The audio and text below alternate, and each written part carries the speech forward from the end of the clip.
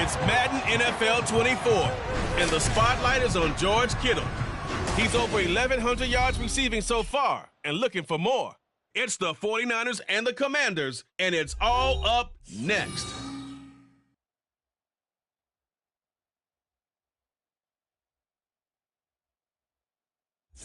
It's a pretty frigid December day in our nation's capital. We got our space heaters on full blast up in the booth at FedEx Field. Today, Week 17 is upon us, and we've got a good one in store here, as it'll be the San Francisco 49ers taking on the Washington Commanders. With Charles Davis, I'm Brandon Gaudin on this final day of 2023, New Year's Eve. Folks are fine-tuning their resolutions. Fitness clubs ready for that January boon. But these two teams have one more important piece of business to take care of before the calendar turns to 2024. And I'll be one of those, trying to get it going in January, trying to get my physical fitness on.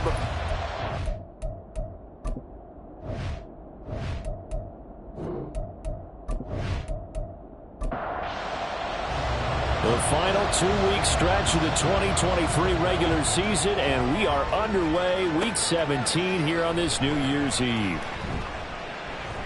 Oh, a good-looking return set up here. He's past the 30. Touchdown, 49ers. And that right there is how you silence the home crowd.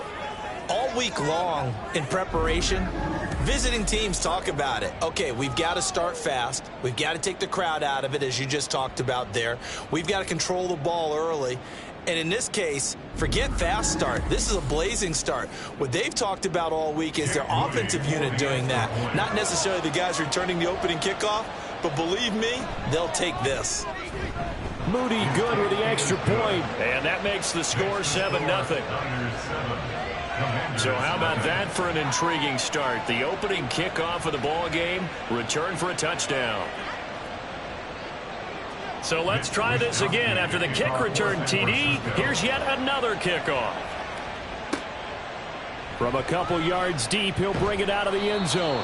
And he will be brought down here inside the 20. Good coverage as he's dropped at the 17. The Commanders set to go to work on offense, and they've handed the controls to this man in his second NFL season, former Tar Heel Sam Howell. And what I loved about meeting with him before the game was talking to a guy who takes ownership of his performance. 2 touchdowns, 2 interceptions last week, but all he focused on was the loss, okay? And he did say, if I change my stats a little bit, not necessarily for me to look better, but that'll help my team. Jair Brown on the stop there. From the 22 now, here's the second down and 6. Well, you know, Charles, for this defense, look, it's no secret. You're facing a team that is really, really struggling. They haven't won in what seems like forever, but sometimes a desperate team can be a dangerous team, right? You're exactly right about that, but they shouldn't be. When they're on that type of a losing streak, it's incumbent upon you to take charge of this game early and not give them any reason to hope. Get out and attack them and make sure you knock them back on their butts. He's got this almost to the 40 before going out. The defense surrenders a 13-yard pass play there on 3rd and 1. Would it be safe to say that as precise as routes are supposed to be run in the NFL, maybe they're not quite as precise in college ball? That's accurate, yeah. And I think we saw a college route in the NFL there. Just find the soft spot, find the dead zone, and find the first down. And that's what he just did. And he takes this up right near the 45-yard line. It's a 6-yard pickup, and it gets him to 2nd and 4. It's a pickup of 6. Brings up 2nd and 4. They'll go play action. Howell. And this one incomplete. Too much contact to hold on to that one, and it's 3rd down. The coverage by Charvarius Ward. Back to throw. Howell. And that's going to be incomplete. The contact there enough to jar that ball free, and it brings up 4th down. And that's exactly what defenses talk about. You've got to find ways to get off the field when you can, especially on 3rd down. And 3rd down defense going to be vital in this game. able to knock that one away and force a 4th down. So here's the first drive now for the 49ers. And they will be led out by a guy certainly still trying to prove himself here in the league, the young rookie quarterback. Okay, I thought there was something to build on in last week's game by his performance. I thought he played fairly well overall. The numbers won't knock your socks off. 2 touchdown passes and an interception. The bottom line, though, they lost. Yeah. How does he eliminate that 1 interception, continue to take care of the ball, and maybe increase the number of times he puts the ball in the end zone with the receiver? And now a throw on first down there, but it's incomplete. So after the incompletion on first, now 2nd and 10.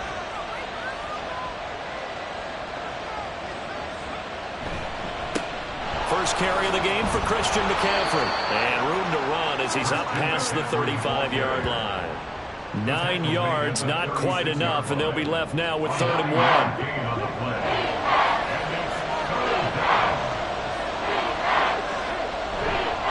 Off the play fake, he'll look to throw. He's got his target. That's complete. And they'll get this well past midfield before being stopped just before the 35. Forget the run on 3rd and 1. They shock the D and rip off a pretty big play. He's such a good route runner. Shows it there on 3rd down. Very proficient and a good pass. And you know what I've observed over the years in the NFL? The better a route runner you are, the more confidence your guy's going to have in you to go to you in important times because he can trust you being in the right spot, and they connected there and picked up the 1st down. Give him a couple on the carry there. 2nd and 8. A gain of 2 brings up 2nd and 8. Now former 6th-round pick, it's Elijah Mitchell. 4 yards on the pickup there as it'll leave him with a 3rd and about 4 more for a 1st.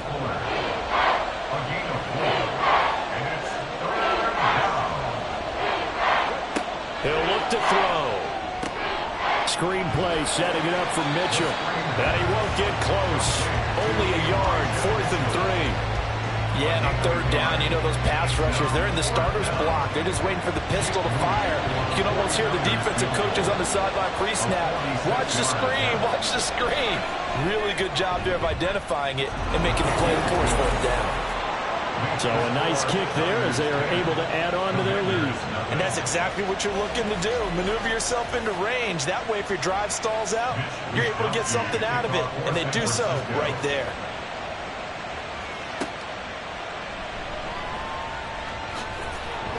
And not much happening on the return as he'll get this to about the 23. Out comes the Washington offense as we're going to look at the playoff race in the NFC. Well, including this week, 3 weeks remain in the regular season, Charles, and it is going to be interesting to see. All right, rifles one, and that's going to be intercepted. And into the end zone, a pick 6 from the 49er D as they score the touchdown. Boy, this defense is circling early. A pick 6 there, and they are off to the races here in this first quarter. And, partner, when you get off to a first quarter lead like this, it really frees you up defensively to take some chances, really apply some heat. And that was just a tremendous play to pick that ball off and bring it back for a score. Now Moody for the PAT.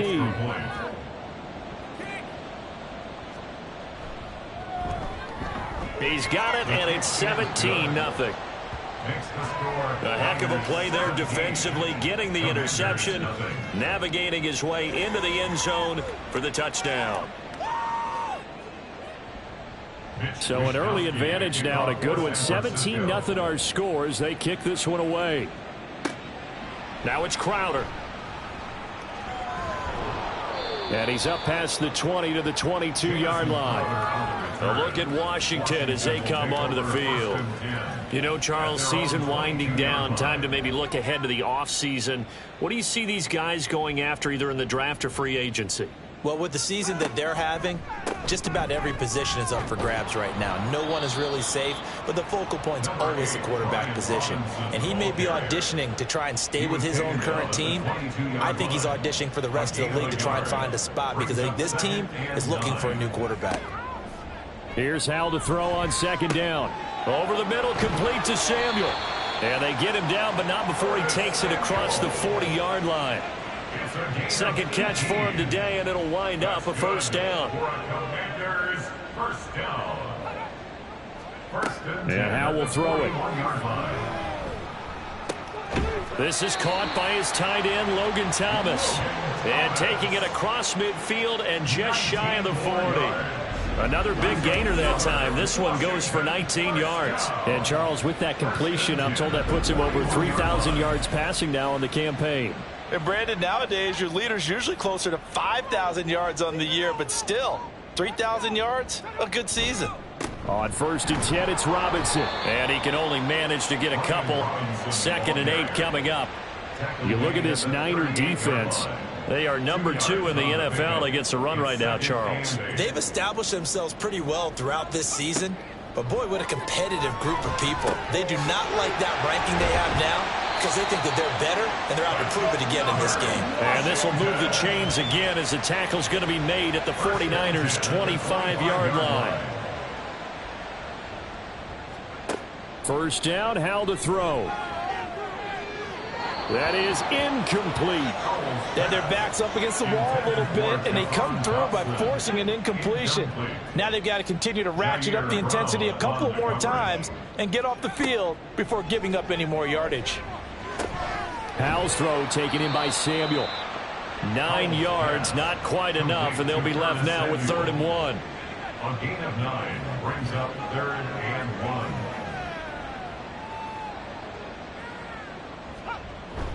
Off play action. It's Howe.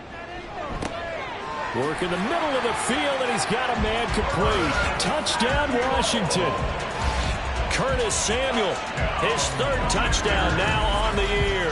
And the Commanders are able to cut into that deficit. An excellent, long, sustained offensive drive. And now they can look across the field and see a defense that looks a little bit beaten down. Right now, as an offensive coordinator, you're thinking to yourself, can I dial up the knockout punch? Extra point by Sly is up and good. And that'll cut the lead to 17-7. Hill is going to take it out of the end zone. Hill shedding the tackle. And that decision to bring it out ends up not being a good one. Costs him about 5 yards as he's tackled into 20. Back out there comes the 49ers offense ready for their 2nd drive. Their dreams of an undefeated season shattered with the loss a week ago. Now, look, whenever an undefeated team goes down, you always hear some say, well, they needed that. I don't know, Charles. Is that a narrative that you buy into? And he's free going down the left side. It's a foot race. And he gets us to the other side of midfield across the 45 before going out. A big gainer there on the catch and run, 37 yards. Well, not many teams use the fullback in the passing game. Heck, not many teams use a fullback anymore in the NFL. And even with those that do, you don't typically see a lot of big plays when the ball's thrown to him. In this case, it exceeded expectations. So the big play gets him across midfield now for 1st and 10. They'll look to throw. Oh, he tried to fit it in on the slant, and it's intercepted. Picked off by Quan Martin. Down to the 10, and he will bring this one back. An interception return for a Commanders touchdown. In a tight game like this, that could be an incredibly important pick 6, CD. And remember, it cancels out the one that the opposition had earlier in this ball game. You're right about that, partner, because each side came up with plays to swing the momentum their way. Still plenty of time left for either team to come through with a win, though. Can someone else make a similar play and win it for their club? Now Joey Sly for the point after.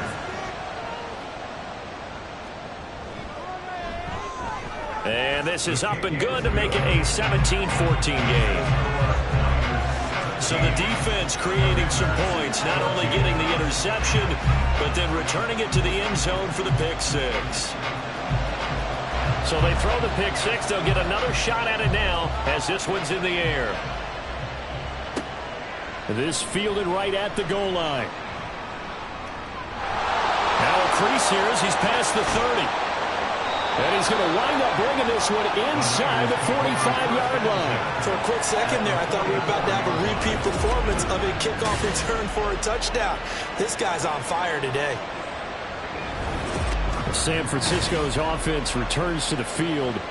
And they, if you just look at this game, Charles, on paper, they've got the edge, no doubt. They're hanging around the top of the NFC. On the other side, you got a squad that's towards the bottom of the NFC. But when we mentioned that to the coaches, they were having no part of it. Yeah, and I like how you said when we mentioned it. In fact, I mentioned it, and I upset them a little bit, didn't I? Because they wanted no part of that one, and I was reminded like a 5-year-old, this is the NFL. Any given Sunday, anything can happen. They are guarding against the upset. Line of scrimmage, the 31 now on 1st and 10. They'll look to throw here. And a dangerous throw there, incomplete. He threw that into coverage. It was nearly intercepted. Line of scrimmage, the 31 as they line up 2nd and 10. He'll drop to throw. And he will find his man, Samuel. And down he goes, taking it inside the 10, just shy of the 5 at the 6. 25 yards that time. And a good quarterback facing zone coverage. If he has just a little bit of time to survey the scene, that's what's going to happen. No doubt about it. If there's no pressure, he's going to continue to pick them apart because he'll have all that time to find someone open downfield. You can only cover for so long. So maybe they want to go to a zone blitz scheme, get a little bit more pressure. Remember when Carolina did that against Denver? They lost the game ultimately. They dropped the defensive end out, and he ended up with an interception in that game in Super Bowl 50. Maybe some sort of scheme like that to try and get more pressure at the passer. They run it with Mason. And he'll take this into the end zone for a San Francisco touchdown. Jordan Mason, his first touchdown on the year. And they are able to add on to their advantage. A strong, determined run there, Charles, to get in for 6 points.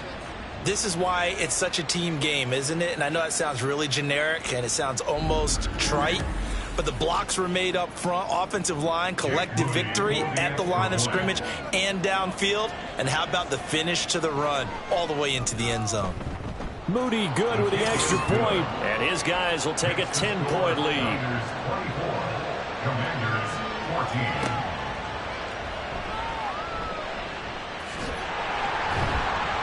And a decent return out to the 27-yard line. And a Washington offense heading out. And the points, they have come fast and furious in this quarter. You really don't want to be on the defensive side of the ball right now, do you? Because you're either thinking, my replacement may get an opportunity. Your head better be on a swivel. Totally. Or maybe I just need to get out of the game for a while because I just can't slow these guys down. They've got to figure out a way to disrupt these offenses. And typically, one guy makes a big play, and that can help change things. They'll be looking for disruption on both sides right now. Second catch for him today, and it'll wind up a first down.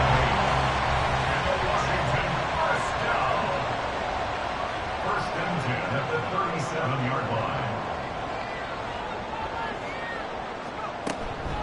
Out of the gun, they give to Robinson. And he'll take this ahead for about 4. Second down coming up. He'll get 4 yards on the carry there, and we will get to the end of the first quarter play. An entertaining start to this one. More to come on EA Sports. Second quarter now from our nation's capital, and it's Washington in possession of the football as they are looking at a 2nd down and 6 coming up. And he'll get it out a couple yards shy of midfield at the 48. 7 yards there and a first down. That's a good, nice, crisp run for a first down. I wonder if the defense might have been loosened up a little bit, maybe anticipating a pass instead of the run that they got. Powell throwing on first down here. And his throw is incomplete.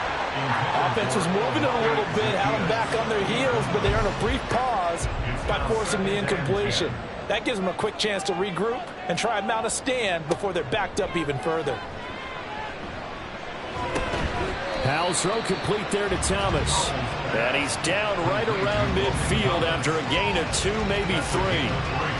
Oh, it's time to give a little credit there to the defense. They played that very well because it was a drag route, and he ran it a little shallower than normal as he worked straight across the field. He was hoping he'd get lost behind the defensive line. But once he made the catch, nowhere to turn upfield and gain any yardage. He shook his head right when he released that throw. He knew it was going to be a little off target. Yeah, the excitement got him on that one. Wasn't able to control the fact the receiver was open, and it would have been an easy throw.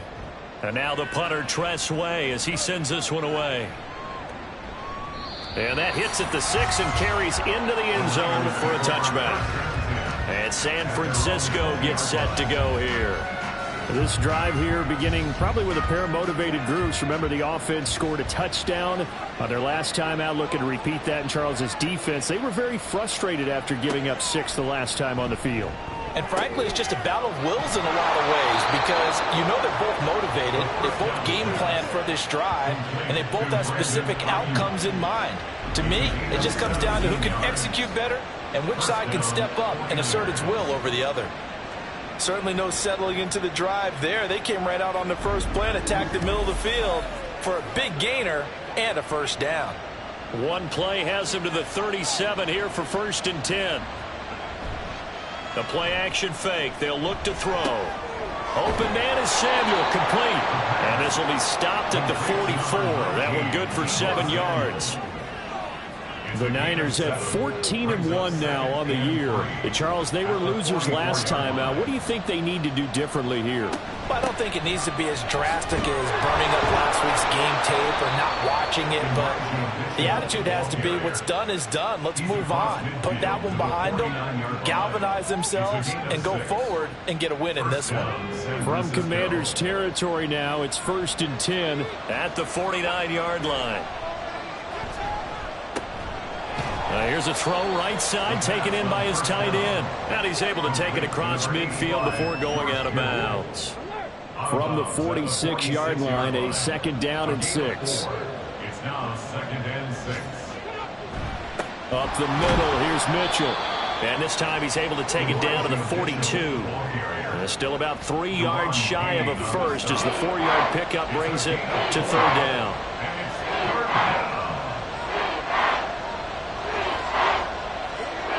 He'll look to throw. That is caught. And he is going to have a Niners first down. They needed 3. He doubled that. He got 6. As an unbiased observer, I think it would have been interesting to see what they would have done if they hadn't gotten the first down there. But since they did, I guess the point is moot. Yeah, they were right there in that middle ground, field goal range, punt, go for it. But as you said, they picked it up. And he'll be brought down at the 27. Right back to him for 10 more and a first. It's a gain of 10.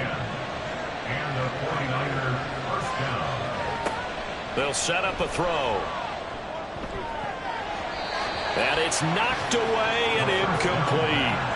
Oh, I like the calmness of how he played the ball here. No panic in his eyes as that throw arrived. Tracked it from the moment it left the quarterback's hand, and that's just where he needed to be to knock it away. That's going to be caught by Samuel. 5 yards. Now it's 3rd and 5. 5 yards on the play. And it's 3rd down. Back to throw again. Going quickly there, but it's incomplete. And based on my math, they've only converted 1 time thus far in this game, so you can see the frustration starting to come out a little bit. 3rd downs, they've been a problem for them all game. They've got to start becoming solutions. And his kick is right there. It's good, and that will extend their lead even further.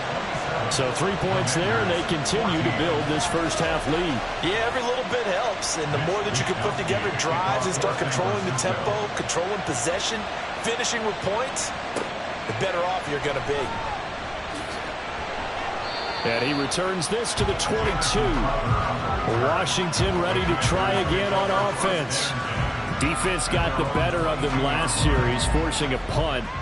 See if they make a few changes in the game plan here and try to get points out of this drive. 1st and 10. And that's going to be incomplete. Too tough to hold on to that one. It's 2nd down. Brings up 2nd and 10 at the 22-yard line. Powell. And this throw incomplete. The defender all over him that time, and it's going to lead to third down. Brings up third down and 10. Now Howell. Able to find the open man. That's complete. And past the 40 before he's out of bounds. First time these two have hooked up this afternoon, and it's a first down. Well, certainly as a fan, you get a little bit nervous when you see him make those kind of throws. But they work on that in practice more than we know. And most of them now know their limits and know what they can get away with. And there's a completion right there.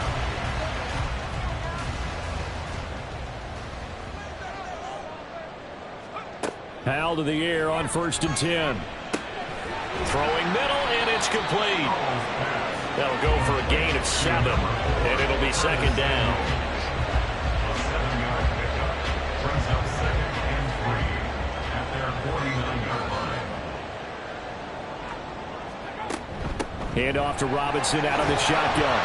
And he'll be taken down at the 44-yard line. 7 yards there and a first down.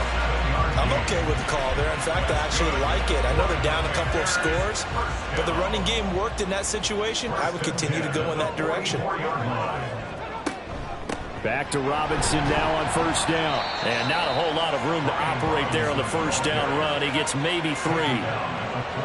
I do know from experience that when you slow down someone's running game, you're now doing the dictating on defense. And guess what? Now you're getting ready to tee off on their quarterback because they have to throw it all the time.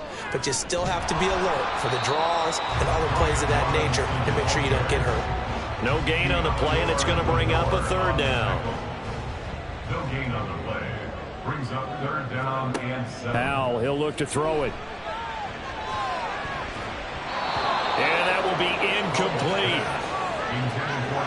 How about this defense? They came up with a couple of big plays in this sequence, and none better than the one right there, forcing the incompletion and bringing up 4th down. So they're forced to punt on 4th as this one's away. And this will be out of bounds. Now it's a question of where they'll mark it. And they'll say it crosses at the 11-yard line. San Francisco set to go on offense once more.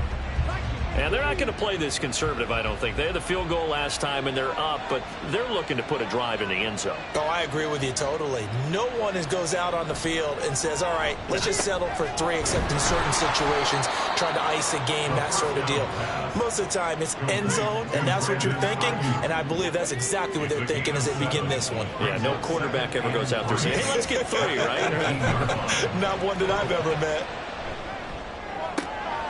Left sideline, a dive, and it looks like he's got it. That'll put him at 95 receiving yards now as he's got a first down. He may go back to the home and have a little discussion with his passer. You know, maybe you don't have to leave me quite that much.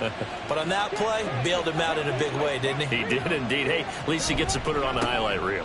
First down, here's Mitchell. And he'll scratch out only about a yard up to the 32.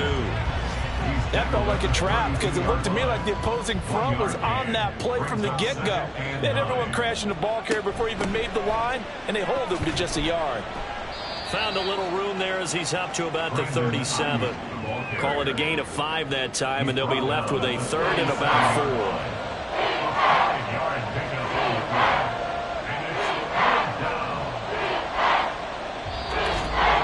2 minutes remaining in this first half of football. Here is 3rd down and 4.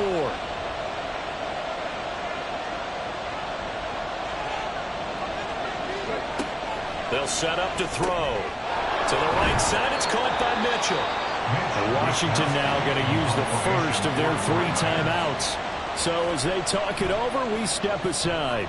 Wishnowski on to punt as he sends this one away. The Washington offense back out there. Over on the sideline, hoping to hit that reset button between possessions. Last time out, they had to punt it away. This time, hoping to finish this thing off in the end zone.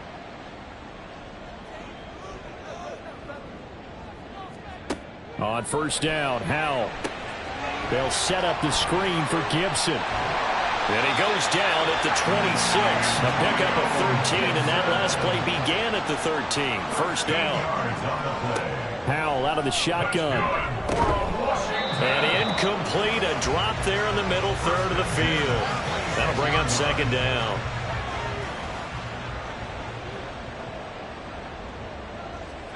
Throwing here, Howell. Out left to Dotson. And they're able to get this one across the 35. First down now, but that clock rolling. Another throw for Howell. And that one incomplete, but now a penalty flag coming in late. That might be PI. Defense.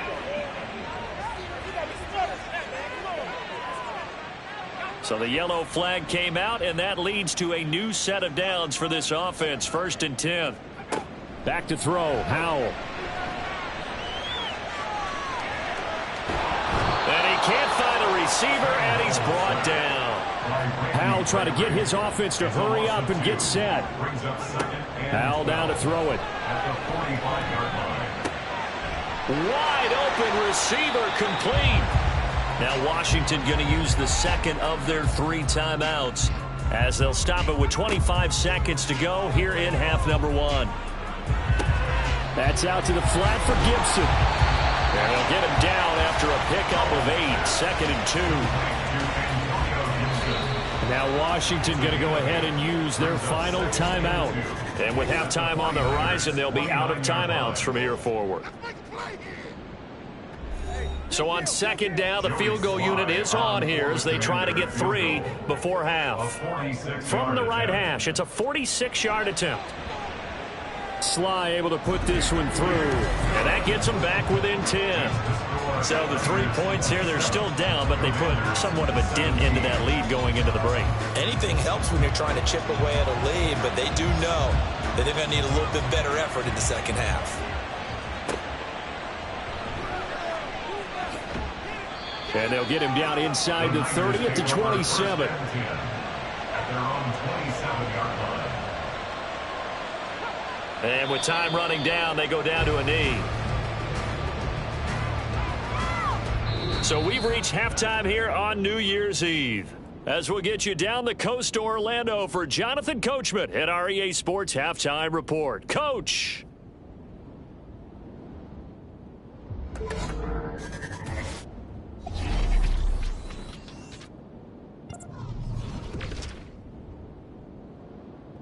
We'll begin up north at MetLife Stadium over in New Jersey. And it's the Rams who are out in front as those teams approach halftime. The Rams locked in a tight one, but this is a game you feel they've got to have. From there, we stay in the AFC East. We head to Buffalo to see what's happening with the Bills. And they have the lead in that one over the visiting New England Patriots. The Bills looking to sew that one up, and they look to be in pretty good shape. Finally, let's get to Indianapolis to check on the Colts at home at Lucas Oil Stadium. And that game all tied up as they do battle with the visiting Raiders.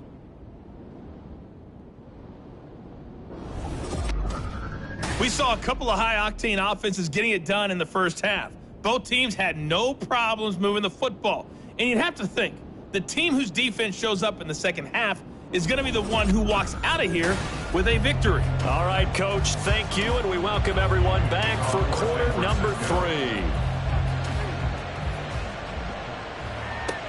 Taken at the goal line. And makes it across the 20 as his guys will set up shop at the 23-yard line. The Washington offense ready to go to begin the third quarter. This offense, Charles, had a strong first half throwing the football, at least in terms of yardage, but that hasn't translated so far on the scoreboard as they begin the third quarter here, trailing and looking for a little momentum. Yeah, you're right about that because, let's face it, in the first half, most of their focus was in the passing game. And to their credit, resulted in a healthy amount of yardage. So I would think that at halftime, they're going to anticipate that defense loosening up a little bit to try and cover the passing lanes. They've got to get the running game going, and there should be some gaps to run through now.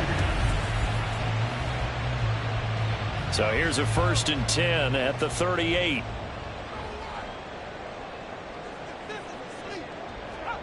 Here's Howell. Throw right side, taken in by Gibson. And he's dropped right at the 40. Gain of 3.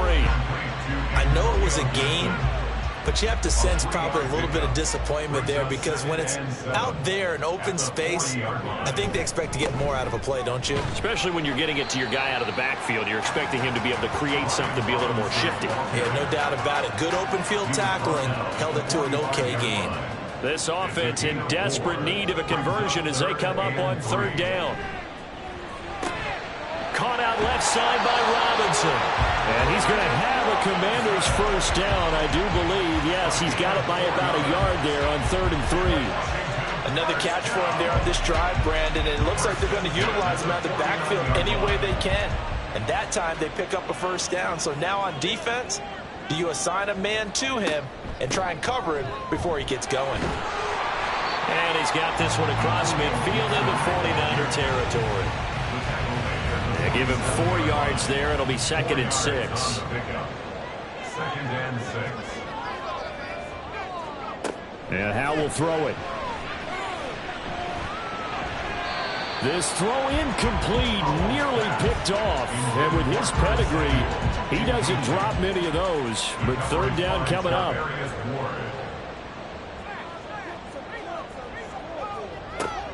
From the shotgun, he'll look to throw. Oh, this will be incomplete. The rush gets home just as he was letting that go. That could have been worse. Instead, it's 4th down. Here's Tressway now as he'll punt it away for the 4th time today.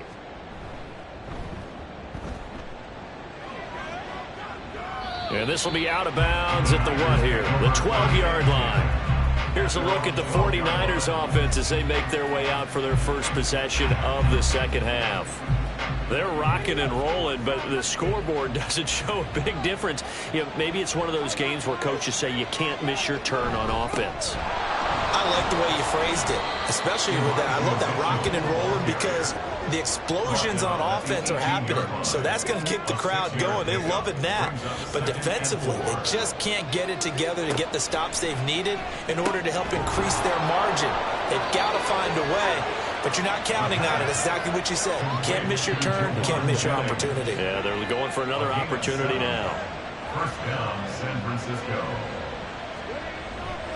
They go play action here on 1st down.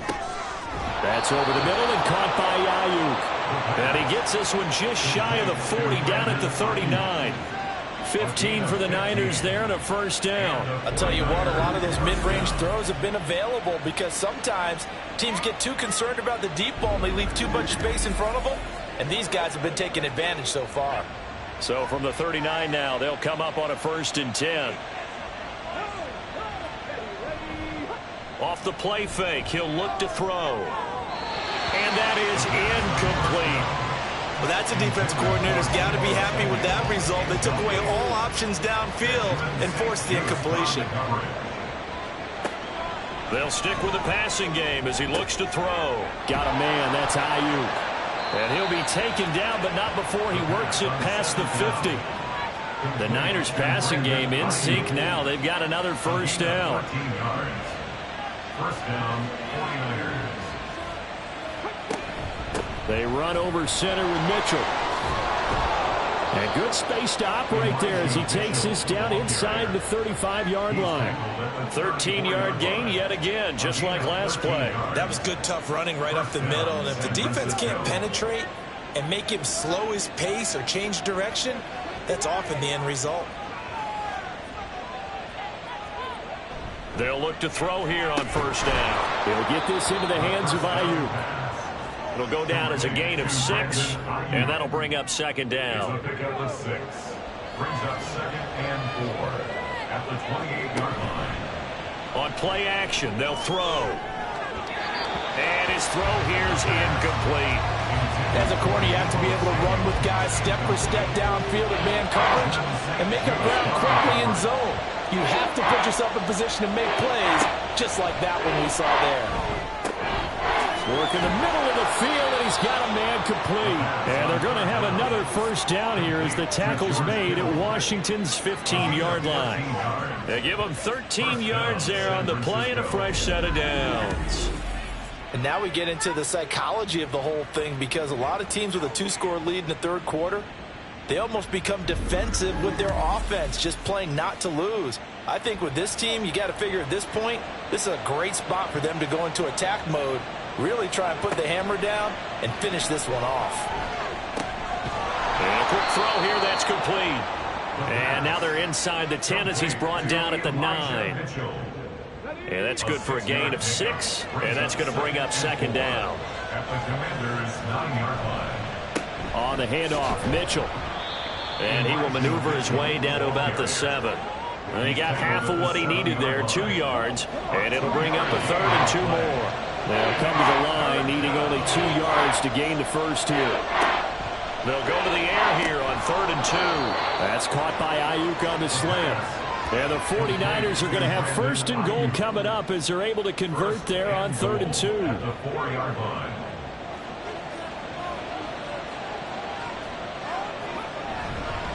Mitchell is not going to advance very far. He'll be stopped right at the line of scrimmage.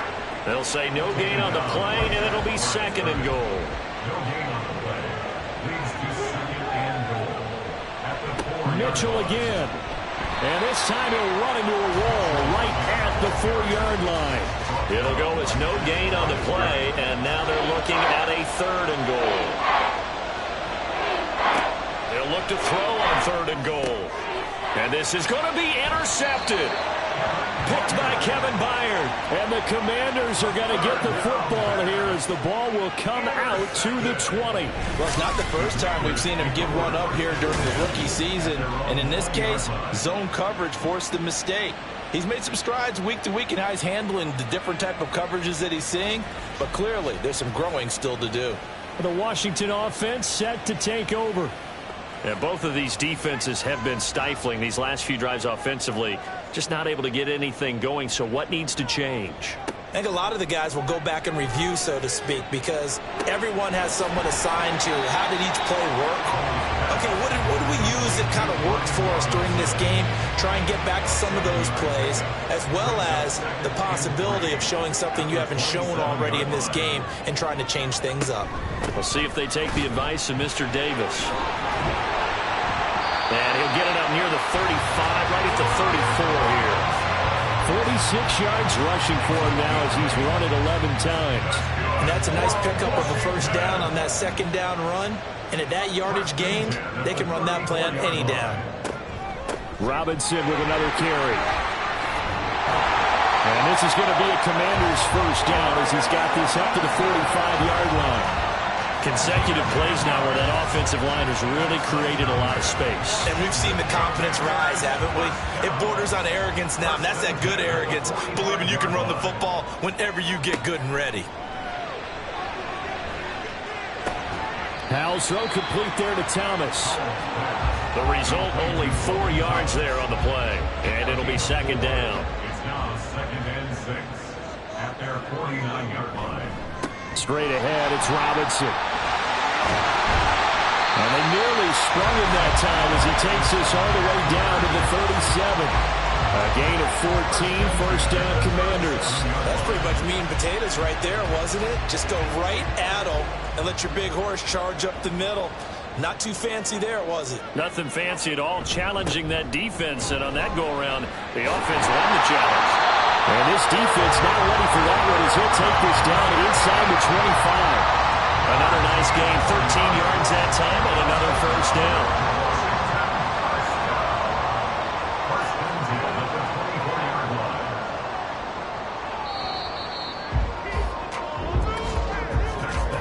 And as they come to the line, they will not be able to get off another play as time has run out on this 3rd quarter. We'll return with more after this. This is the NFL, and it's on EA Sports. Back now at FedEx Field. It's Washington with the football, but trailing here as we begin quarter number 4. This is caught. Touchdown! Jahan Dotson. A 24-yard touchdown. And the Commanders have made it a one-score game again here in the 4th. Big score, first step in their attempt to climb back into this game. Yes, but still some work to do as they get within a score here.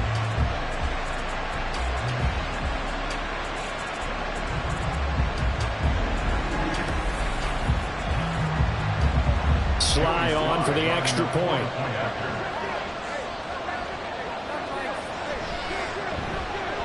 And the lead is down to a field goal now. So then a 7-play, 80-yard drive. And it was Jahan Dotson with a touchdown catch to finish things off. Escapes the defender. And he'll get it up across the 20 to the 21-yard line. The 49er offense, they're coming back out onto the field, and we're going to give you a look at the playoff picture now into the weekend in the NFC. And for them, it's no longer a question of will they make the playoffs. They've clinched the division title. The question, can they hold on to that #1 seed? And this is where the mental fortitude comes to play, doesn't it? The coach talking about it, his team talking about it to each other, supporting each other, carrying each other along, because having that #1 seed means everything in the NFL. It does. So even though the division title's clinched, shouldn't take the foot off the gas. No, not at all. Play it all the way through, and I think we've seen that in recent years in the NFL. The teams that play to win each and every game, they're the ones to deal with in the playoffs. 27 yards there, a first down. And these guys certainly are not hiding what their intention is. They're absolutely showing it. They're definitely not going to sit on this lead here in the fourth quarter.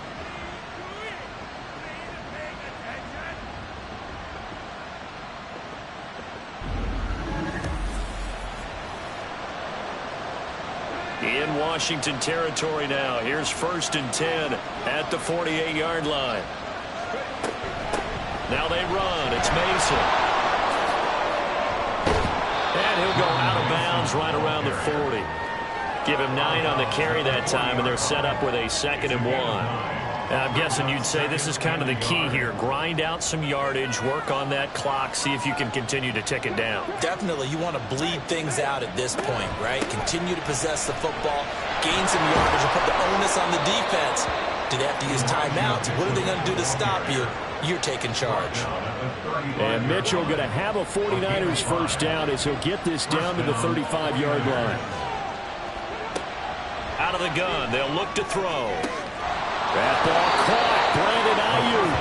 And inside the 20 before he's brought down.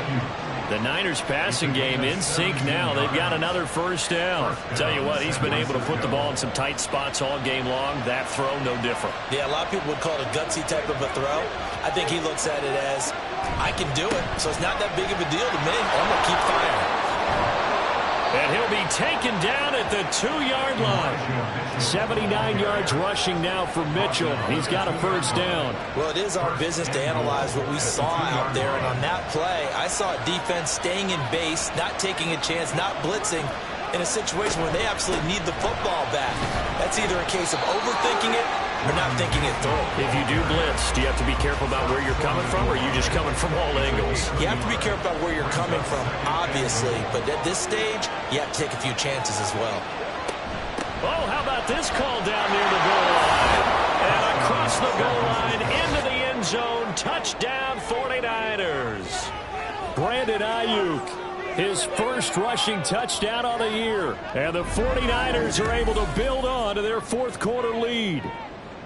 But that's certainly an important touchdown there. It makes this a 2-score game. But as we've seen, no lead is safe in this one with the way these two offenses have lit up the scoreboard.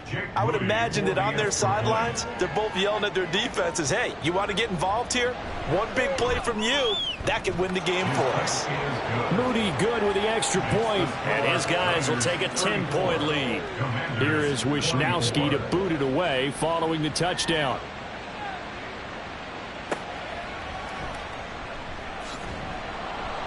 And no chance to get away as they'll get him down at about the 17-yard line. Here we go on the next drive for Washington. Well, that last touchdown we just saw, what an important one. Now it's back to a 2-score deficit for this crew as they take the field here, and they are in desperate need of finding the end zone. Man open is Robinson. And he'll be out of bounds, but able to get it up past the 45. That one goes for 30 yards. Well, this game has certainly had no shortage of offense. Both teams have been revved up from the start. And here's yet another big play. Boy, both defenses have just got to be dragging out there because they've been run ragged throughout. The big play has them all the way out near midfield for a 1st and 10. shotgun handoff to Gibson. And just no chance of turning the corner. He can only get back to the line of scrimmage. 2nd and 10 coming up. No gain on the play. Brings up 2nd and 10 at the 47-yard line. Howell, he'll look to throw it. It's brought in by Jamison Crowder. And this will move the chains again as the tackle's going to be made at the 49ers 39. First target, first catch, and a first down. Washington, first down. 1st and 10 at the 39-yard line. On the counter, this is Robinson. And they will only muster a yard here to the 38. 38-yard line, 2nd and 9. Brings up 2nd and 9 at the Niners 38. Out of the gun, it's Howell. That's out wide here for Robinson. Just a gain of a couple there. 3rd and 7 now. And we see another pitch and catch there to the running back. This position just continues to evolve. They become just as critical to the passing attack as a lot of receivers, tight ends, because their ability to make people miss in the open field can really generate big plays for an offense. Now a shot taken on 3rd down, but it's going to wind up incomplete. So here we go. Maybe the biggest kick of the game forthcoming. From the right hash, this from 53. Sly able to put this one through. So that, Charles, a season long right there. And you know who's really excited about that? The special teams coordinator, because he's the one who has to tell the head coach in pregame, this is where we trust him from. This distance, he can hit it, and he repaid that trust by knocking that one right through. The return man is Hill. Returning it, Hill. And able to get this across the 20, but not much further as he's dropped at the 23-yard line. There's receiver Brandon Ayuk as San Francisco's offense returns to the field. And I know that they've double-teamed him a couple times, but not a ton. Whatever they're doing isn't working. He's up over 100 yards. We'll see how they adjust. And when they do that, they weaken their defense in other places as well. And how many times have we done games where we've seen a guy have a big game like this? But it's usually not by himself, is it? Usually it opens it up for other people to have big games as well. 2nd and 9 now.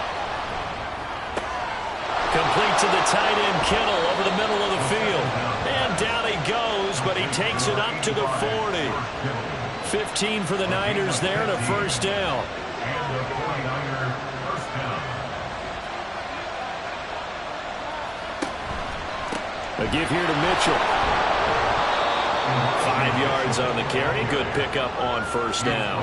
Good gain there on first down. It keeps them in a running situation, probably. They did everything right on that play, didn't they? They got the leverage up front, good blocking, nice hole for him, ends up picking up nice yardage, stays in bounds to keep the clock rolling. They are in charge of this scenario right now. They want to stay that way. And not in any rush offensively. This is 3rd and 2. Maybe the biggest play in this football game. He's going to get that to his running back out of the backfield.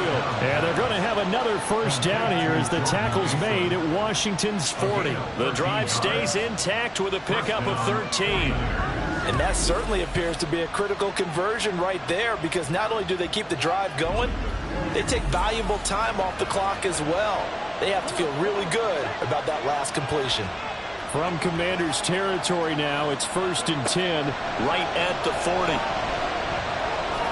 A throw there, but that's going to wind up incomplete. Just a little beyond the reach there of his receiver. That's probably one he wishes he had back. He wishes it had been 7-on-7 in practice, or maybe even routes versus air, because that's a completion he makes, 9.9 times out of 10? Just missed that one. And he works it past the 30, almost to the 25. Opted to run for it. The decision a good one. Picking up the first, getting 14 yards on the scramble.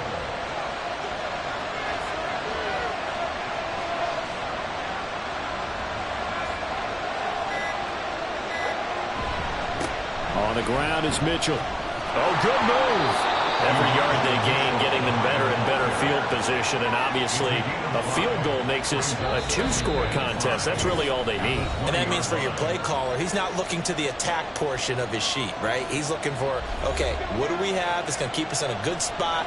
No lost yardage plays. Let's kick a field goal and go up 2 scores. If we score a touchdown, great, but that's not what you're really playing for. He's going to get it again. Just looking to get forward and protect the ball. And now we'll see a timeout used on defense as they stop it right out of the break with 1:57 to go in the ballgame. Pass taken in by his big tight end. The Commanders going to use the second of their timeouts. That'll be their second, so one more chance to stop the clock here, and we'll be back. And he is going to lose yardage here. Now Washington going to go ahead and use their final timeout, as they'll talk things over prior to this upcoming second down play. He's down inside the 10 to the 8, and it comes on a gain of 8. You can really tell right now both sides have amped up the aggressiveness. That time the offense winning the aggression back. And the defense was obviously aiming for the football, maybe a little bit more so than the runner himself, and that's why he was able to break through. And he's going to take it in. Touchdown, San Francisco. Elijah Mitchell, an 8-yard touchdown run. And the 49ers look like they're going to get back in the win column as they extend their lead here in this fourth quarter. We see this a lot on third and short yardage, especially down here in the red zone. They're going to sell out to stop the run, try and hold them to a field goal. But once the running back gets past the first wave, the resistance can evaporate after that. And he not only picks up the first, but he takes it all the way into the end zone. Moody good with the extra point. And the lead now up to 14. So that one a 13-play drive in total. And the capper that put it in the end zone, a run of 8 yards. From a yard or two deep, here comes a return. And he'll get it up past the 20 to about the 22. So here we go now with Howell and the Commanders. Down by 2 touchdowns. A little under a minute to go. Now their losing streak in danger of continuing as they come up on first down. Howell to throw. Oh, hit as he throws there, incomplete.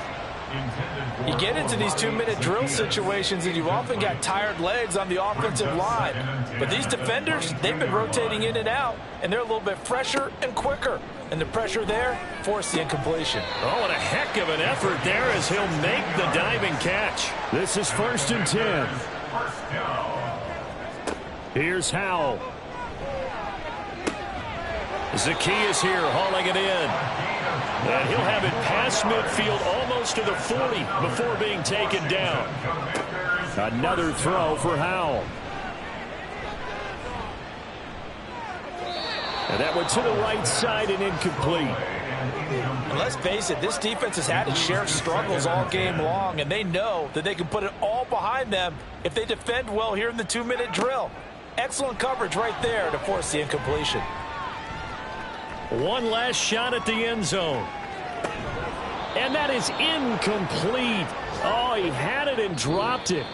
That is an unforced error there, and it takes away what could have been a touchdown.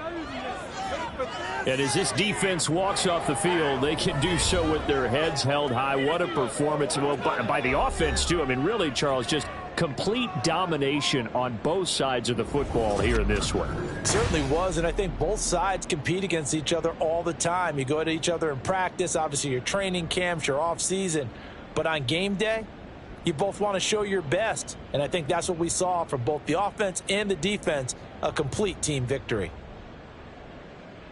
So for San Francisco, they continue their winning ways as they run their mark to 15-1 on the year. And for Charles Davis and our entire crew, I'm Brandon Gaudin. You've been watching the NFL on EA Sports.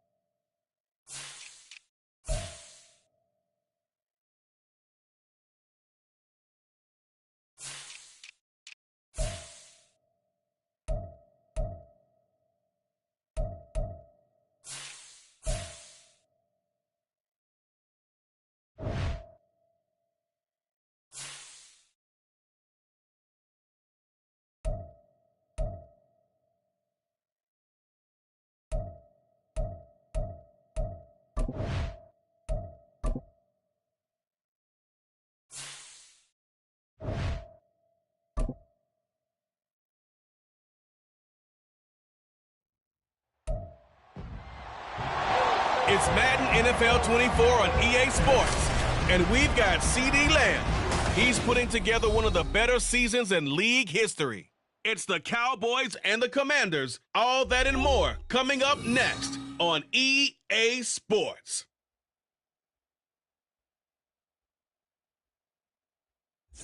We are technically 5 miles east of Washington, D.C., and that's where you find this place, FedEx Field in Landover, Maryland. It's all about divisional matchups on this final day of the regular season, and we've got a compelling one in store here, as it'll be the Dallas Cowboys taking on the Washington Commanders. With Charles Davis, I'm Brandon Gaudin, and yes, it's January 7th, but we haven't seen you since New Year's Eve, so we have to say Happy New Year, one and all. And partner, Happy New Year to you. This is the conclusion of the 2023 season. Hard to believe, but we got a good one here between division rivals. And you like what the NFL's done here, making Week 18 all division games.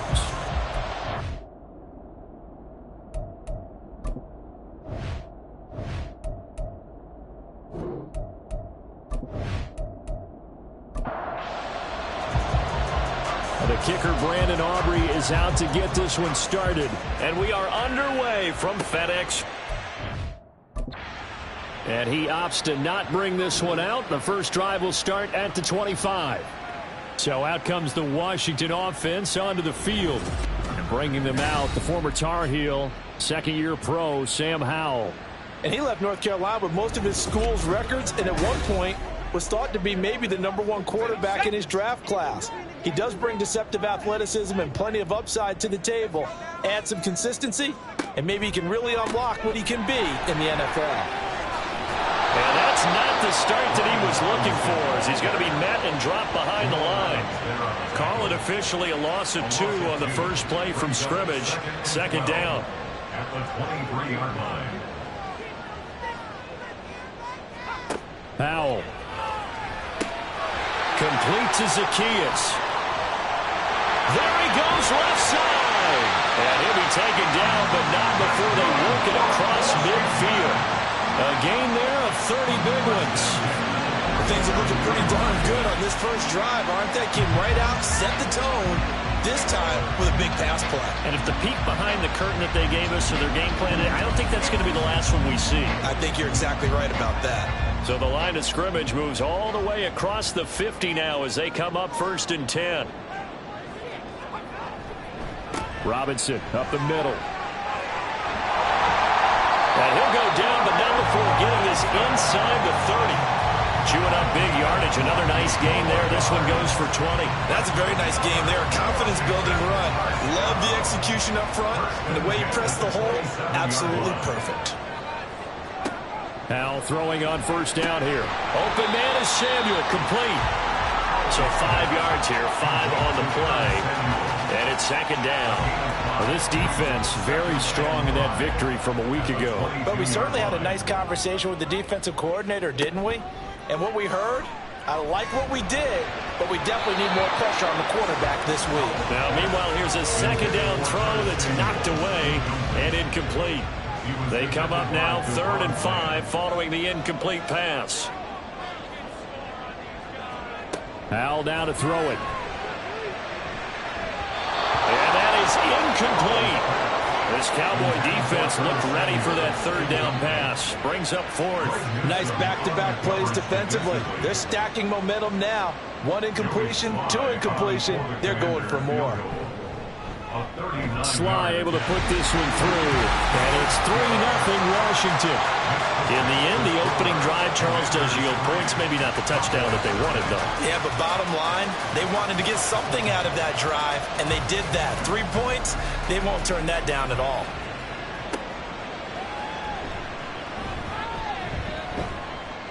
And they'll start this drive just across the 30. Pretty nice work on the return. The Cowboys take over 1st and 10 at their own 31. First look at the Cowboys offense as Dak Prescott gets ready to guide them. Okay, I'm not taking a turn to negative town, even though it's going to sound like it. The 2 interceptions he threw last week, those obviously have to be eliminated, and that was the focus of practice this week.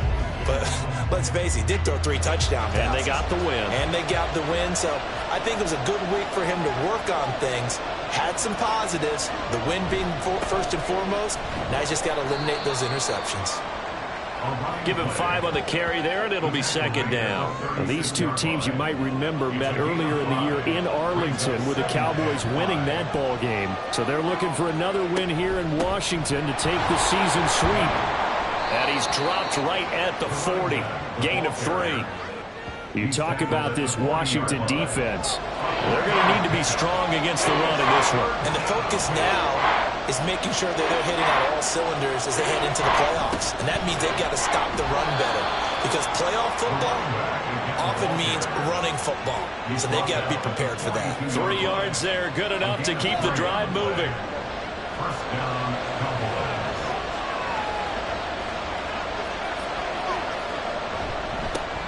One back in the backfield, he'll get the carry. A nice move in midfield. And he'll be taken down across the 50 at the 45 in enemy territory. 13 yards and a first down, Cowboys. First down, Dallas. Moore, the man in motion. And they're going to give it to him on the jet sweep. Oh, and this one, that may need to go back to the drawing board. He's going to be swallowed up right away. 2 yards the loss, second and 12. The Cowboys at 15-1 on the year. And I tell you, it has been a few months now since they've tasted defeat, and they are without question the hottest team in football. And I'm really not sure who's going to beat them right now because, to me, they have to be the favorites to go all the way because they're not just beating teams, they're dominating them. It's been fun to watch them play, not just in their winning, but how they're getting it done.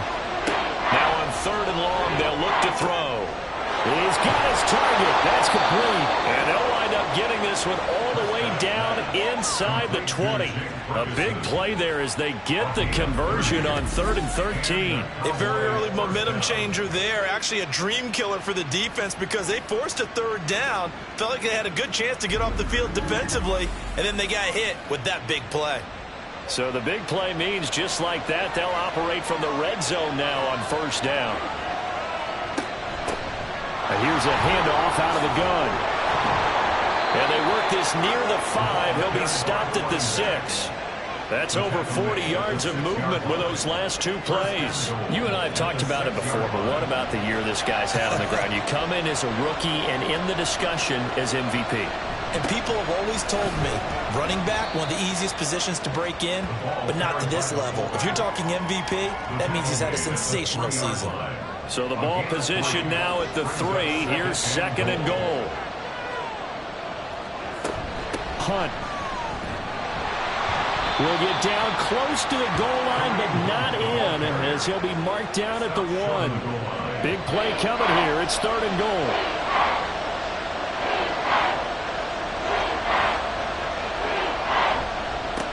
They'll try to run this one in, and he will take it in for a Cowboy score. A great play there. His 26th touchdown, drawing even with Marshall Faulk for the 4th most in a single season. And the Cowboys are able to answer the early 3 points and take a first quarter lead. Brandon Aubrey now for the extra point.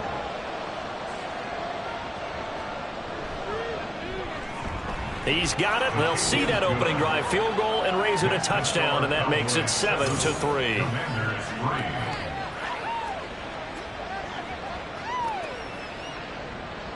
So after the touchdown, Aubrey now to kick this one away. This taken in at the goal line. And he's up past the 20 to the 22-yard line. As the Commanders make their way out on offense, let's take a peek at the playoff picture in the NFC. Well, here we sit, Week 17. Just one more week in the regular season after this one. So if you're one of these teams trying to make a move and improve your spot or jump in from the outside, Charles, you better make that move now. And these final games are often a good barometer for all those teams fighting for position or a wild card spot. They have to be able to get the job done these last 2 weeks before things get even tougher when the playoffs officially begin. Powell's throw taken in by Samuel. Second catch for him today, and it'll wind up a first down. That's good. For Commanders, first down.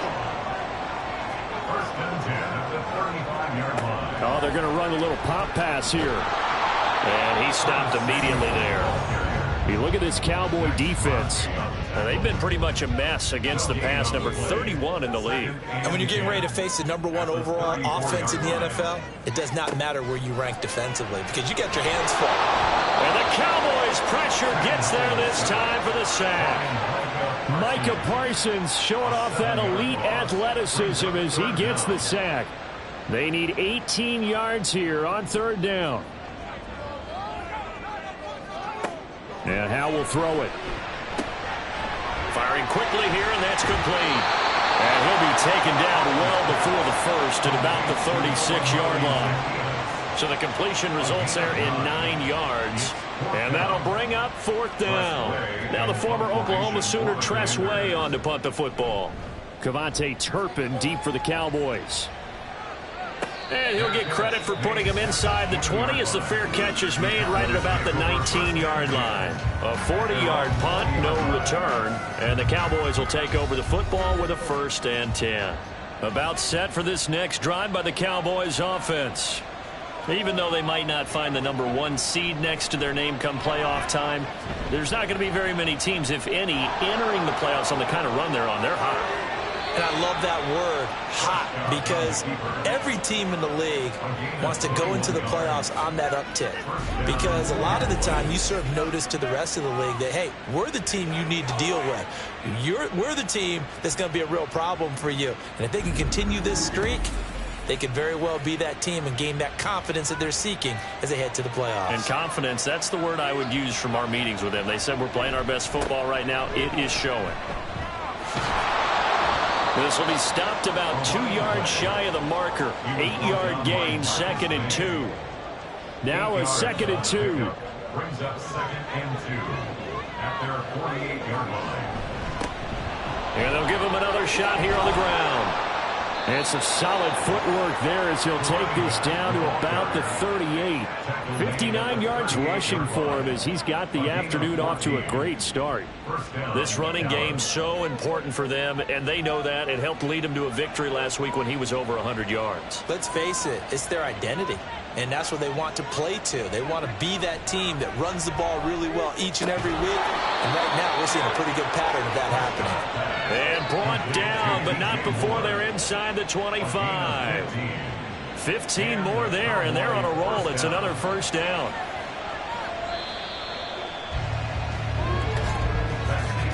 After one, 7-3 the score on EA Sports.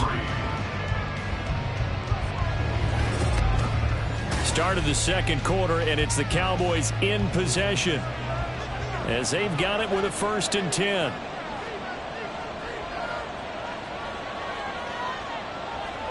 Looking to throw. Prescott. He finds his man. Complete. That's Ferguson.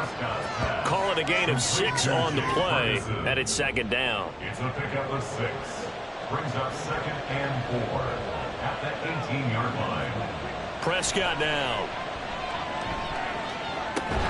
Caught by the tight end Ertz.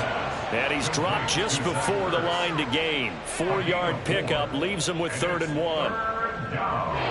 Washington on 3rd down. A perfect 3 for 3 as they look to keep that streak going. They need just a yard here. It's 3rd and 1. Able to find the open man. That's complete. And the Cowboys are going to have a 1st and goal coming up as they find a way to convert there on 3rd and 1. And in a lot of ways, that catch is expected. Red zone presence, and that one was realized there. You've got to find your tight end in that situation.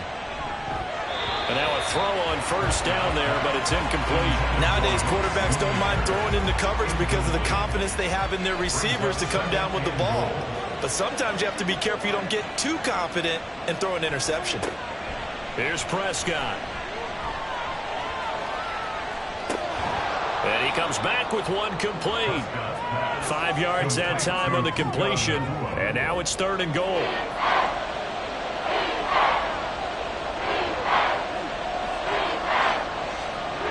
Prescott yet again. Oh, he had him. He was open, but he couldn't get it to him. It's incomplete. A good job in coverage there. They took away his top read on the play, so he went through his progressions and ended up settling out his running back who scored on their last possession, but the coverage held. It goes incomplete. And his kick is indeed good.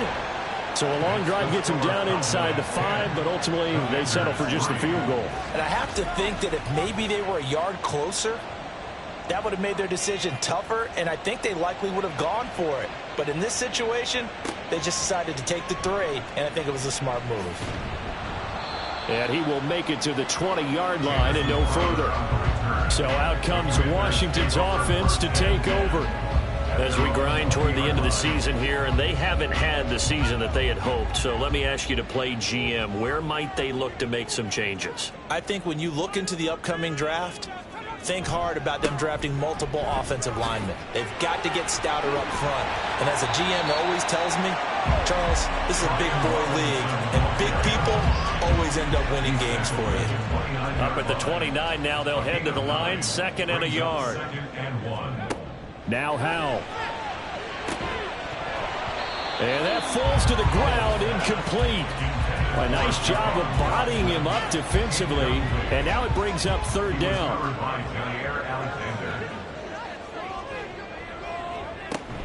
They'll run with Gibson. And he is going to lose yardage here. Nothing doing on 2nd and 3rd down after that 9-yard gain on 1st. Just a simple run play there on 3rd and 1, but this D was up to the challenge and stopped them, bringing up 4th down. Tressway on 4th down is sent out to punt.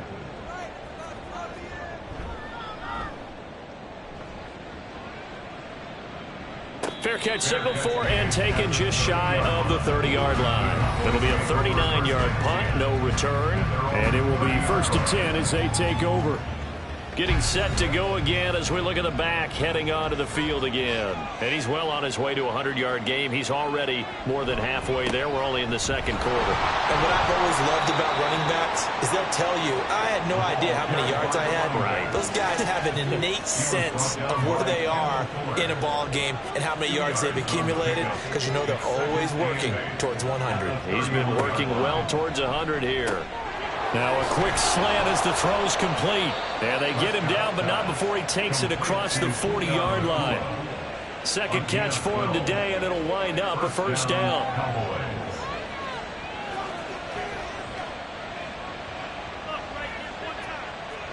Prescott. And that one drops down, incomplete. Good coverage there, forced the ball free, and it's 2nd down.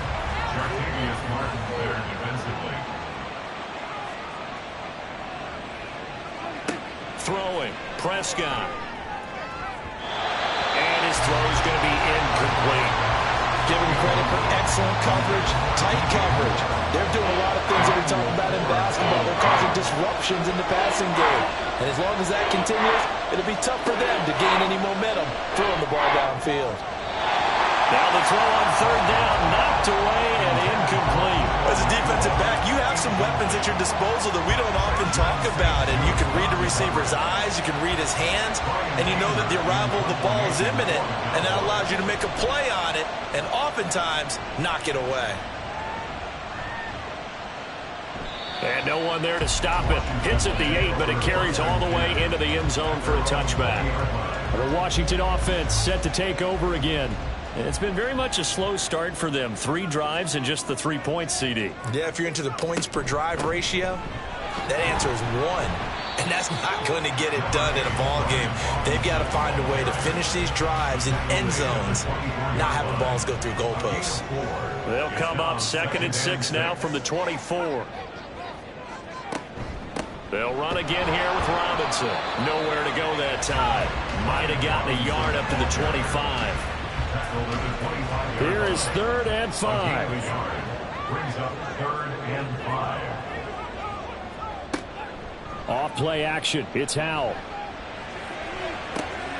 Oh, he tries to force it in, and it's intercepted. Picked off by Jair Alexander. And he'll get this back to the 32-yard line. CD, I know it's just his 2nd year in the league as a quarterback, but that's going to be one when he flips on the tape. He's like, I shouldn't have thrown that ball. No doubt about it, and his coaching staff will be emphatic about he shouldn't have thrown that ball. But remember, 2nd year, as you noted, on-the-job training, so he's got to take this feedback that he's getting, negative or otherwise, and turn it into positives moving forward. The Dallas offense back out onto the field. And they'll have good field position here following the interception and a chance to build on their lead as they start with a 1st and 10.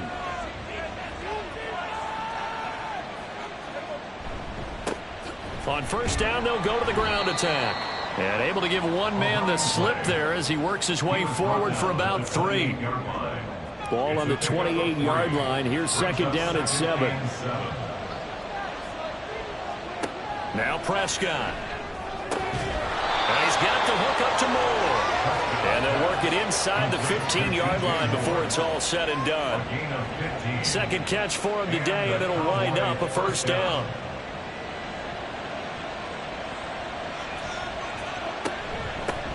Hands it off out of the gun. And he'll take it into the end zone for a Cowboy touchdown.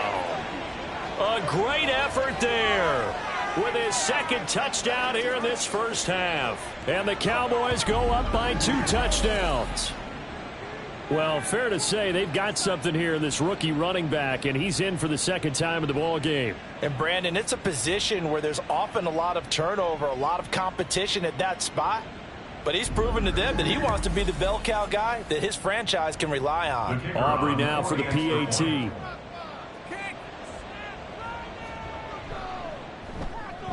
It's up and good, and that makes it 17-3. Scoring summary, 3-play drive, and it was finished off by the 14-yard touchdown run. And he'll decide to not bring this one out as their drive will begin at the 25. The Commanders' offense set to take over. And we'll see if they can bounce back from that last drive. In particular, if they can bounce back at the quarterback position, Charles, after throwing their 1st interception of the ball game. Yeah, and some guys, you know they're going to want to try and get a big play right away and take control back. Others, they're going to look to hit a couple shorter passes, get a little momentum back that way. But for the defense, that goal's not changing a bit. They want another pick. You're exactly right about that. In fact, you got to watch them a little bit because in coverage, they may cut down their gaps a little bit, maybe their splits a little bit in order to try and get to the ball even faster. 1st and 10 at the 37-yard line. Howell completing the quick throw out wide. And that'll be good for 8 yards to the 45. Ball spotted at the 45. Here's 2nd down and 2. Hand off to Robinson out of the shotgun. And he'll get it out a couple yards shy of midfield at the 48. 2 yards, good enough for a 1st. That's good for Washington. 1st down. Gibson here running out of the gun. 10 yards there, good for a Washington 1st down. Although his reputation as a speedy runner precedes him, it's always fun to watch him work. It is eye-opening, isn't it? Because when you see him get the ball and just go, in addition to that speed, it helps out his blockers. They don't have to hold blocks for long because he's just going to speed right past them. They'll wind up getting just a yard, and that will bring up 2nd down. Brings up 2nd and 9 at the 42-yard line. They go play action with Howell. Forced out to his left. And he'll be stopped at the 35, but not before he picks up 7 yards. Give him 7 there on the tuck and run, and they're in better shape now for 3rd. And we've hit the 2-minute mark in this 1st half of action. They're trying to keep the drive going. This will be play number 8. It's 3rd and 2. Throwing here, Howell. And they will touch him down, but not before he gets the 1st. What a methodical drive this is turning out to be. That time 9 yards, and the sticks move again. I like the call on 3rd and 2. They were geared up to stop the run. I like the fact they just hit him quick. A little slant route. All about timing there, partner. Yeah, the timing, everything well executed. Hal to the air on 1st and 10. Nowhere to go here. He lost the football. It's picked up by the Cowboys. And they have possession, and they have it at the 38-yard line. The defense, they were swarming that time and ultimately got to him before he could get rid of the football and knocked it free. And don't you feel just a little bit of sympathy for him back there, though? So much going on, so much swirling around. He's trying to find someone downfield. He's trying to move around to find an open target. Sometimes you forget the number one thing, take care of the football. And now Dallas gets set to take the field. They have been red hot, sometimes white hot here in this first half. They're just looking to add to that total right now. And this has to serve as a reminder to myself because so many times... Left sideline, a dive, and it looks like he's got it. And taking it across midfield and inside the 45. This drive starting off on the right foot, 18 yards. To me, there's nothing like watching rookie effort in the NFL. So excited to be there. They're going to give you the max on each and every play, aren't they? Well, he proved himself on that catch, that's for sure. I think he may have proved himself to the point where he's going to get a second here. Pass complete to Moore. And he's corralled, but not before getting it inside the 35. 11 yards and a Cowboy first down. Good strong throw and catch right there. And so far in this game, the alleys have been open for them to get completions, and they're taking advantage of it. Back-to-back good plays have them on the move on first down. Now Prescott. And this is caught for a Cowboy touchdown. DJ Moore, his 11th touchdown of the year. And the Cowboys will extend their lead in the final minute of the half. That score that they just gave up there, that's a tough one for their defense to swallow because they've had a tough time through the first two quarters. They really were determined to get a stop there, unable to do so. That makes their comeback hopes that much more difficult. Aubrey good with a PAT.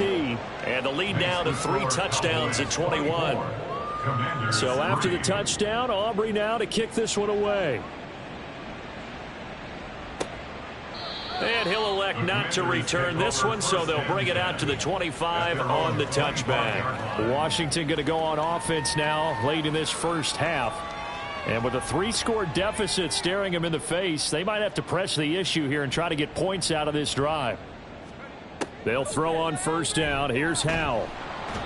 And he will go down. A Cowboy sack. And Washington now going to use the first of their 3 timeouts, as it'll come with 36 ticks to go in half number 1. The Cowboys going to use their second timeout now. So that means they're down to 1 remaining here as we head toward halftime. And they'll indeed stop him on 3rd down. And now what do you want to do with your timeouts? Now a timeout called for by the defense. And with halftime on the horizon, they'll be out of timeouts from here forward. And the Cowboys going to go on offense one final time in this first half. And with a 3-score lead already, this is not time for a momentum change, so I'd imagine they'd be happy to just take this into the locker room. On 1st and 10, Prescott. And incomplete on the deep ball. They certainly thought he had an open look beyond the first down marker to his receiver, but they just couldn't connect, and that will send them back to the drawing board. Not wanting to take a chance this time, they'll keep it on the ground. And he'll go down right at the 30-yard line. Nifty running there, but it'll come on what should be the final play of half number 1. So we have reached halftime here with the visiting Cowboys out on top. As we'll send you down the coast now to Orlando, that's where we find Jonathan Coachman, ready with our EA Sports Halftime Report. Coach. All right, Brandon, thanks very much. It's all down to this. Week 18 of the NFL regular season. Lots to be decided, so let's get right to it. We'll start up at Bank of America Stadium in Charlotte. Tampa Bay taking on Carolina in the NFC South. And it's the Buccaneers who are out in front with that game closing in on halftime. Patrick Mahomes has thrown a touchdown pass. From there, it's off to Indianapolis to check on the Colts at Lucas Oil Stadium. And this one going the visitors' way as the Texans have the lead in that one. It's C.J. Stroud with 3. Count them. 3 touchdown passes. Lastly, let's motor up to the Motor City. See what's happening with the Lions at home at Ford Field. As you can see, the score there in the second quarter. The Vikings trying to hold on and claim victory.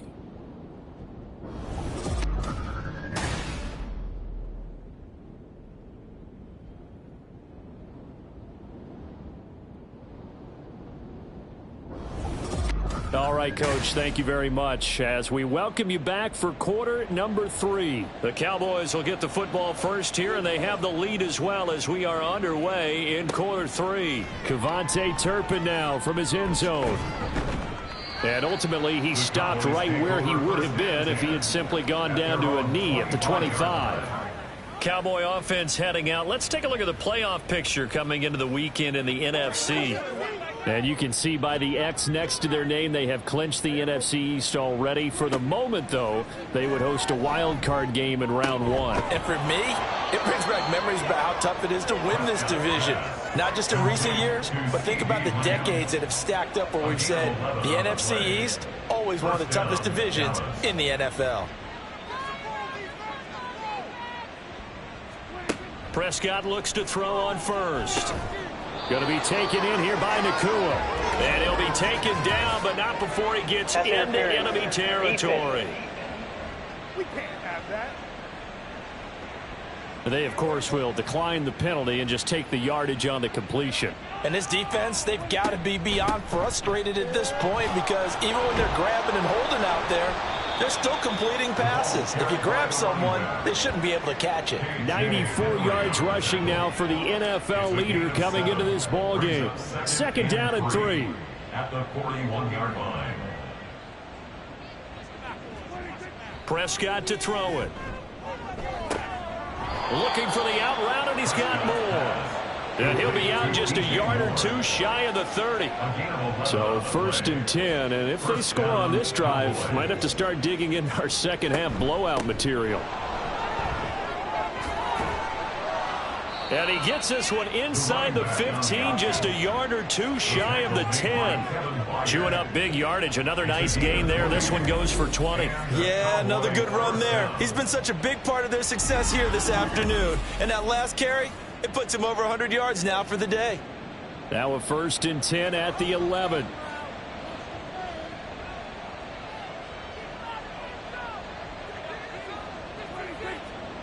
Here's Prescott. And he's got his man in stride, complete. And he's going to get a solid gain of 9 before being brought down. Second and right at a yard. Second and 1 from the 2. Now a handoff running through the middle. And he'll get in. Touchdown, Cowboys. Taking it in from 2 yards out. And the Cowboys take the opening kickoff of the third quarter and drive right down the field to extend their lead. So we have a tie now atop the all-time single-season rushing touchdown list. LaDainian Tomlinson, you've just been joined by this man. And they share similar traits in running the football. Excellent vision, cutting ability, determination, will. They understand where the end zone is and will not be deterred. So after the touchdown, Aubrey now to kick this one away. And here comes a return from just beyond the goal line. And the decision to come out of the end zone is going to cost him 5 yards as he's taken down right at the 20. First possession of the second half now for Washington. CD, they certainly know the hole that they face as they begin the second half. They have to do what precious few teams have done in NFL history. That's try to come back from a 4-possession deficit. And, partner, you know as that team gathers, they're saying to each other, you never say never, right? Because if you're on an NFL roster, that's how you have to think. You can always come back and win a ball game. And let's face it, we saw a certain Super Bowl, a 25-point lead late. That wasn't enough to put someone away. But that being said, this task is near impossible. Let's face it. And bottom line is, it officially becomes impossible if this possession is an empty one. Second down. Howell now. Zacchaeus here hauling it in. So the completion good for 6 yards. And it's going to be third down and a ways to go here. 3rd and 14. They need a crafty play call here. 14 yards is what they need to try to convert this thing. Now on 3rd and long, they'll look to throw. And this is going to be incomplete. Well, this is just a continuation of what we saw in the first half. So much for the fresh start to begin the 3rd quarter.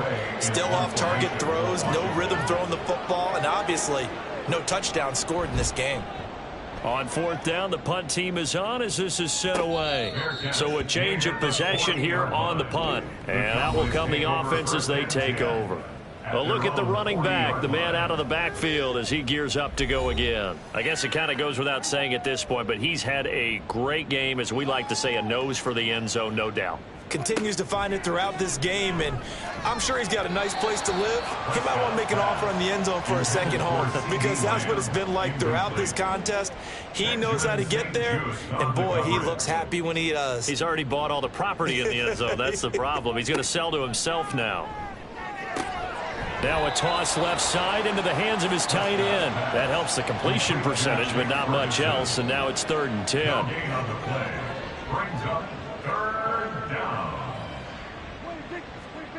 To throw is Prescott.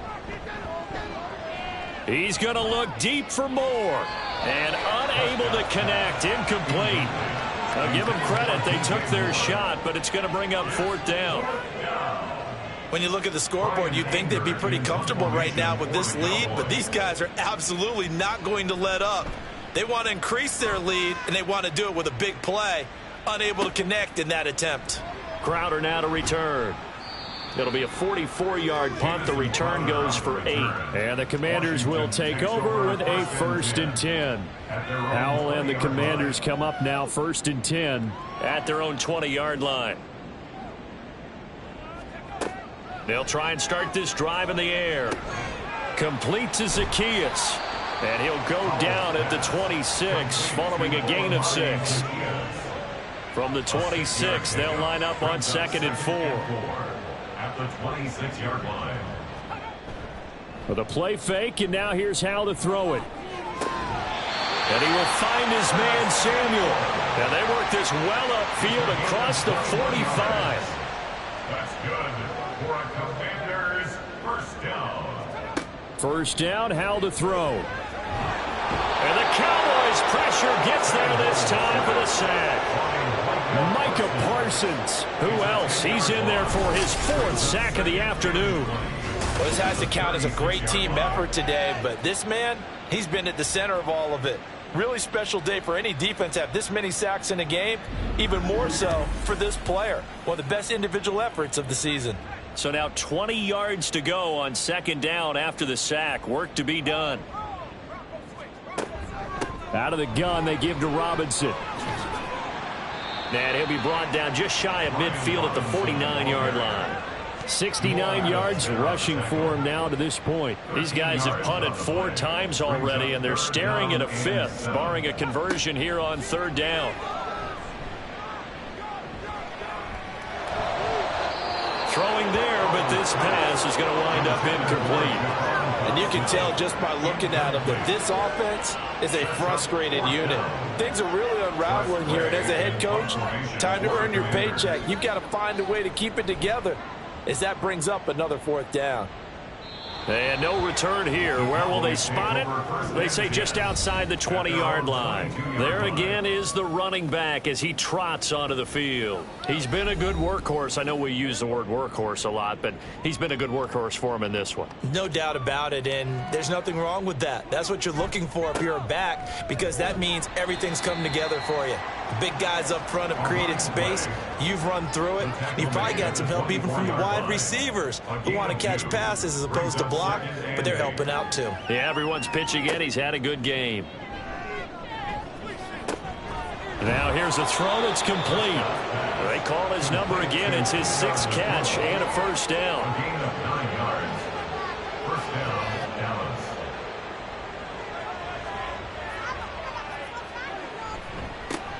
One back in the backfield. He'll get the carry. And able to get this one across the 45 before he's brought down. 14 yards, good for a Cowboy first down. I think they like this drive a little bit better there, partner. Running game helping out, picking up some of the slack.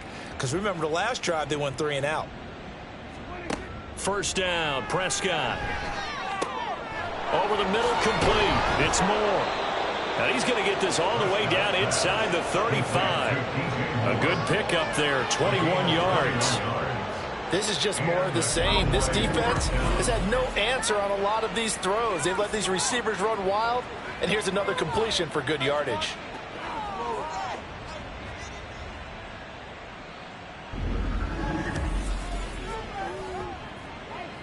In Washington territory now. Here's 1st and 10, down at the 33. One back in the backfield, he'll get the carry.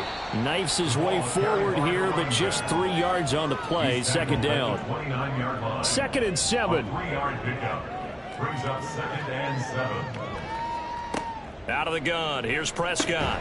And it's a fumble. But it looks like one of the DBs has it. And his guys will take over at the 30-yard line. We just saw the dilemma for every coach. You want them to fight for the extra yardage, but somehow continue to cover the football. Oftentimes when you fight that hard, the ball becomes exposed. Defensively, it's obvious they're trying to be more aggressive. First tackle, a little too aggressive. Second one, though, they strip it loose. Out comes Washington's offense as they get set to take over here. Well, we haven't exactly been treated to a nail-biter in this one, CD, and if they cannot score here, this one's pretty much all but over. Are you saying that you feel like people are starting to think about getting out of here and maybe beating the traffic in order to get home or to their final destination? Yeah, I don't think there's a whole lot of reason to hang around, especially if they can't score here. Yeah, you're right about that because it has been pretty clear who the better team has been in this one. And in a league that we talk about every game being a one-score game as we go into it, watching this blowout, let's just say it's been unusual.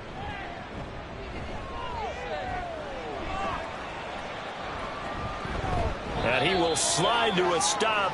He does have the first down. The drive stays alive. A 3rd down gain of 8. It certainly appears that he's been able to get a read on how they've wanted to contain him in this game. He's seen some places where he can beat them in big spots, and right there, he slides in with ease for the first down. Now a throw to the end zone on first down, but it winds up incomplete. Had the right idea there, trying to throw it to the sideline, but he led him just a little bit too much, trying to get it out to his receiver. Ends up falling to the ground, incomplete. On play action, Prescott. And that is incomplete. A lot of force bearing down on him there. He could not hang on. It's 3rd down. 3rd down and 10 yards to go. Here's Prescott. He's got his target. That's complete. And he will reach the 8-yard line before going out. They're able to convert on 3rd down, and that sets up a 1st and goal. A lot of deflated looks on that defense. It seems like they just cannot find a way to get a key stop on 3rd down. Here's another conversion, and now this offense, they're in a position to go up even further as they've got it 1st and goal. They'll try and run for it on 1st and goal. And he's brought down right at the 5-yard line. Give him 2 on the play. The yards may start getting a little tougher to come by down here near the goal line. That's good work defensively there on 1st down, holding them to a short gain.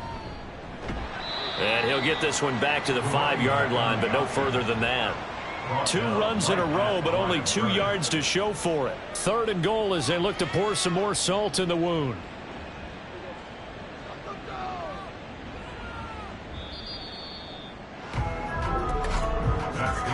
And they're not going to get to the line to run another play. So we will switch ends as the 3rd quarter has come to a close. We'll return with more after this break. You're watching the NFL on EA Sports. Well, they've been so good on 3rd down all day long. Can they convert another here on? And this ball is caught by Lamb. Touchdown, Dallas. A 5-yard touchdown catch. And the Cowboys start to open this lead even wider here in the 4th. Well, when coaches come into a game preaching total team effort, CD, I think this is the type of ball game that they're dreaming of. It was pretty apparent early on that they were clicking in all three phases. It's been fun to watch. Yeah, sometimes in the NFL you end up with matchups like we've been watching here. And when you go back through the early drives, you can just see that one squad was on a different level in this game. Safe to say, we haven't been disappointed in watching their execution throughout this contest. From a couple yards deep, he'll bring it out of the end zone. And no alley to be found. The coverage was solid, and he's dropped at the 18. Here comes the Commanders' offense back onto the field. Facing a big fourth-quarter deficit here, things not looking good. You know, this offense, though, they've been in the top half of the NFL so far this season, but in this one, well, their defense has really struggled. And now a throw on first down there, but it's incomplete. And that's another play that's painted the picture of this game overall. It's been a blowout. It's been continually fueled by big turnovers and stops for one side and an inability to advance the ball from the other. Now Howell. Over the middle, complete to Samuel. And they're going to get this beyond the 40 before he's taken down. A first down there on a pickup of 25. That's good for a Washington Commanders. Throwing here, Howell. And that is caught on the right sideline, but out of bounds, says the line judge. The throw took him a little too far. It's second down.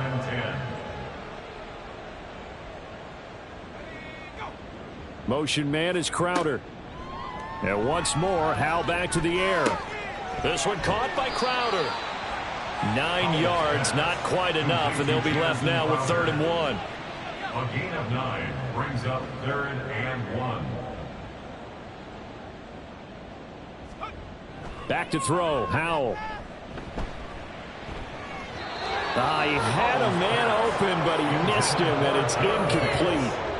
Another pass attempt, another incompletion, and they're just a little over 100 yards passing here in this game, so defensively, pretty good job. Definitely, because they were never really able to get the ball in the hands of their playmakers, so a lot of credit to the defensive game plan and especially the execution.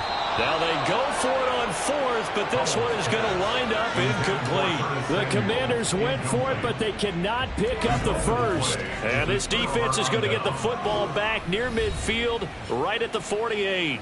There's DJ Moore as he and the rest of the offense head back out there. He's been a load for them to handle defensively, I know that much.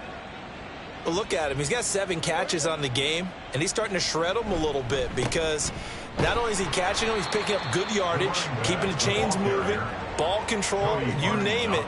This big guy, what did you say? He's been a load for them to handle? That's right. Agreed. 7 catches, as you said, over 100 yards. And they'll keep leaning on the running game. Back to the ground. 4 yards on the pickup there as it'll leave them with a 3rd and about 4 more for a first. It's a gain of 4, and it's 3rd down. Looking to throw. Prescott. Oh, he had him. He was open, but he couldn't get it to him. It's incomplete. So many times when we talk about coverage, we're just about a defender running with a receiver, but a big part of it is understanding where the football is, finding it. In this case, when it arrived, it wasn't a surprise, and he was able to bat it away. And that is no good. He hit it well from distance, but he couldn't work it back in. But that shouldn't matter a great deal as they still lead by a bundle here. Well, they can probably live with that with this late lead in the 4th quarter. That's one of the few things that's gone wrong. You're exactly right. This one was well in hand. That kick there was more for cosmetics, you know, to add to their score. Not getting it, that shouldn't harm them at all. On first down, Howell. He'll get this into the hands of Antonio Gibson. And he gets it inside the 35 and just shy of the 30. From the 32 now, here's 1st and 10. And Howell will throw it. Complete, it's Dotson. So give him 5 yards there on the pitch and catch, and that'll make it 2nd down. It's a gain of 5, brings up 2nd and 5. At the Cowboys' 27-yard Howell down to throw it. Trying to get it to Robinson, and it's intercepted. Picked off by Jair Alexander. And the Cowboys are going to get it back here just shy of the 20. But with this advantage, this defense knew that passes were coming, and they stayed in position, Charles, and picked one off here in the fourth quarter. Yeah, what a way to cap things off, huh? Because I think this is part of the game within the game. They see the scoreboard, they see what they can accomplish, and they went for it. Dallas offense set for this next drive. And after the interception, they are sitting in an even better spot with the ball and a comfortable fourth quarter lead. They'll start on the ground here on first down. They're going to snuff this play out behind the line. We have not seen that much today. That's going to wind up a loss of a full 3 yards on first down. On this day, the ground has been his, but at least on that individual play, we just saw the defense finally with a win. Yeah, they finally got one, and that's a win for them, but all game long, he's seen the holes, and they've been huge for him. Kind of like a baseball hitter in the zone. The ball seems bigger, and he's just whacking it. These guys, they've got it going today. The offense on third down, they've converted 7 times and could use another right now. This is going to be 3rd and 13. And past the 40 before he's out of bounds. 167 yards rushing for him now as his sensational afternoon continues.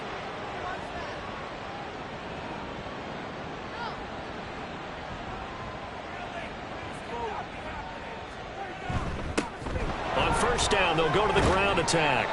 And he carries this one past the midfield stripe and into Commander territory. 9 yards is the pickup there, and they'll have a 2nd and 1. At the Commander's 48-yard line.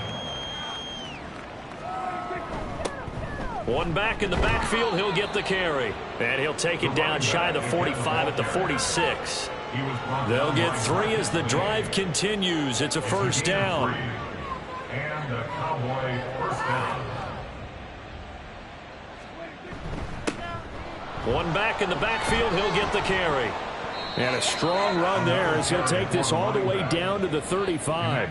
11 yards and a Cowboy first down. No doubt those are the types of carries they're looking for here, Charles. The lead in the fourth quarter. This is when coaches that have a reliable running game, they breathe a little easier on the sideline. Yeah, they love the idea that they can take the air out of the football at this point of the game. That means they're really counting on that offensive line, counting on the runners, taking care of the football. Because you're going to tell your quarterback, hey, no time to be a hero. We're not going to throw it here. Just eat up that clock. And if you have the ball, they can't score. They'll run with Hunt on second down. He winds up getting only a couple there, down to the 29. What a luxury to have a guy like this who can not only spell your starter, but can come in and keep drives going. Here's Prescott. Able to find the open man. That's complete. And he's brought down, but not before he reaches the 8-yard line. They're able to convert on third down, and that sets up a 1st and goal. When you have someone throwing it that well, that confidently, you don't have to call the game in fear at all, do you? You just go ahead and play. Yep, confidence with a lead to throw it here in the 4th, and boom, he's on the money. Yeah, you don't have to tuck your head in and go like turtle at this point. You can just go ahead and play. They'll try and run for it on 1st and goal. And he is into the end zone for a Cowboy touchdown. An 8-yard touchdown run. And the Cowboys continue to pour it on here in the 4th. So the moment is finally at hand. What a season, CD. His 29th rushing touchdown of the year. No one in the history of the NFL has had more in a single season, and congratulations to him. What an achievement. We certainly had the feeling early in the year, maybe week 2 or 3, where we talked to each other and thought this could really turn into something. But I don't know if either of us thought we'd get to this point. Maybe the best season ever by a running back in NFL history.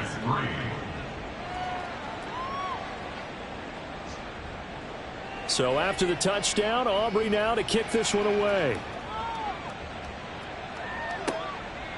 And they'll put up the stop sign there as his guys will get it at the 25. And the Washington offense going back to work. Well, I think that the folks here had hoped that maybe this home atmosphere would carry their guys to a surprise victory, but it does not appear that that's going to be the case. Just too much to handle on the other side in this one. This pass hauled in by Dotson. And he's brought down, getting this one up to about the 35. Ball up to the 35 now as they come up on 1st and 10. First down. Howell. Oh, he dropped it. And that's pretty indicative of the way this one's gone. 2nd and 10. The coverage defensively. Howell, he'll look to throw it. Zacchaeus here hauling it in. That'll leave them with a 3rd and 2 coming up. They got 8 yards there. You can see the time and effort and thought that they put into their passing game because it was evident right there. It looks like a simple pitch and catch, but you and I both know that they have planned for this and worked hard to make it happen. So it's Washington with the football here as we welcome you back. They face a 3rd down now as they try to find a late score. It's Howell with another throw. A quick throw there is incomplete. This has obviously been a bad loss, but one of the few things they can still do is try and throw the ball all the way to the end zone and get some points on the board so they're not shut out over the final 2 quarters of this game. And he'll get this away into the icy winter air. And that one hits at the 7, but bounds into the end zone, and that'll be a touchback. And now Dallas gets set to take the field. And they just continue to roll right along, really. This has the looks of yet another victory as they hope to polish it off here in quarter number 4. They'll start this drive out on the ground. And he is brought down at the 22 after a gain of 2, and it brings up 2nd down. From the 22, here's 2nd and 8. Brings up 2nd and 8.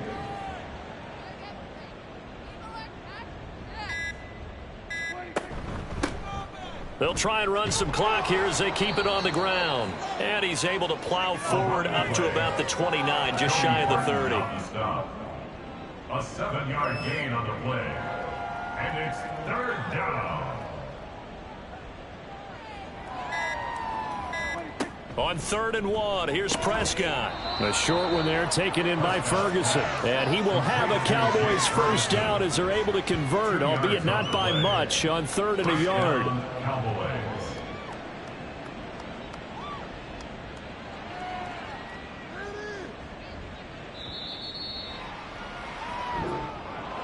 Well, fans usually love to see scoring, and there was no shortage of it today. What a dominant showing from an offense that was truly playing at an elite level in this contest.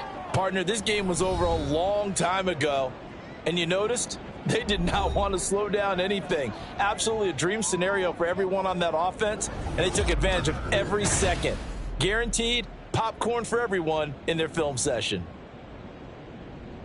So for Dallas, they finish oh so close to perfection in the regular season, but this win in the final weekend gives them a final mark of 16-1. And now they'll have the week off as they get set to go after a Super Bowl title.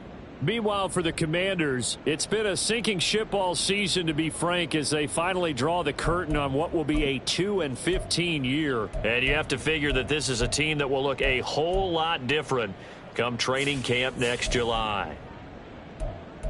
Thanks for tuning in, everybody. Alongside Charles Davis, we thank our entire crew. I'm Brandon Gaudin. This is the NFL on EA Sports.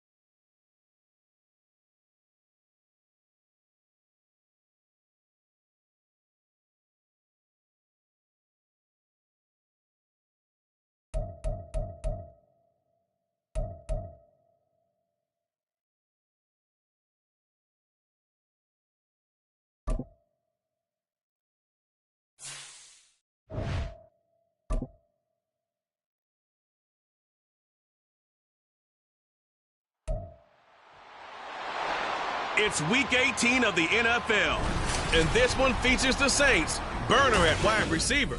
He's coming off a week where he became the first receiver in NFL history to surpass the 2,000-yard mark in a single season. It's the Saints and the Falcons, and it comes your way next. We are down on the bayou as you get a look inside the Superdome here in New Orleans. It's all about divisional matchups on this final day of the regular season, and we've got a compelling one in store here, as it'll be the Atlanta Falcons taking on the New Orleans Saints. With Charles Davis, I'm Brandon Gaudin, and yes, it's January 7th, but we haven't seen you since New Year's Eve, so we have to say Happy New Year, one and all. And partner, Happy New Year to you. This is it, the conclusion of the 2023 season. Hard to believe, but we got a good one here between division rivals. And you like what the NFL's done here, making Week 18 all division games. I think it's one of the more inspiring.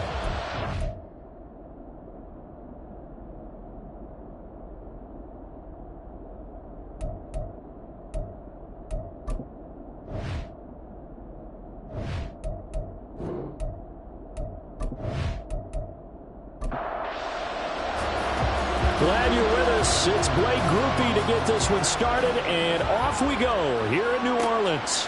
And they will elect to not bring this one out as our first drive will begin at the 25. So here come the Falcons now to get the football for the first time. They'll be led out by a man who nearly broke the single-season rushing record for quarterbacks last season. A true dual threat out of Ohio State, Justin Fields. And he ought to have a lot of pep in his step after last week's performance, because he did exactly as you want him to play if you're a coach. 3 touchdown passes, 0 interceptions, which usually means you're making a lot of right decisions out there. And got him to win. That's to about the 28. Second down coming up. But Charles, as we've covered, they've already clinched their spot in the postseason, so now they just want to avoid adding any additional names to this list before the postseason begins. Terrific observation, because trying to move up a spot, I don't know if it's worth it if you're trying to play guys who aren't quite right. Get them healthy, get ready for the playoffs, make your move then. And this will be a Falcons first down as he'll take this up to the 38-yard line. And that's a run that'll energize an offensive line. They'll take that one all day long. Fundamental breakdown by the defense. You've got to be able to make plays on the edge. On 1st and 10, it's Robinson. And after the good gain last play, this time they say, as he's going to be stopped behind the line of scrimmage. Officially, it's a 1-yard loss. That's going to bring up 2nd and 11.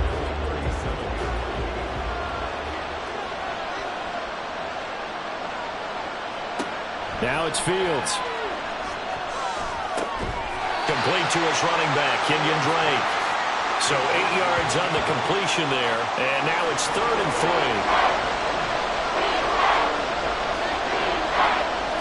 3. Here's Fields. That is caught. And able to pick up the first across midfield to the 47. It goes as a gain of 8, and it moves the chains.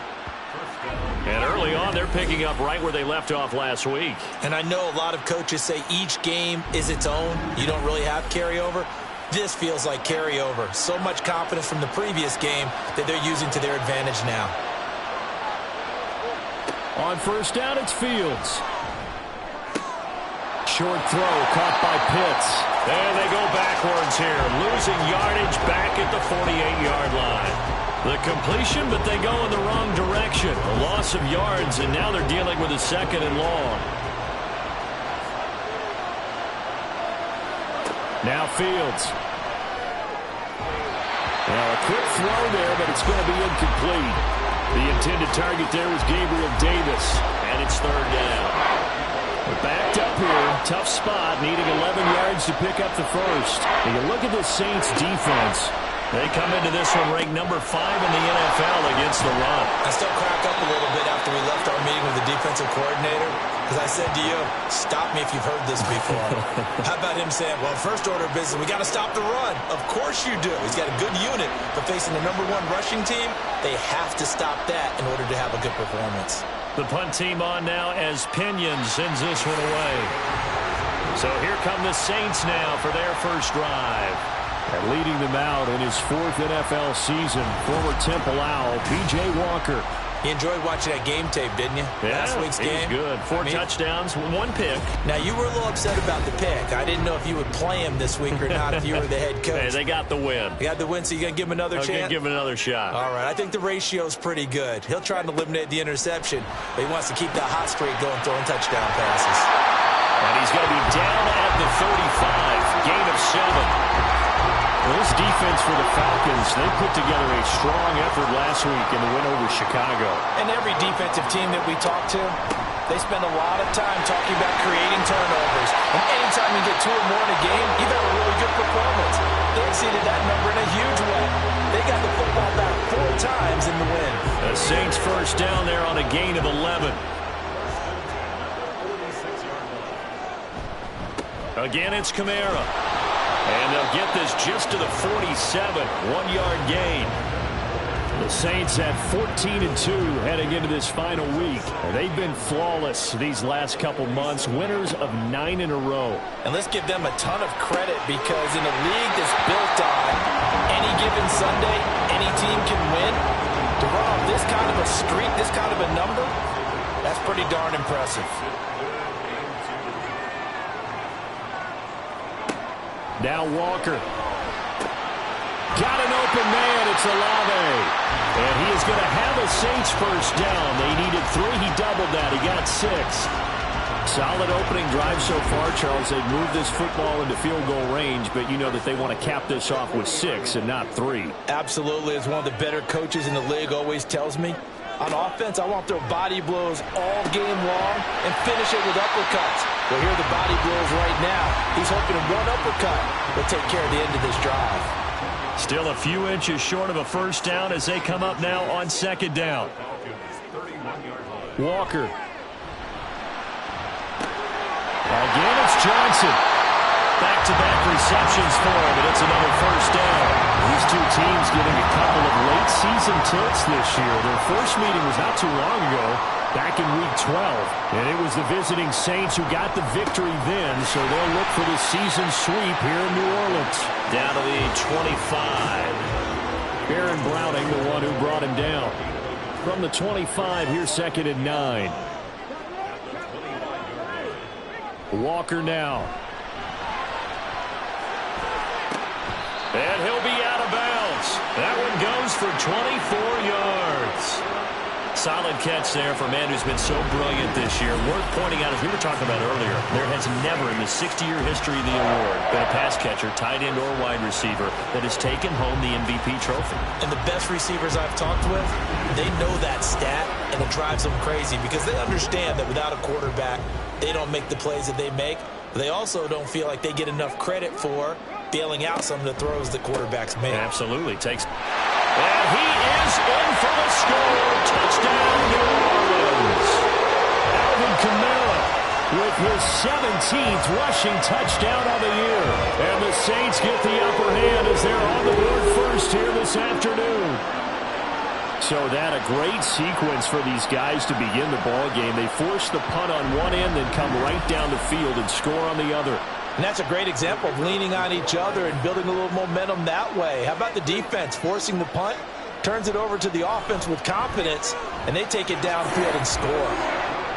Groupie able to add the PAT. And it's now a 7-0 game. After the touchdown, here's Groupie to kick this one away.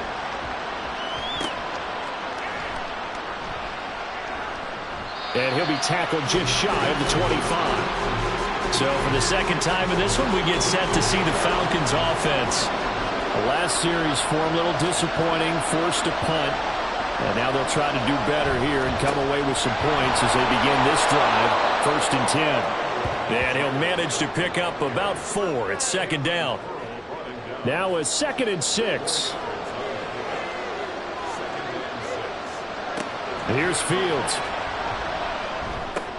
He dumps it off to Drake. Look at the juke. 7 yards there and a first down.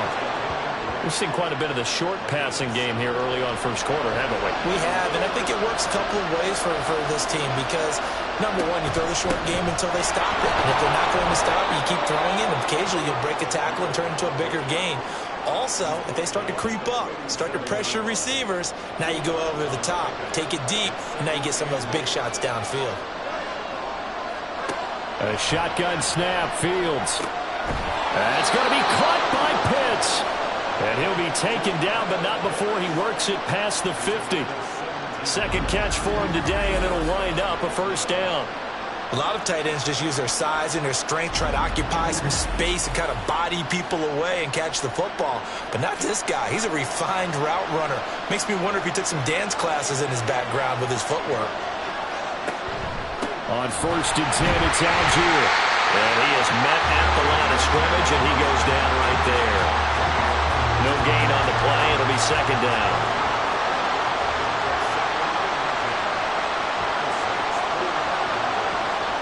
To throw is Fields. He'll get this one complete to Davis. 7th play of the drive now as they come up on a 3rd and 3. Fields. Pass taken in by his big tight end. And this is going to be another first down as the tackle's made at the Saints' 27-yard line. The 3rd down conversion is successful. Give him 12 yards that time. He's certainly done a nice job spreading the field on this drive, and here he finds his big tight end for good yardage. And that's what you have to do. Keep defenses guessing about where you're going to go with the football. No room to be had there on the first down run as he's lucky to get back to the line of scrimmage. Now a 2nd and 10.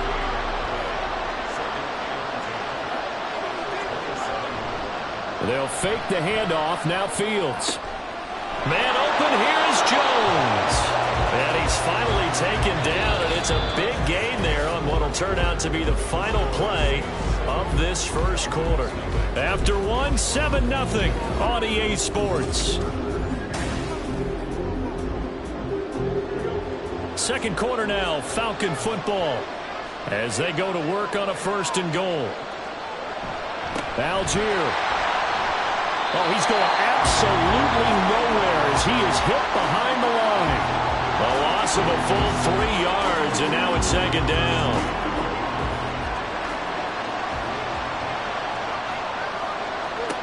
Back to throw, Fields. And that is caught. Touchdown, Falcons. Gabriel Davis. His 9th touchdown of the season. And the Falcons are an extra point away now from tying this ball game. Well, on that connection, it looked like they maybe had some pre-play communication. Maybe one of them noticed an area that was open to the defense to get the pass to.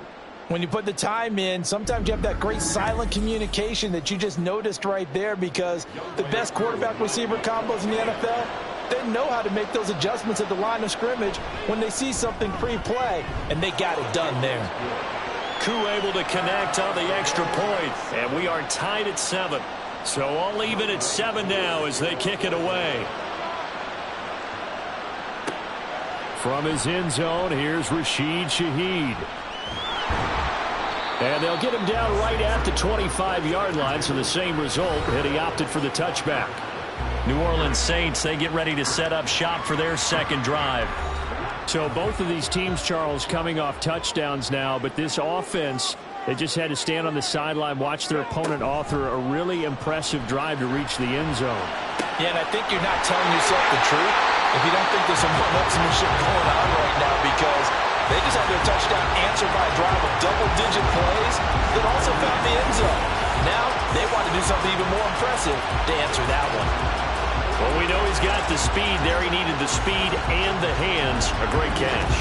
And because of that speed, you have to respect it as a defender. So you have to either play off or make sure you're somehow in contact with him, and he's able to do exactly what you said.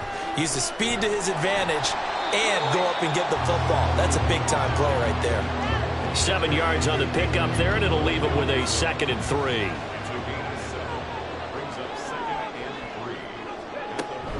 They run it again with Kamara. And here he'll be brought down a little shy of the 35 at the 36. A gain of 5, good enough for the first down.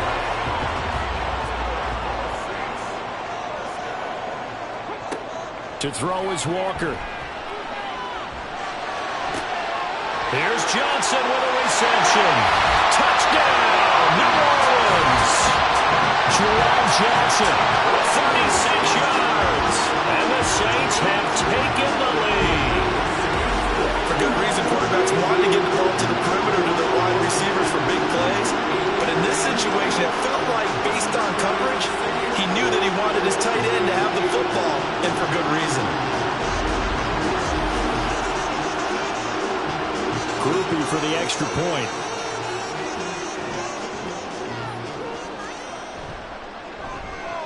And he's got it. It's now a 14-7 ball game. So that drive, 4 plays. And it all culminates in a Saints touchdown. Here's Jones to bring it out of the end zone. And ultimately cannot get this out to the 25-yard line as he's dropped it to 23. The offense set to get going. Justin Fields bringing him out at quarterback. Last series, the ball never hit the ground. 6 of 6, touchdown pass. So whatever he did then, do it again, right? Yeah, it reminds me a lot of when I watch the best quarterbacks throw 7-on-7 or even routes versus air. They're accurate. The receivers catch it. The ball never touches the ground. Or if you want to take it to basketball, a well-executed fast break, right? Pass, pass, pass, finish at the rim, basket. Yeah, ball never hits the ground there either. Here's Fields now on second down. And he will slide to a stop. He does have the first down. It's a gain of 8, and it'll wind up moving the chains. Well, here's your first example of how this guy can beat you in more ways than one, because they took away his arm, but he was more than happy to dissect them with his legs for that first down pickup. Looking left side, and he's got a man. That's Jones. And they're going to have this across midfield and inside the 45. 23 yards on the play. Well, this is where reading defenses and practice time comes into play. You've got to know what you're running versus zone versus man and how to run the proper route. And they just executed that one pretty well. So in Saints territory now. Here's 1st and 10 at the 44-yard line. Handing it off right side, Algier. And he's going to be stopped at about the 37. Holding, offense.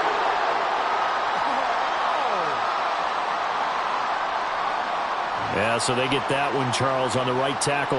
Yeah, oftentimes in that spot, you're trying to work against a defender, trying to set the edge in the running game, and you're trying to drive around and get your body twisted so that he can't get there. Sometimes your hands get too involved. And they'll get him down here at about the 42. From the 42-yard line, here's a 2nd and 8. Play action. It's Fields. Under a heavy rush, and down he goes. They'll wind up losing 10 on the sack, and it'll lead to a 3rd and long. Yeah, some real defensive resistance there, saying not so fast to a good drive. They had marched to the end zone the last time out.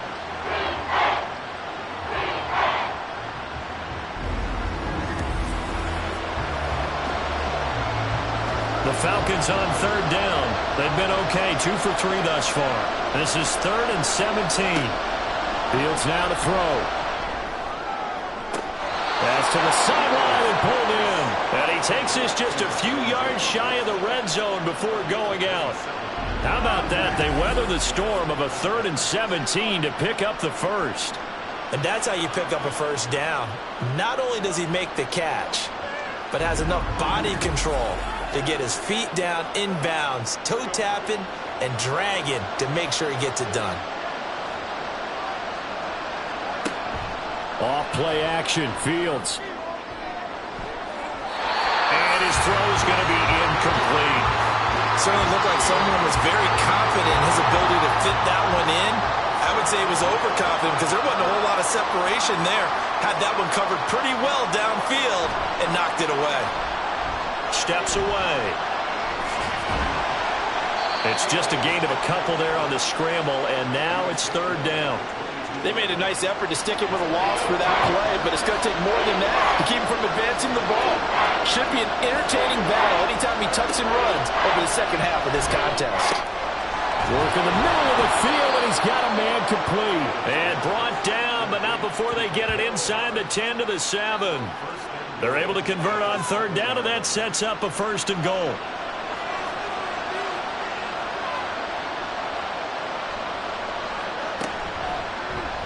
Fields going to keep it running right.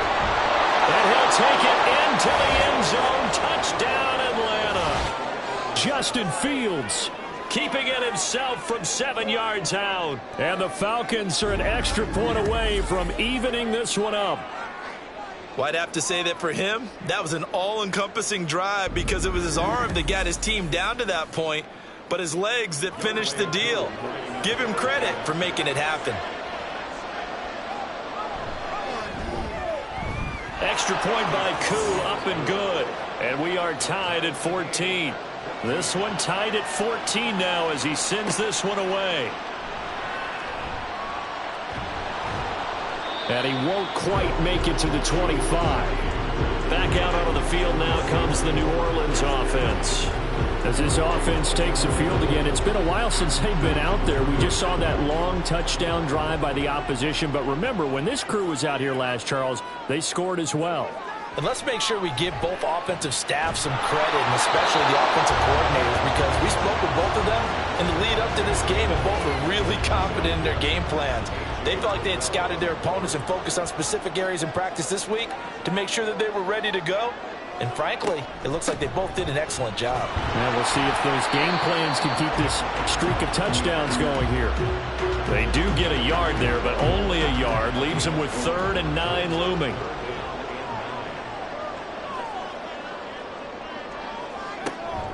And they go play action. Here's Walker. Able to find the open man. That's complete. And he takes us beyond the 35 before going out of bounds. 63 yards receiving for him now. And that last catch good enough for a first down. I know sometimes we can get fooled when we watch him make catches, as we just saw him do there, because he really looks like a wide receiver the way he goes about his business. Yeah, 230, 240 range. Yeah, not super huge.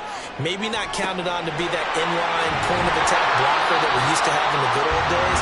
But you can flex him out. You can run wide receiver routes with him. You can make him a primary target, and that's how he'll shred a defense.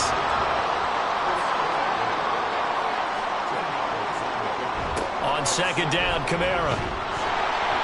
And they went the wrong way there. Losing yardage back at the 43-yard line. This will be a loss of 3, and now a much tougher 3rd down looming.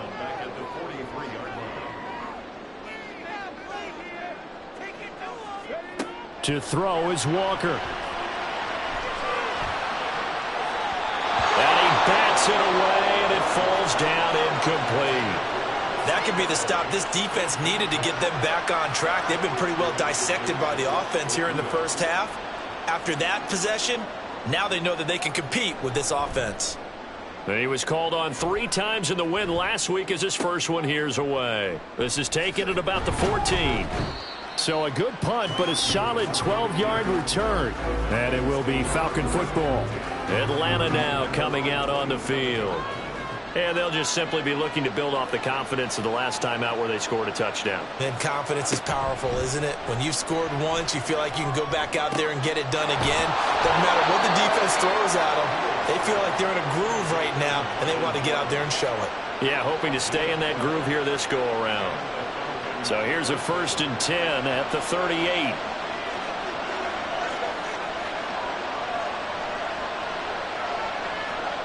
Out of the gun, Fields. His throw incomplete.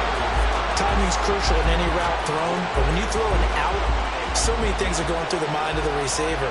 Catching the ball, timing it up with the quarterback. Are my feet going to get down in bounds? On that play, all those things going through his head might have caused him to drop it. They give him 10 that time as he was able to get away from the pressure and get a nice gain. Here comes 3rd and about a foot.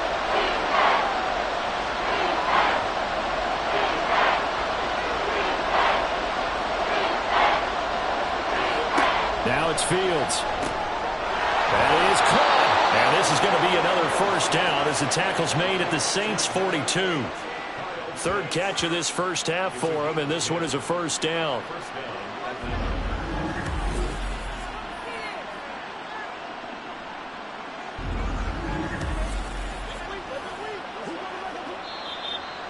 Second quarter action with 1:59 remaining. A reminder, once we hit halftime, as we do all season, we'll send it down to Jonathan Coachman in Orlando. He'll have all the stats and scores from games in progress around the NFL. The best multitasker in the business, the coach. Field throw taken in by London. And they'll work this down inside the 30. Another nice gain, 13 yards that time, and another first down. Now Fields. And it's incomplete. Took a shot, couldn't connect. I've got a good friend in football, always talks about predictive history. He's got one of their 2 touchdowns. You can understand why they tried to find him again. Weren't able to connect, but the thought, that was good. Toward the sideline, and look at that catch. Dragging the toes, and that's going to be a first down. Well done. A really nice gain of 25 yards. They go with the empty set there. 5 receivers in the formation. Normally, you want to have a running back in to block, but in this case, he's lined up to the right, and he ends up getting the football. A lot of confusion calls defensively, and it turns into a big play. Alone to the right is Jones.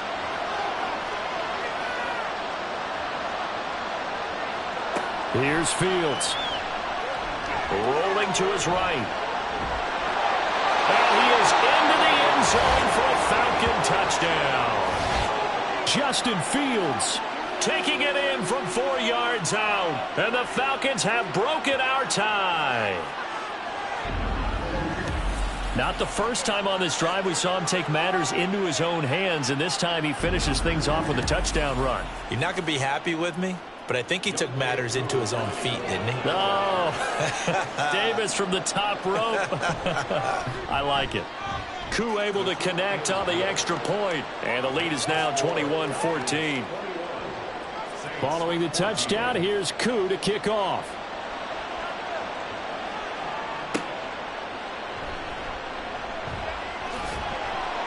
And not much happening on the return as he'll get this to about the 23. The New Orleans offense back out and ready to go. And Charles, we'll see what they can do here. Not a ton of time left, but enough certainly to get points out of this drive, and they need them right now because they're trailing. Yeah, and this is exactly why you practice a 2-minute drill all through camp and at least one practice each week before a game. A minute left, more than enough time to string a few completions together, reach the end zone, and then make that walk back to the locker room just a little more animated. Downfield, and he's got Olave. A big play there just before halftime. 55 yards. The Saints going to call the first of their timeouts as the clock will stop with 45 seconds to go in the first half. A real field flipper there as all of a sudden they've got a first down in the red zone. Here's Kamara off the draw. And able to break one tackle, but then quickly brought down. But a nice little gain. Now we'll get a quick timeout called by New Orleans, number 2. So that means they're down to 1 remaining here as we head toward halftime. Now 2nd and 3. Here's Walker. Got his tight end. That's complete. It's Johnson.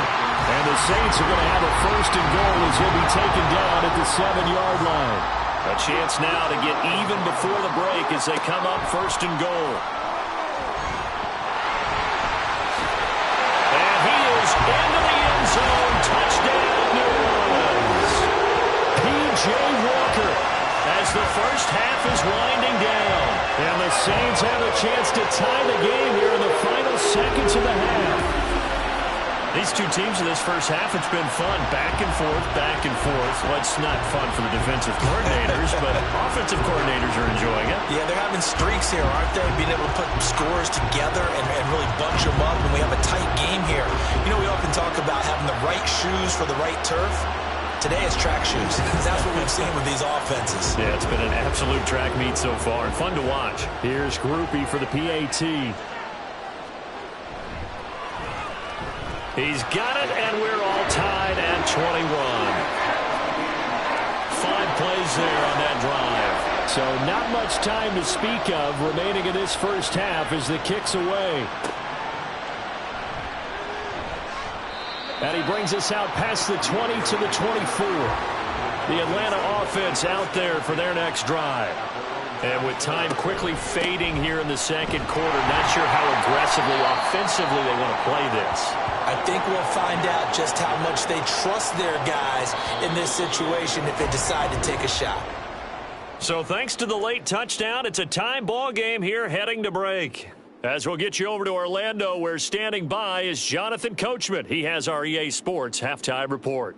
All right, Brandon, thanks very much. It's all down to this. Week 18 of the NFL regular season. Lots to be decided, so let's get right to it.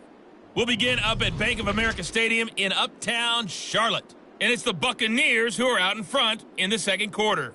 Patrick Mahomes has thrown a touchdown pass. From there, it's off to Indianapolis to check on the Colts at Lucas Oil Stadium. And this one going the visitors' way, as the Texans have the lead in that one. It's C.J. Stroud with 3. Count them. 3 touchdown passes. Lastly, let's motor up to the Motor City. See what's happening with the Lions at home at Ford Field. As you can see, the score there in the second quarter. The Vikes trying to finish that one off and claim victory. We thought this one would be a close battle coming in, and we have not been disappointed. They're all even to this point.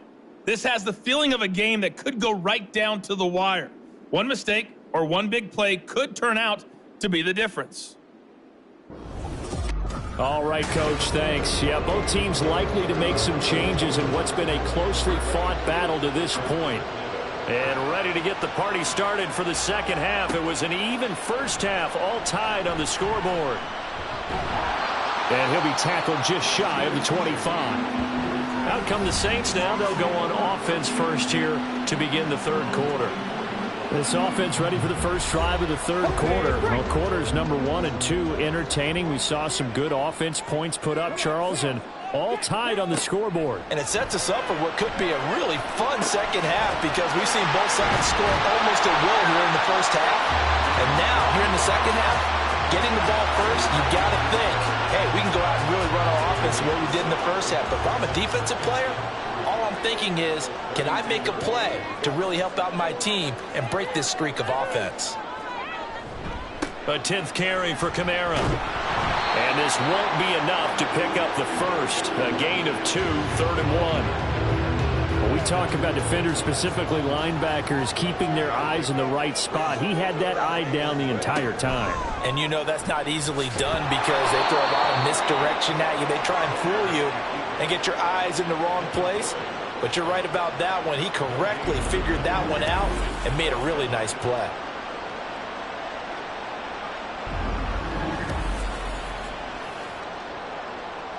Here comes the Saints punter now, as he'll punt it away for the second time.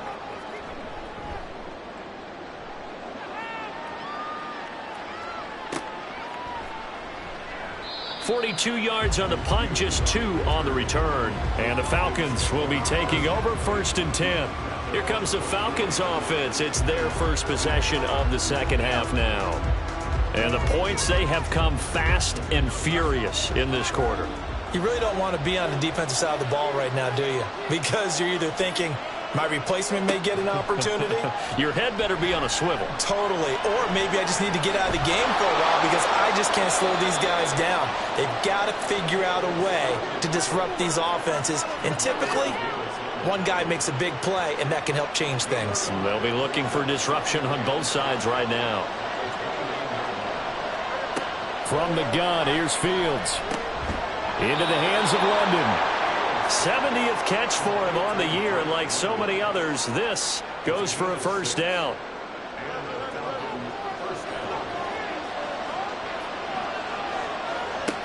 Here's Fields. And he'll go underneath here to Drake. It'll be a gain of 5, and it'll be second down. I think the best offenses love to get the ball to their running backs in open space because they have the ability to make people miss, and they also have the ability to run over people. And if you do that throughout the game, after a while, they might just run through some of those tackles and go a long way. Well, we saw him shed a nice tackle on that play. And he'll get it out a couple yards shy of midfield at the 48. 7 yards there and a first down.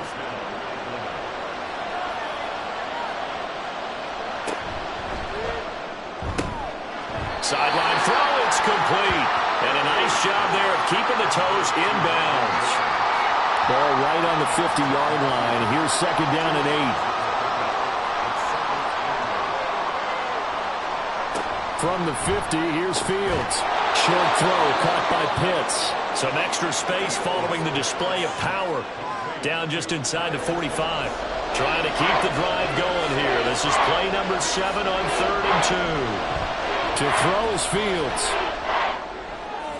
And that is incomplete. Coverage was awfully tight there on 3rd down. They actually closed off all the passing lanes, forcing the incompletion and bringing up 4th down.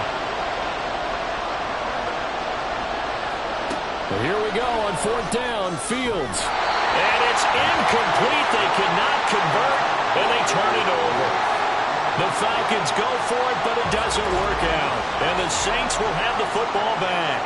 Well, it was too far for a field goal try. You don't really gain a whole lot out of a punt, so I don't think you have much of a problem with that, do you? No, not at all. I think it's the right play, the exact right play, because even if you want to play defense and pin them deep, you know how hard it is for a punter to knock one dead inside the 10-yard line. That's not necessarily easily done.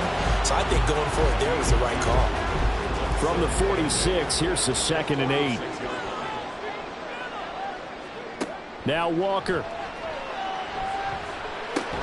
Back to Kamara for another catch.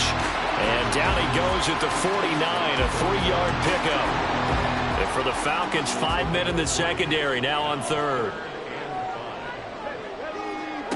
Walker now. And that one goes incomplete on the drop. That's one he definitely normally catches. 4th down. He was out there waving his arms saying, throw it here, dropped it. Not a good look. Well, all I can do is just look at him with contempt on that one. As a defensive back, I'm saying, not as an announcer. Just like, really? A little bit of a diva look, isn't it? Yeah, very much so, because I think what happens is he just had too much time to think. He's wide open now. Here comes the ball, and he doesn't concentrate and drops it. Here comes the Atlanta offense now ready to take over here. We have not seen much on offense here from either side these last few drives. We've hit a wall, so to speak. And have hit it hard, haven't we? Because the defenses right now, they seem to be a step ahead, don't they? Beating them to the point of attack, beating them to the punch. These offensive guys, they're tinkering like crazy. What's it going to take to get back on track? Yeah, both sides searching for adjustments. All that gets him is just a yard, and now it's 3rd down. Partner just a second earlier, and they might have had him because they certainly thought they were going to close in and drop him behind the line of scrimmage, but he had just enough time to dodge the pressure, and he ends up getting yardage before being stopped. Now the throw on 3rd down, knocked away and incomplete. How about some applause for the defense there? They forced him to throw that one into coverage, and just like that, they're staring at a 4th down. Well done. Here's Bradley Pena now, as he'll kick it away for the 2nd time. And a fair catch called for and made just inside the 35-yard line. So possession goes over here on the punt. And the Saints will take over with a 1st down and 10.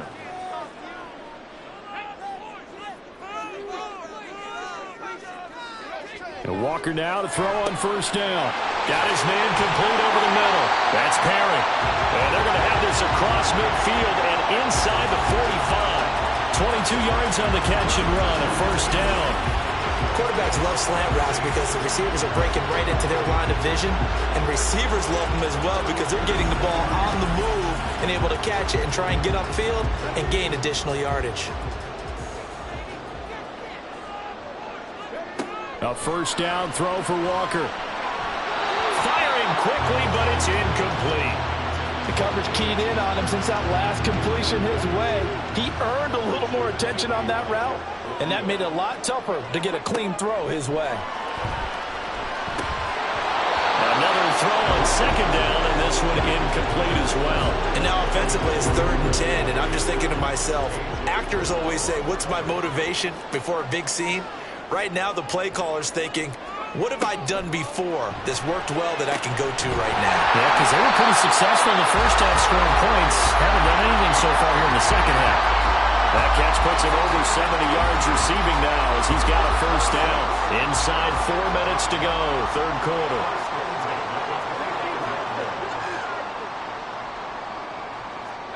On 1st and 10, Walker. And he's going to go down. They sack him back right around the 30.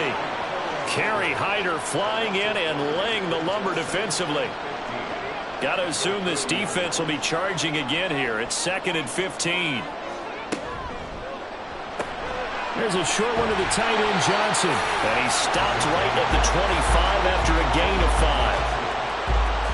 Got to give credit where it's due. Really nice defense on that play. The pitch and catch was successful, but not any run after it.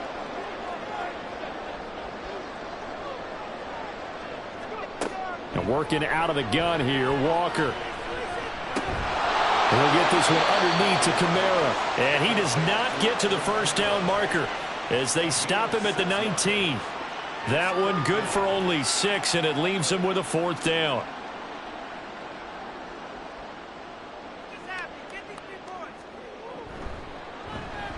And his kick is good. And with it, they'll take the lead at 24-21. So he's been automatic to this point of the season, and he connects on the field goal there. And what a luxury it is to have a kicker you can depend upon, partner, because he hasn't missed all year long. Converts on that one as well. And kudos to you. You didn't jinx him. And able to take it past the 25 and up to the 28-yard line. The Falcons ready to take over.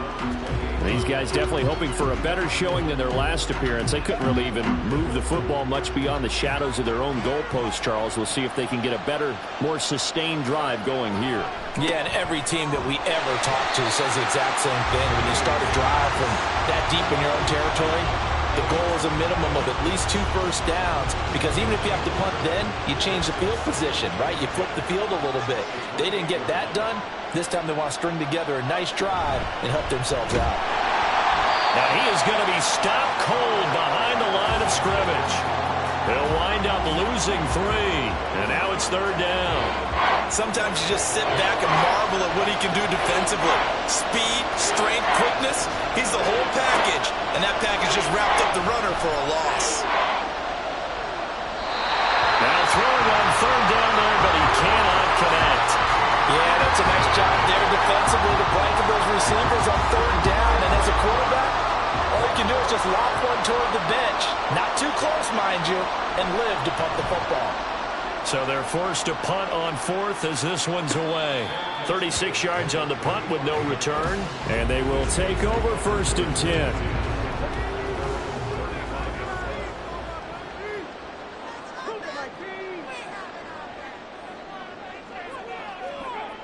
Walker. Little short pass here to Hill. And brought down, but not before reaching the 45-yard line. 10 yards there to start the drive, and just enough by about the length of the football for a first down.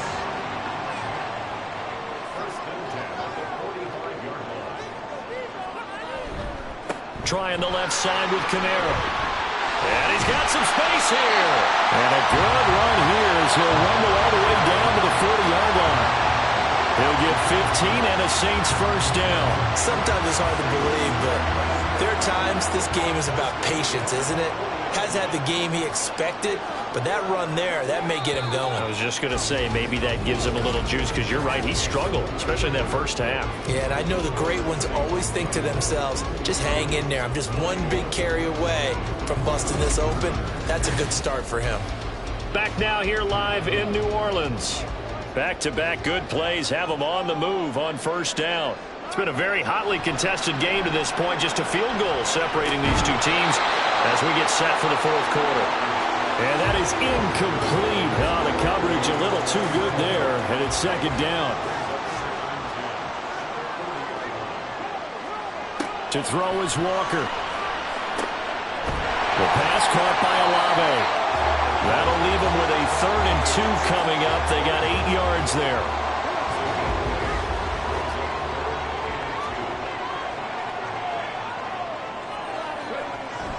And they go play action. Here's Walker. And he's got it.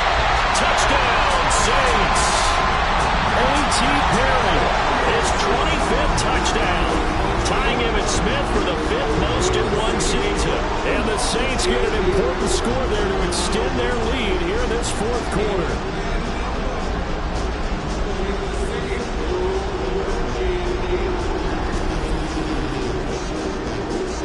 Groupie for the extra point.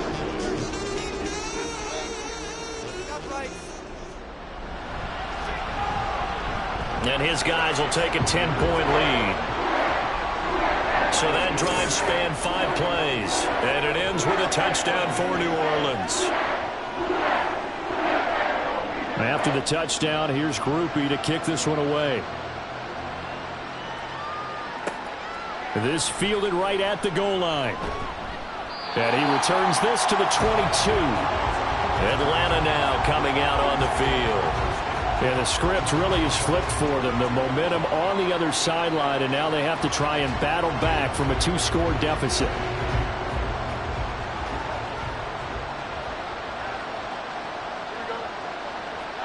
Now a first down throw. Fields. That's into the hands of Pitts, the tight end.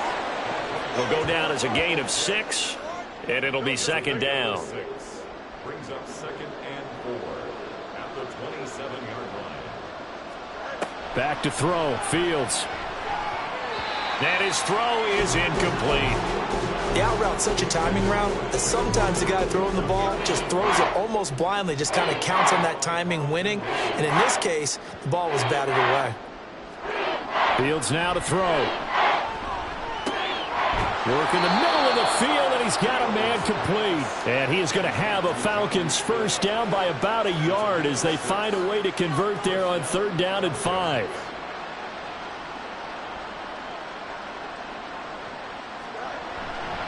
Now a carry for Algier, headed right.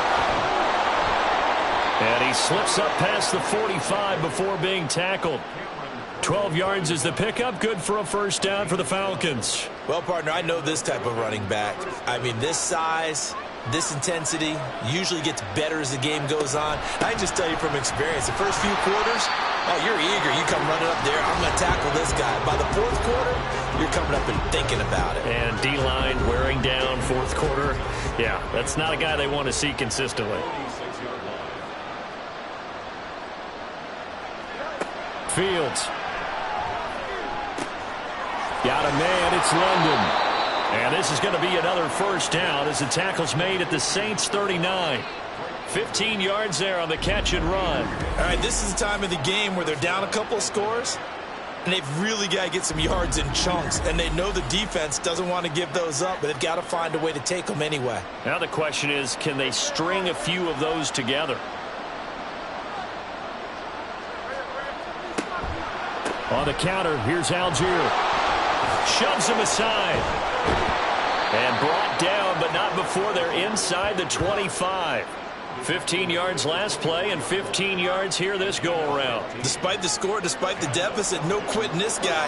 He's running angry, running through arm tackles. He wants to change what that scoreboard is saying. So first down, and they'll stick with Algier. And this time they were waiting for him as he'll be knocked down before he can get back to the line of scrimmage. 2 yards the loss, 2nd and 12.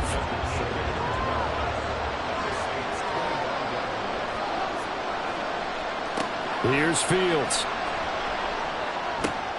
Short throw caught by Pitts. They get him to the ground right on the cusp of the red zone after a pickup of 5 or 6. And this offense on 3rd down today, they're hitting at 60%, 6 out of 10 thus far. This is 3rd and 7.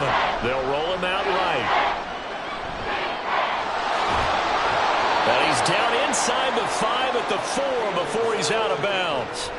Fields, we know he has the good mobility. He flashes it there as he scrambles for the first down. Well, there you go. Save your best scramble of the day for a big-time situation in the 4th quarter, picking up the first. You don't want to use it up early, right? You want to make sure you save it for that exact moment, that key time, and that's what he did, although you and I both know it wasn't planned that way. But what a nice job using his eyes, scanning the field, and realizing when it was time to exit the pocket and go. And holding it may be the wrong decision as he stopped in the backfield. It's a loss of 4 on the first down play. Now from the 7, here's 2nd and goal. Now Fields. And this is caught for a Falcon touchdown. Michael Pruitt. A 7-yard touchdown grab. And the Falcons have made it a 1-score game again here in the 4th. So how about that for an answer? They get the touchdown there, and it's back to a one-score game here in the fourth. And that's what these guys have done all game long because they've scratched and slashed their way to stay in this game. And by now, we should all realize they're not going away. Now the pressure again swings to their defense because they're going to need to find some way to get the ball back. Extra point by Koo, up and good. And now things get a bit more interesting here in this fourth quarter.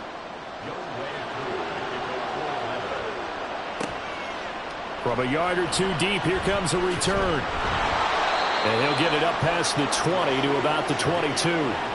Out comes the Saints offensive unit and the NFC playoff race. Let's have a look at it. And you can see, as many of you already know, they have clinched the NFC South. But as it stands, Charles, they would still need to host a game on Wild Card Weekend. And that's a good thing for them because coming out of your division, getting to the playoffs with an opportunity to host to start the playoffs, that's a pretty good way to get things going. Whoever came out of this division, we knew that they were going to be playoff ready, and this team certainly is.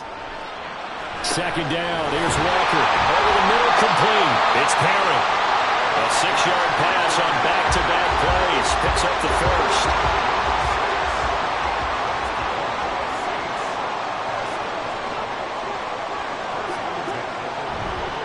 On the counter, here's Kamara. And he's going to take this ahead for right around 3 yards, but no more than that. Second down.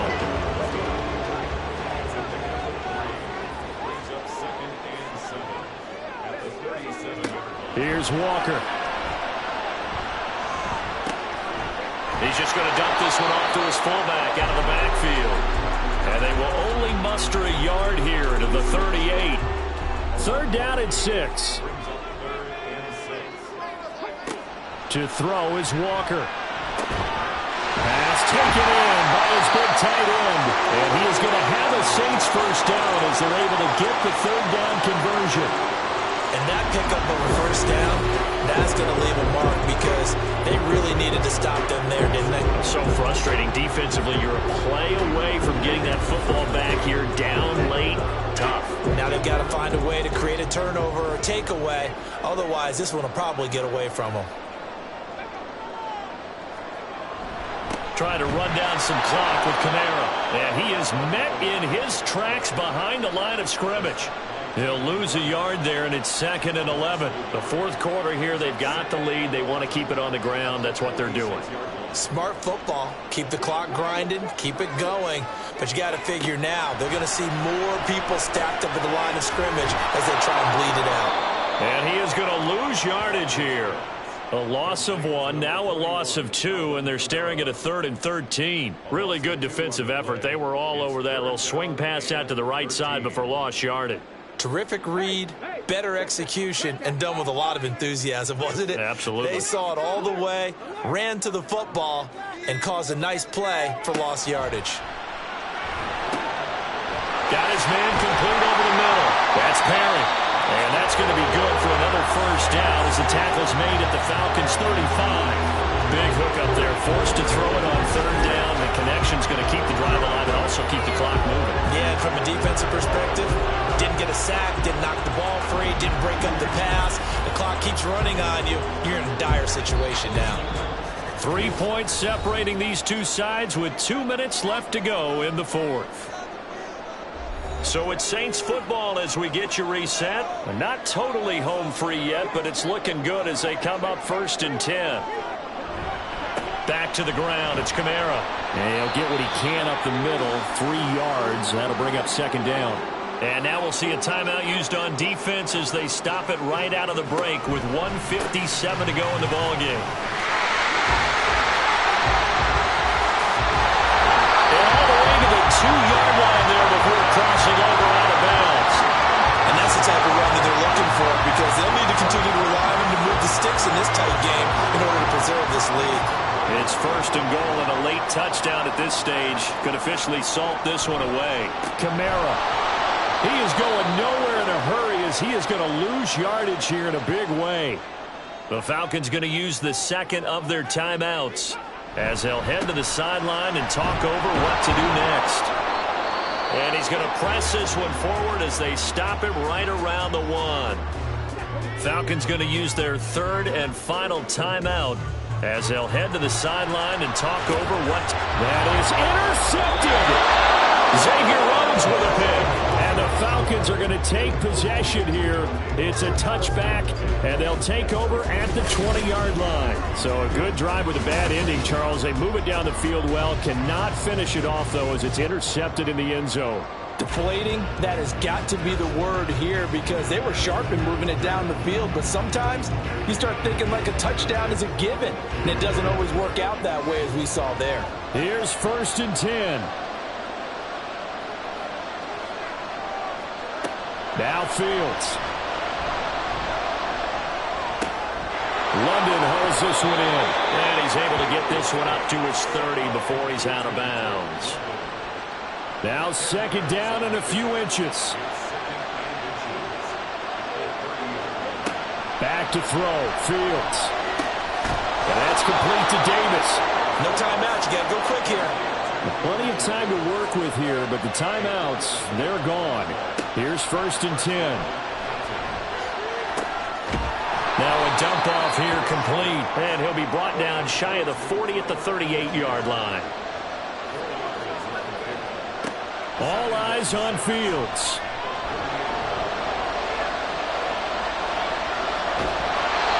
Well, that'll be incomplete. Well, he took a shot as he let that go, and it's going to bring up a 3rd down.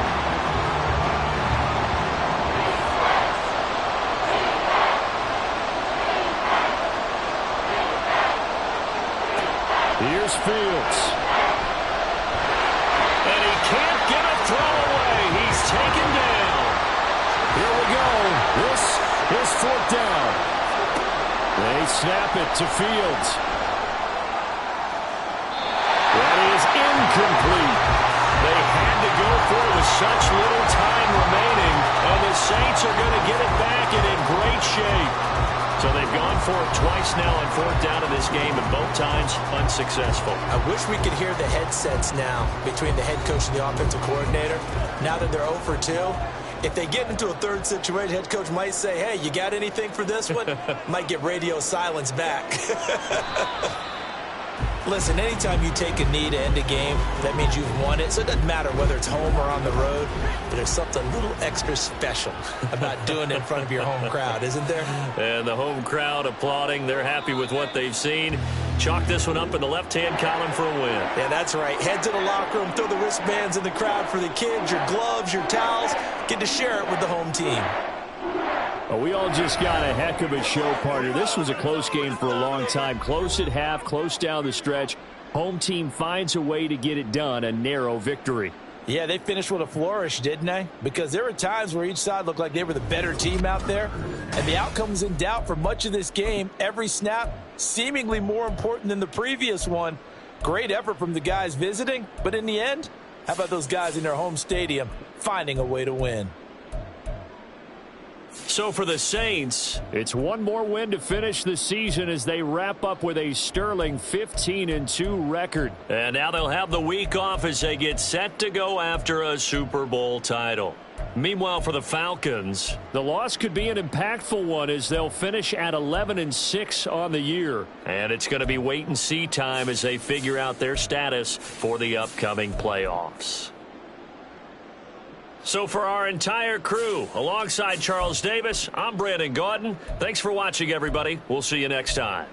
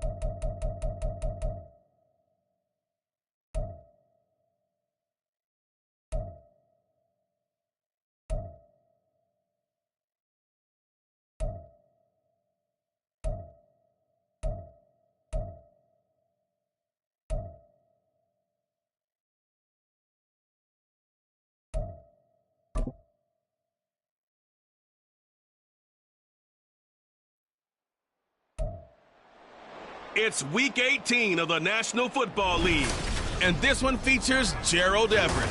He's been a target machine each week, 5th in the league in receptions. It's the Chargers and the Chiefs, and it's kicking off next on Madden NFL 24.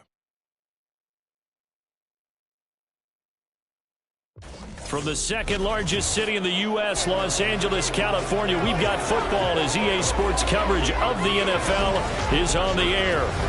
It's all about divisional matchups on this final day of the regular season, and we've got a compelling one in store here, as it'll be the Kansas City Chiefs taking on the L.A. Chargers. With Charles Davis, I'm Brandon Gaudin, and yes, it's January 7th, but we haven't seen you since New Year's Eve, so we have to say Happy New Year, one and all. And partner, Happy New Year to you.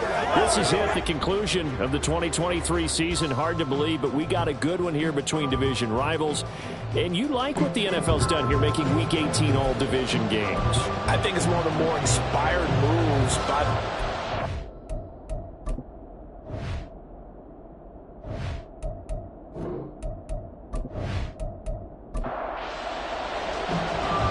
Get strapped in. It's just about time to get the party started. And we are underway here in Los Angeles. And he had no room to run as he's tackled down inside the 20. So here come the Chiefs for their opening drive. And they are led out there by their mobile quarterback. And he comes to the end of the season leading the NFL in passing yards. And that's not necessarily something you set out to do at the beginning of the year, but it's a good illustration of how remarkable and consistent he's been all season. They'll come out throwing here on first down. And that's complete. Godwin. And the result here, a pickup of 8. Leaves him with 2 to go on second down. Second and a couple. Here's a play fake as they set up to throw. Well, this one complete. It's Rashee Rice. And they work this well upfield across the 45. 23 yards the pickup there. And that's a more than acceptable read right there because it's zone coverage, so timing is everything. This time he waits for his man to come open, puts it right on him, and they pick up a first down. Back-to-back good plays have him on the move on first down.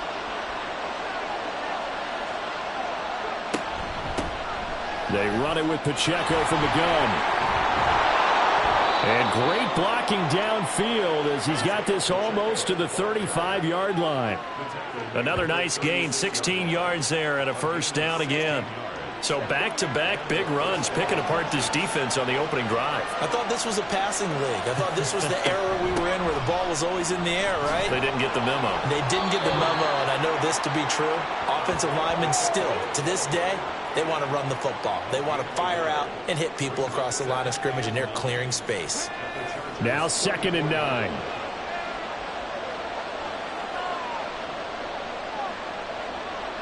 Godwin, the motion man. And he'll get it here on the touch pass. Now inside the 25. And finally down at the 9-yard line. 25 yards that time. And that's something you have to get ready for defensively because in today's NFL, teams will use their wide receivers on jet sweeps, end arounds. They'll move them back in the backfield and make them running backs. Partner, this was much more of a tap pass. And he will take it on in for a Chiefs touchdown. A 9-yard touchdown run. And the Chiefs are on the board first here this afternoon. And this is a balancing act for a head coach with a rookie quarterback. You've got to walk a line with him. You don't want him getting happy feet, but you also don't want to rein in what worked for him in college. And here, he pulls it down, takes it himself, and takes it into the end zone. Harrison Butker is on for the extra point. And his kick is good to make it 7-0 KC. A drive that time of 6 plays and a 9-yard run on the end of it. And there will not be a return here. It's a touchback, and it'll come out to the 25-yard line. So here's the Charger offense making their way out. And a look at a guy, definitely got a little razzle-dazzle to him. Can do it with his arm or his legs. Their mobile QB.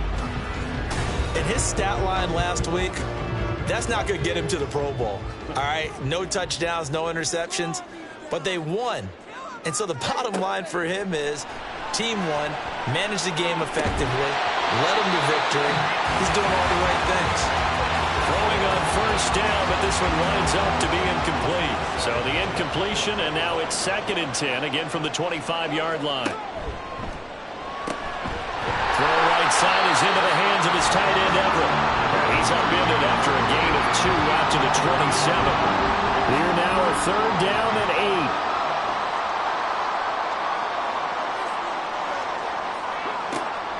8. They'll drop to throw.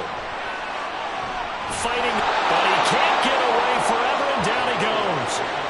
George Karlaftis drops him for a loss of 12, and it also brings up 4th down.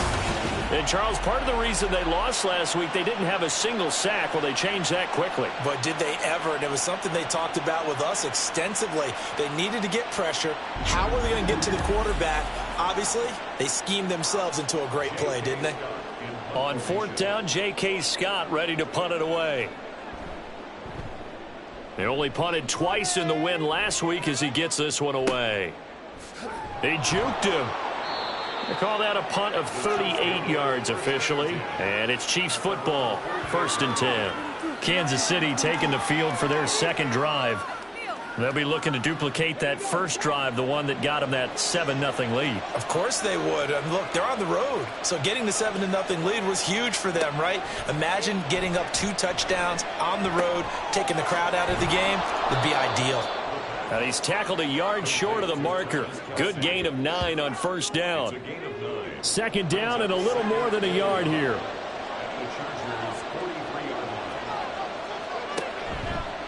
On play action, they'll throw.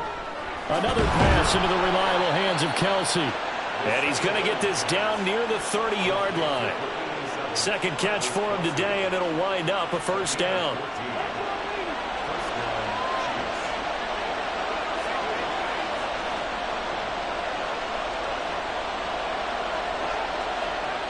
He'll look to throw. That'll be caught by Rice. And that's good for a gain of 6, and that'll bring up 2nd down. It's a pickup of 6. Brings up 2nd and 4. At the 23-yard line. They'll look to throw again. Looking for Tony on the out route, and he's got him. And down inside the 15, shy of the 10. 12 yards there as they keep this drive rolling. It's another 1st down. Clock rolling as we hit the midway point of this 1st quarter. Again, he'll drop to throw. Powers, and he takes this into the end zone for a Chiefs touchdown. Their mobile quarterback with his 2nd touchdown of this opening quarter. And the Chiefs have taken a 13-0 1st quarter lead. If you're going to play quarterback in the NFL, you've got to have great vision, and you've got to remain calm when things break down in the pocket. Both of those traits are on display there. He surveys the situation, sees the middle of the field open, so he's just going to step up and take it himself. Very well done there. Butker now to add the extra point.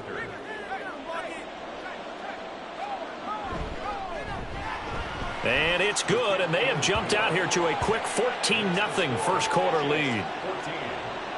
The drive summary that time, 5 plays. And in the end, the finishing touch, an 11-yard run. And he'll elect not to return this one, so they'll bring it out to the 25 on the touchback. Heading back out, the Chargers offense. We get a peek at the playoff picture of the AFC. And it's a good news, bad news proposition for them. Mostly good news, and that's that they've clinched a playoff spot. That's the important thing. Bad news, though, if they want to make a Super Bowl, for the moment at least, they'd have to do it out of the 6th seed. And bottom line, everybody wants to play at home during the playoffs. We know that's a given. But nothing builds character for a ball club quite like winning on the road in the playoffs, especially when no one thinks you can do it. And if you win one and gain confidence, who knows, you might get on one of those magical runs. Another throw on 2nd down, and this one incomplete as well. The threat of a 2nd straight punt to start the game is looming as they come up 3rd and 10. And he'll take this beyond the line of scrimmage as he slides to a hole. He'll wind up getting 4 yards there on his own, but it also brings up 4th down. Nice call on defense, rolling out the nickel package for that big 3rd down play, and he did an excellent job locking down coverage and forcing him to try and run for it, and he doesn't get there, which brings up a big 4th down call. Here's J.K. Scott set to do the punting honors. And here's a fair catch taken at about the 24-yard line. So a change of possession here on the punt. And out will come the offense as they take over.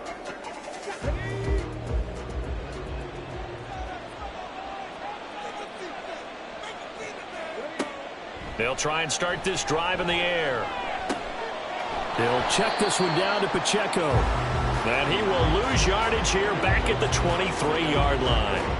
That one unable to develop, never got going. A loss of a couple, and it's 2nd down. Well, this defense for the Chargers, they were terrific last week in the win over Denver. This defense certainly has a lot to be proud of coming off of last week's game, because when you only give up 14 points in a contest, you give your team a great chance to win. The best defense in the league is usually going to average giving up 18, 19 points a game.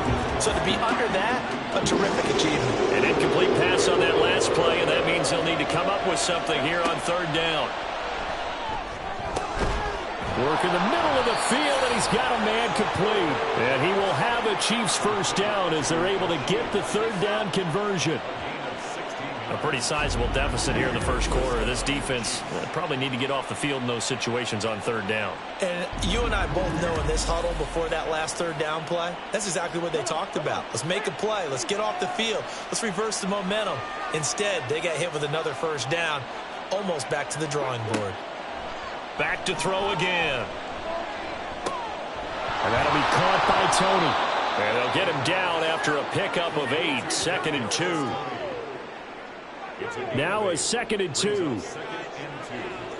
the 47-yard line. The play action fake. They'll look to throw. Finds his man. It's Kelsey on the crossing route here. 3 catches now this afternoon, the same number he had all of last week. Also, it's a 1st down. I'll give them credit for a good read right there, because they read the man coverage on the right side and sent the tight end a few steps down the field and then angled him to the left on a crossing route. And he was able to get enough separation on this play to turn it into a nice gain. Nothing doing. Barely able to muster a yard to hit the 35. 2nd and 9. Again, it's Pacheco. 4 yards on the pickup there, as it'll leave him with a 3rd and about 4 more for a 1st.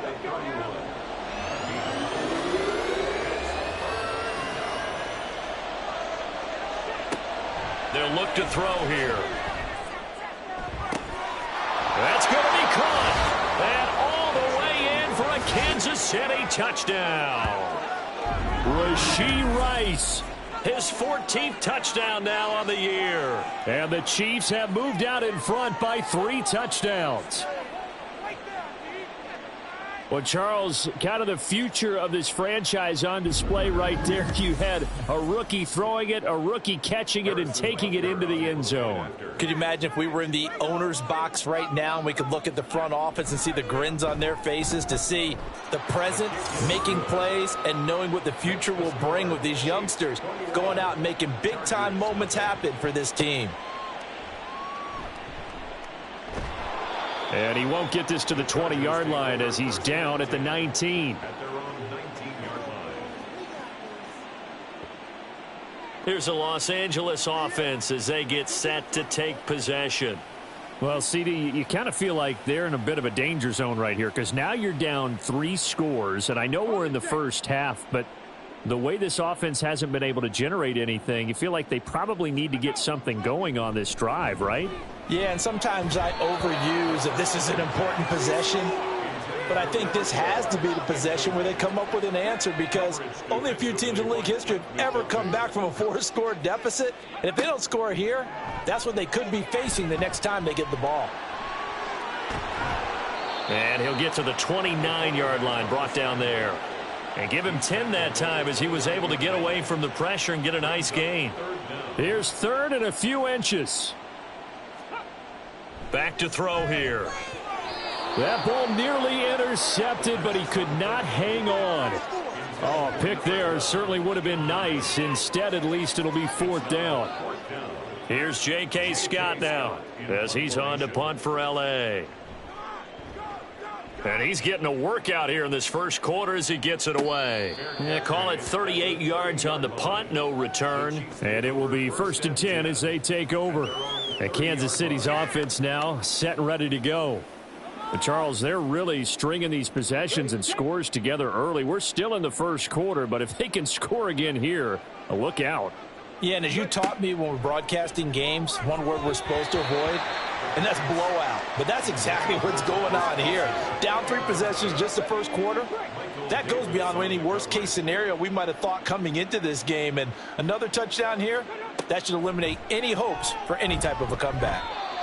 A second down pass play there, but it's incomplete. Travis Kelce, the Pro Bowl tight end, the intended target, and it's 3rd down. But you talk about the defense for these Chargers. This unit, they've struggled a little bit against the pass, ranked number 21 in the league. And the easy thought process is that stopping the run is the least of their problems because they're facing the number 1 passing team in the NFL. But if they don't stop the run as well, then that just opens up the passing game even more. They've got to do both. And that's a good job there of knuckling down as an offense. You're trying to avoid 3 and out at all costs. And after 2 straight incompletions, this one's on target, and they're able to keep the chains moving.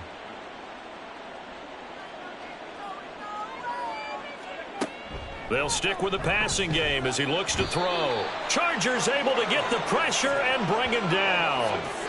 It'll be a loss of 7 on the sack, and it brings up 2nd.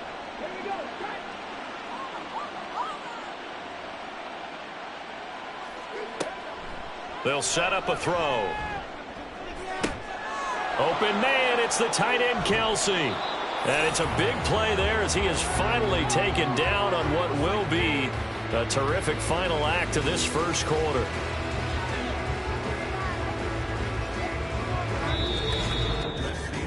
"21-0 our score after 1. The Chiefs with the football as we start the second quarter. So the big play means just like that, they'll operate from the red zone now on 1st down.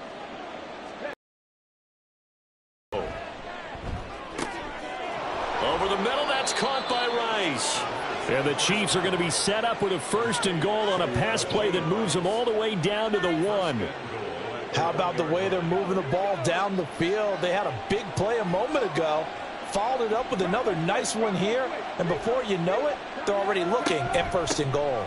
Pacheco, no signal, and now they say he did not get in. He is stonewalled at the 1.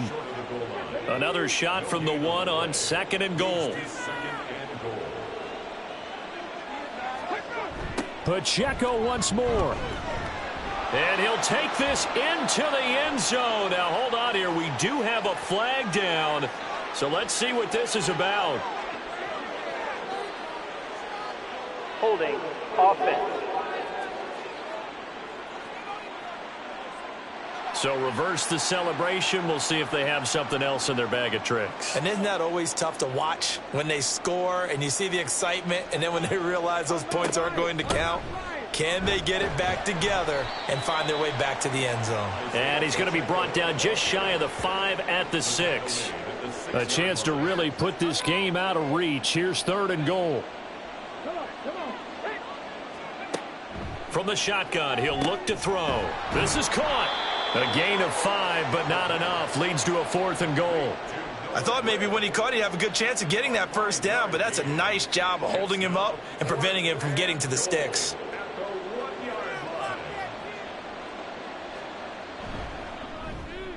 Butker's kick here is good, and the route is on. It's 24-0. So it was 4th and 1 down in the red zone, but they elect to take just the 3. And I'm a little surprised that that's how they decided to play it, that they didn't go for it there. But sometimes just take those 3 points and put them in your pocket. I just have one question for you, partner. Okay. Hip pocket or back pocket? And as this offense makes their way back out, it's AFC playoff race time as we give you a look. And certainly they are pleased to know that they will be in the postseason. That's the good news. They have clinched a spot at least. The bad news, at least for now, they would have to make a run out of that 6-hole CD, and that's not an easy prospect. Not at all, especially with how loaded this conference is. And think about the thought of trying to run through 3 road games just to the Super Bowl. It seems unlikely, but we have seen it happen before. And they'll let the quarterback keep it here on 1st and 10. And just no chance of turning the corner. He can only get back to the line of scrimmage. 2nd and 10 coming up. 2nd and 10. Now a shotgun snap as they'll look to throw. Pass incomplete. It certainly didn't appear that that's where he wanted to go with the ball initially, so he tried to get something out of it by dumping it off to his running back unsuccessfully. On 3rd down, he'll drop to throw. And that ball incomplete, nearly intercepted. Took a chance with that one. It'll lead to a 4th down. Here's J.K. Scott now, as he'll punt it away for the 4th time today.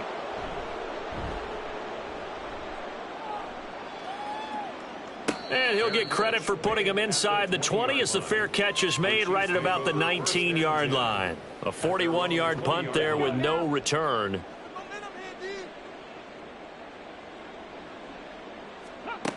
They'll come out throwing here on 1st down. And his throw here's incomplete. Yes, sir. How about an attaboy there on 1st down? Got his hand in and knocked it away. After the incompletion, they'll try once more from the 20-yard line on 2nd and 10. Pacheco gets it up the gut. And he'll get this up to the 34-yard line. 41 yards now on the ground on just 7 carries. Interior of that line blocked really well on that run, but also the 2 tight ends, they blocked well too. Not only have they scouted the line of scrimmage, with their agility, they can get upfield and hit moving targets like linebackers, defensive backs. They do a really good job helping out in the running game. It's a 6-yard gain on the ground, and that'll make it 2nd and 4.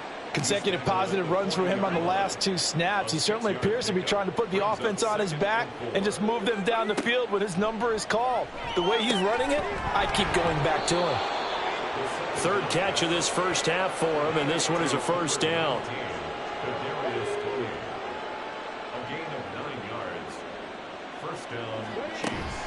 Headed straight, it's Pacheco. And he'll take this ahead for about 4. 2nd down coming up. And that was a quality play to start a new set of downs. That was simply an offensive line winning the battle up front and winning in a big way and giving their guy in the backfield a nice lane to hit. Pacheco gets it again on 2nd down. And he is going to be stopped cold behind the line of scrimmage. Now they're going to be dealing with a 3rd and 7 as that one officially a loss of 1.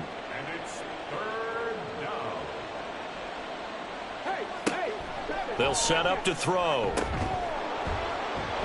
And that's going to be incomplete. The coverage too good there. The contact popped the ball free, and it's 4th down.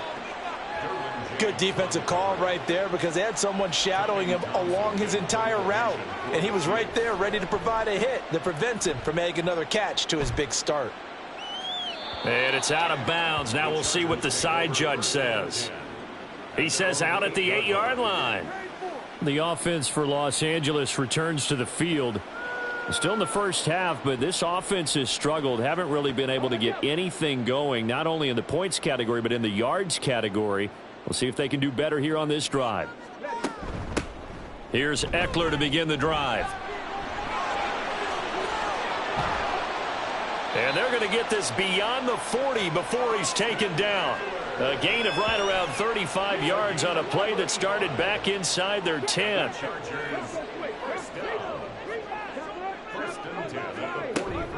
First down, and they stick with Eckler.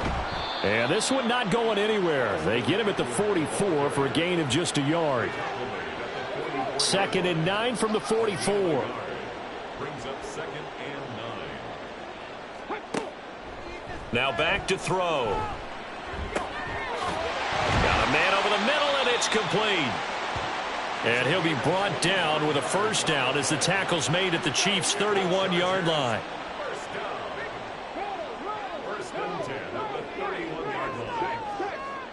looking to throw. Under pressure, and down he goes. They sack him back at the 36. It's J.O.K. Jeremiah Owusu-Koramoah in there for the sack. Coming up now on a 2nd and 15 following that sack. A little short pass. This is Everett. That's good. The completion there for 7 yards. And 3rd and 8 now. It's a gain of 7. Brings up 3rd and 8. He'll drop to throw. That is caught. And they do get him down, but not before he's able to slip it inside the 5-yard line.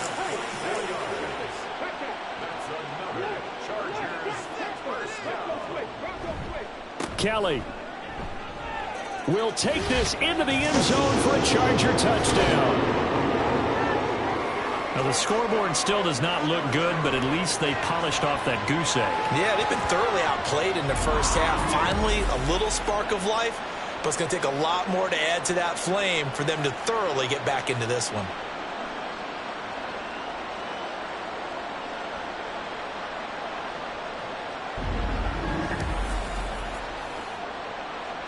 For the extra point, Cameron Dicker.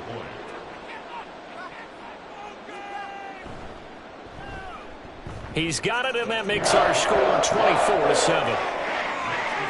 So that drives 7 plays in length, and it results in a 4-yard touchdown run. Out is the kickoff unit as they run up and send this one away. McCole Hardman to return it from his end zone. And this return will net positive as he gets past the 25 and up to the 27-yard line. The ball back to the Chiefs and Isaiah Pacheco. He's over 40 yards here in the second quarter. Been nice and effective for them, hasn't he? He has definitely been dependable and really shouldn't underestimate what he's getting done here, because anytime you're on a pace that's going to approach 100 yards, you've really done some damage in an NFL game. Now the ball comes loose, and the defense not able to get it. From a defensive perspective, what's that moment like when you realize the ball is loose? It is a moment where all concentration goes right to the football. This is something you've talked about in all your preparation for the game. You probably talked about this training camp. Knock the ball free, take it away from the other team, and now you have that chance. It's a little bit of deflation when they end up recovering it. They knocked it free, but couldn't take it away.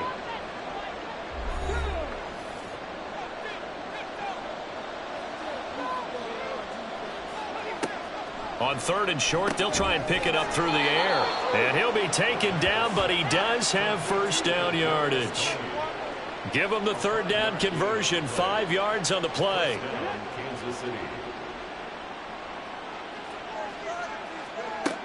Back to throw now on 1st down. Complete, the tight end Kelsey. And this will leave him a yard short. Nice pickup of 9 yards on 1st down. 2nd down and a yard. Brings up 2nd and 1 at their 49-yard line. On play action, they'll throw. And this one is incomplete. They geared up and took the deep shot downfield, but it turned out it wasn't one-on-one coverage. Extra defenders in the area, and that one winds up incomplete.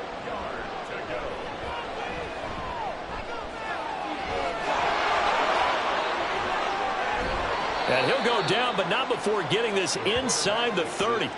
No one there to help out downfield, but no problem. Scrambling for 22 and a first.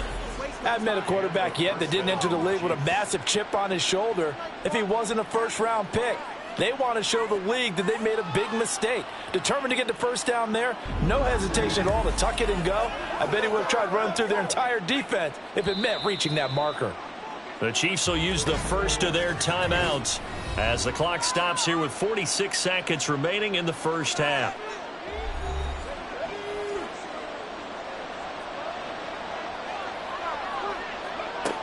They'll look to throw here on 1st down. He's going to find his running back. It's complete. That was play number 7 on this drive, and it got him 7 yards. Now another timeout called for by the offense.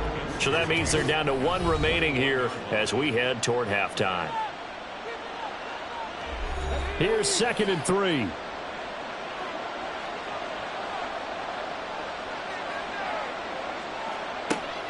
They'll drop to throw. Throwing quickly there, but it's incomplete. So many things have to go right for any passing play to work out.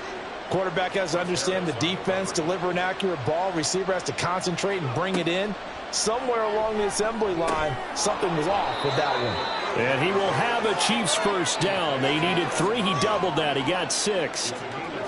A little football 101 there. You just see the receiver try to run down the defender, meaning he goes right at him and really trying to move him a little bit towards the center of the field so he can put his foot in the ground and break to the out, to the sideline, and make a catch. That's complete to Tony. And he's able to break out of one tackle, but then quickly brought down. And with just 4 seconds left in this first half, a timeout call.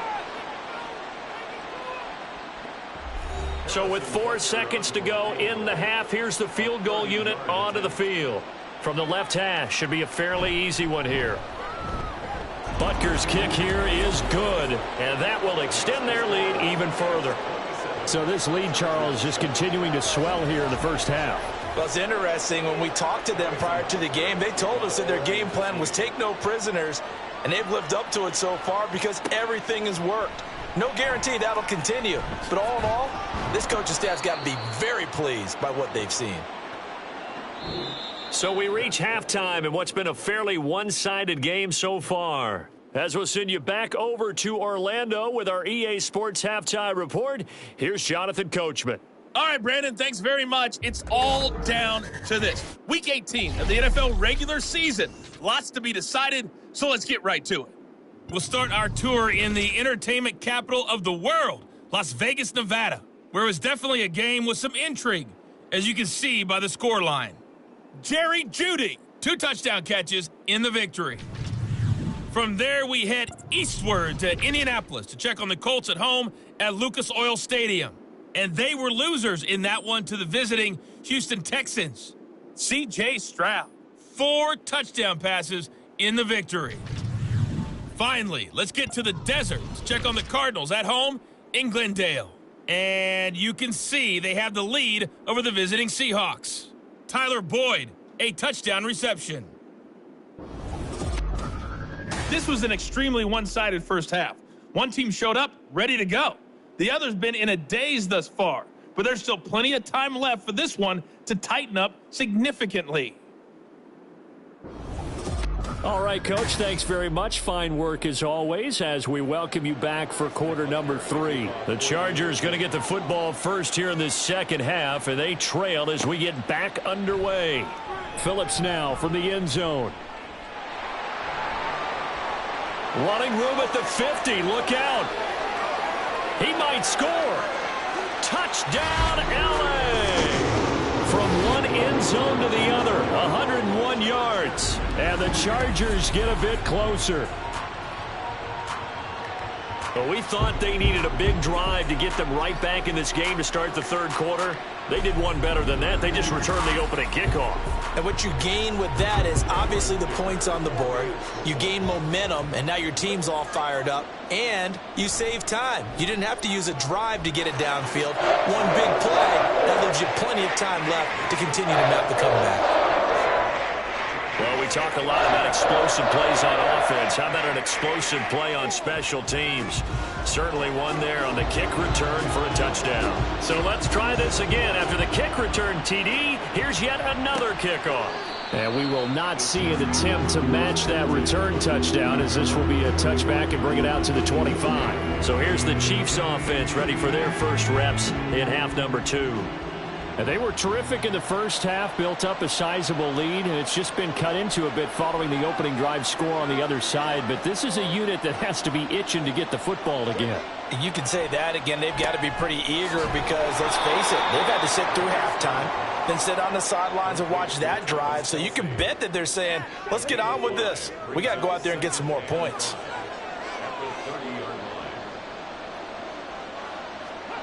Second and 5. No hesitations, they go right back to Kelsey. And Kelsey's going to have a Chiefs first down as he'll be brought down at the 38-yard line.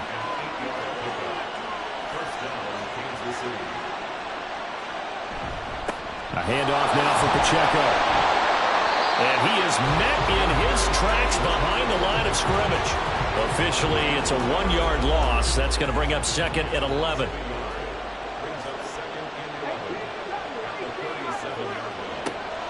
They're going to look to throw.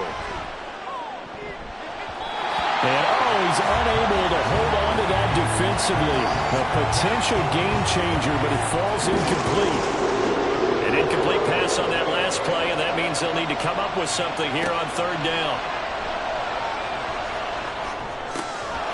Pass taken in by his big tight end. Now he's going to get this all the way down inside the 35.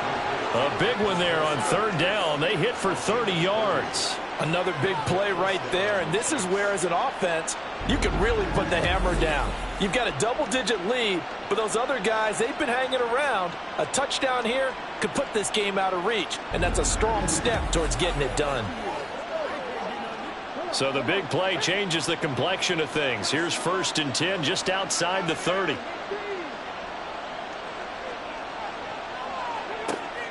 He'll look to throw.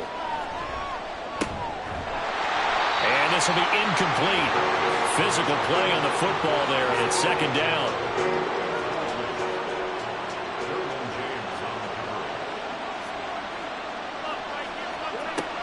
They'll look to throw again.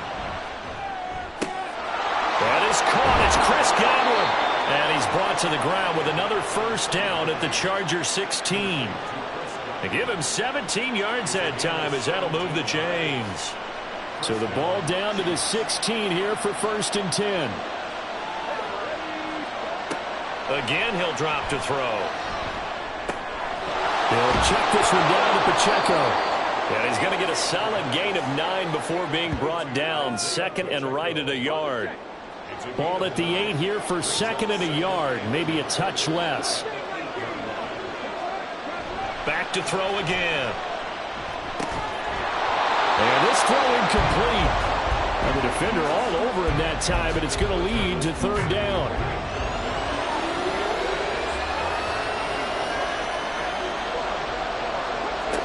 They'll stick with the passing game as he looks to throw. Back in the end zone. Could he get his feet down? No, it's incomplete. That close on third down, I think everybody probably expecting a run. Instead, they go to the air on 3rd and short yardage. I realize this is a passing league, and they're liable to throw the ball on any down and distance. But that short, I do question the call. Run the football and pick it up. So this drive maybe didn't end with the same kind of success they had in the first half, but they do add 3 to their lead. And defensively, I think they went in there at halftime and made a pact with each other and said, look, we can't let these guys keep driving it right down our throats. Not perfect giving up 3, but a much better start than the way they played in the first half. And no alley to be found. The coverage was solid, and he's dropped at the 18. L.A. set to take over again on offense. For this offense, Charles, remember the last time they were out here, marched it nearly the full length of the football field, and a lot of the attack went through the air, so now they're seeing if they can duplicate that performance. Okay, if I showed my age a little bit, partner, because I can hear my high school coach, John Ford. I can hear his voice in my head. Laddie, when you put the ball in the air, 3 things can happen, and 2 of them are bad. But the way the game's being played now, this is just part of what they do, so I don't think they should change anything at all. They've been dominant. Keep throwing it around. Despite a little power on the move, still tackled shy of the 20. They do get a yard there, but only a yard. Leaves them with 3rd and 9 looming.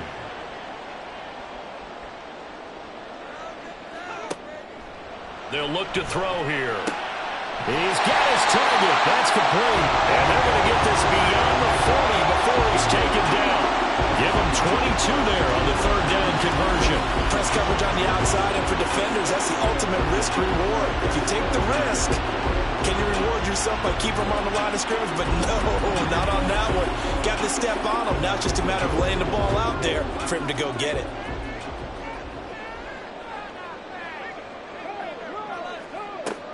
They'll look to throw now on 1st down. And the Chiefs are going to get him. Multiple defenders there to drop him for a loss of 4. Boy, every time I see speed like that off the edge, Charles, I just don't know how these offensive linemen do it. I would think that they would get called for holding every play, and maybe they should have been called for holding on that one. Yeah, maybe not just holding, but sometimes you end up setting back in the offensive backfield a little bit farther to try and help you with the edge. That's a penalty as well. Sometimes you overset, they'll come inside of you. That's what speed does. It disrupts an offense. And right now, you've got to pay attention to this edge rusher on every single down. And he can't escape, and down he goes. That was Nick Bolton rushing in and burying him behind the line. You can just see it in their body language. They're starting to see victory on the horizon now, and if it comes to fruition, they got to give a game ball to the front seven. Defensive line has taken charge and controlled this game. Face a challenge of stopping this opposing offense, and they've done so with ease. And trotting back out onto the field, Travis Kelce. For him, what an accomplishment in this game, surpassing the 2,000-yard mark. And all the time we talk about these guys out wide like him that are so athletic and can do so many things. But take us a little deeper. How has he done it this year? Well, you helped with this because when we sat down with him before the game and discussed his season, and you said to him, okay, I have a vision that you, similar to a pitcher, change up a lot of things, right? Different arm angles, different slots that a pitcher would do. You do that with your route running and all that. And I loved his response. He said, yeah, I do that. But one of his best friends is a world-ranked tennis player. And he talked about serves and how you change up, take pace off, do different things. And he incorporated that into his route running. They'll look to pick it up with McKinnon. And he gets it to the 34. Good enough for the first. Give him 3 yards and a fresh set of downs. That's quite a spot there for his first carry of the game, but obviously they had plenty of faith in him, didn't they? No question about it. And here, why not go with the fresh legs? Able to push forward, pick up that first. There's a ball thrown right side and complete. And he'll have it past midfield almost to the 40 before being taken down. Call that a very strong gain of 24. Catch number 100 for his career right there, and it's good enough to keep the chains moving. So from Charger territory now, here's a 1st and 10 at the 42-yard line. They'll look to throw. Right back to Tony. He's got another one. Give him a gain of 5 on the completion, and that's going to bring up 2nd down. It's a gain of 5. Brings up 2nd and 5 at the Chargers' 37-yard line. Now a shotgun snap as they'll look to throw. Open man right side is Tony. And he'll be out of bounds as he gets it down to the 30 there. So 1st and 10 now from the 30. Back to throw. And that'll be caught by Tony. And inside the 20 before he's brought down. The Chiefs have got the passing game rolling a bit. And another 1st down.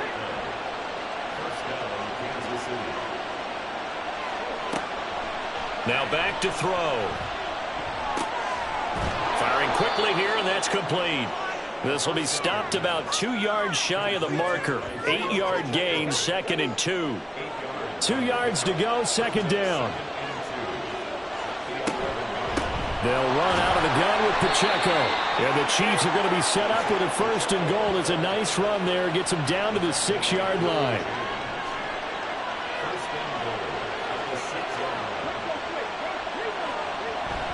On 1st down now, run with McKinnon. And he gets halfway there from the 6 to the 3 on a gain of 3. And now defensively, you have to look at this like the game's on the line. It's just the 3rd quarter, but another touchdown given up here could really spell an end to their chances. So they need to toughen up and keep them out of the end zone. Here's Pacheco. Call it no gain that time, and now it's 3rd and goal. 2 straight shots on the ground. Now on 3rd, do you go to the air? I think the possibility exists, and if you're doing it, you're probably going play action since you ran it twice. But I often think that 2nd down is... And he's going to ball his way into the end zone for a Chiefs touchdown. Isaiah Pacheco with now 15 rushing touchdowns on the year. And the Chiefs will add on to their lead here in the final minute of the 3rd. Well, he finishes off the drive with a touchdown run, Charles. Remember, he also had a catch on this drive as well. And that's what running backs want to be in today's NFL, a complete back. 3 downs, stay on the field, run it and catch it, and he gets it done. Right there, D, hold him right there. Extra point by Butker is on target. And that pushes the lead up to 23. Now after the touchdown, here's Butker on to kick it away. To return it, Darius Phillips. And able to get this across the 20, but not much further as he's dropped it to 23-yard line. L.A. readies for its next possession. And here we are almost through 3 quarters of play, and this passing game still has not really found any kind of rhythm. Put it mildly, because they're not even over 100 yards yet. And in today's NFL, where it's a pass-first league, that is quite surprising. Not many teams patient enough to stick with the run. Everybody wants to advance the ball through the air. They've got to get their timing back. Brings up 2nd and 5 at the 28-yard line.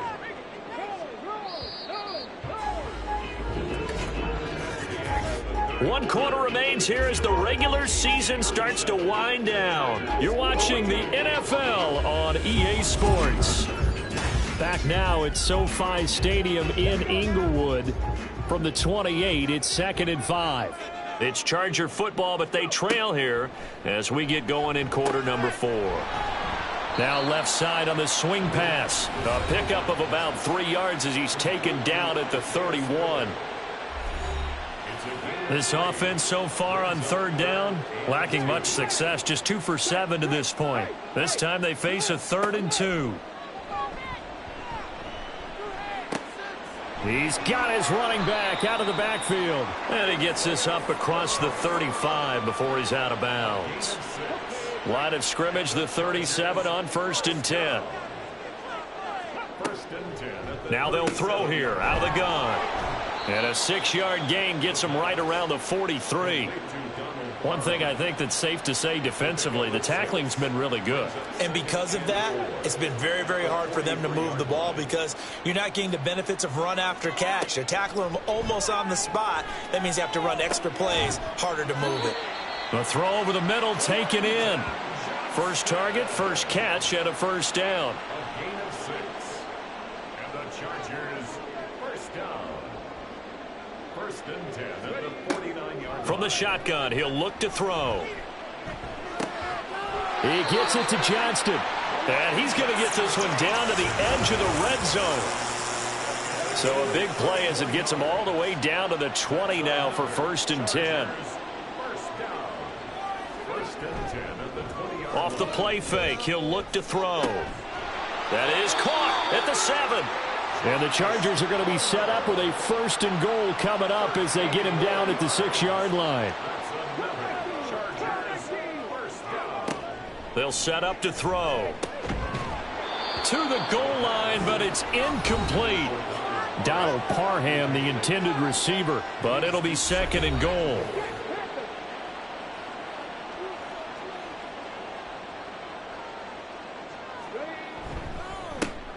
They run behind center with Spiller. And he gets him a little bit closer. He takes it from the 6 inside the 5 to the 4. This likely a must-have 3rd and goal. He'll drop to throw. Got a man. It's Allen for the Charger touchdown. 4 yards on the touchdown grab. And the Chargers are able to cut into that deficit. Obviously, the scoreboard right now is not the friend of this rookie quarterback. But, hey, a touchdown pass there maybe builds a little confidence. Every rep is valuable when you're a rookie. Every time you step up and throw the football, there's a lesson to be learned. Yeah, he took advantage of a little bit of loose coverage there with the lead. But at the same time, got it done. And it'll take a little bit of satisfaction away from that throw. They'll look to throw. And they don't get it.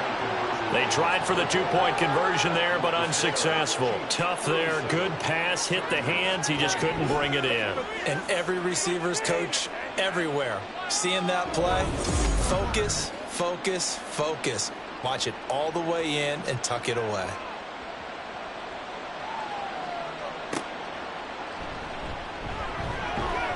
And he had no room to run as he's tackled down inside the 20. Now this Chiefs offense gets set to go again. Well, the win for them at this point seems pretty assured. I mean, still a decent amount of time left here in the 4th quarter, Charles, but you got the football. You're up 3 scores. They have to be feeling really good about where they're at. I love your observation skills, partner, because I think you saw them charge onto the field fired up about another chance to get into the end zone. Looks to me like this group is ready to crush any hope left on the opposing sideline, and they want to do it with some gusto, too. Pacheco gets it again on second down. And he roams across the 20 to the 24-yard line. 70 yards rushing for him now in the ball game. Here is third down and 4.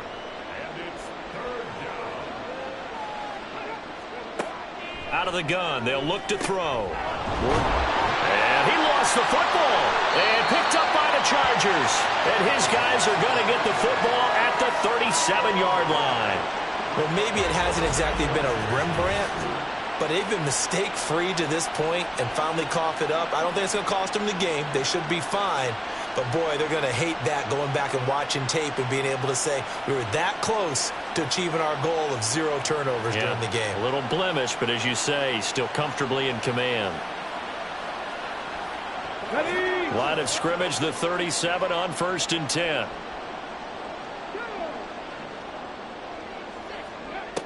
They'll try and start this drive in the air. And, oh, he coughed it up. And it's picked up by the Chiefs. And his guys are going to take over at the 34-yard line. And with that kind of a deficit, you can't afford to make any kind of mistakes. But it's been pretty symptomatic of what we've seen all game with them, isn't it? Down this big in the fourth quarter. Yeah, you'd say an afternoon to forget, absolutely. Here's the Kansas City offense now as they get set to take over. And they have to be feeling pretty good. Comfortable fourth quarter lead as they take over following the fumble recovery. Here's Pacheco to begin the drive. And the result here, a pickup of 8. Leaves them with 2 to go on second down. From the 42 now, here's 2nd and 2.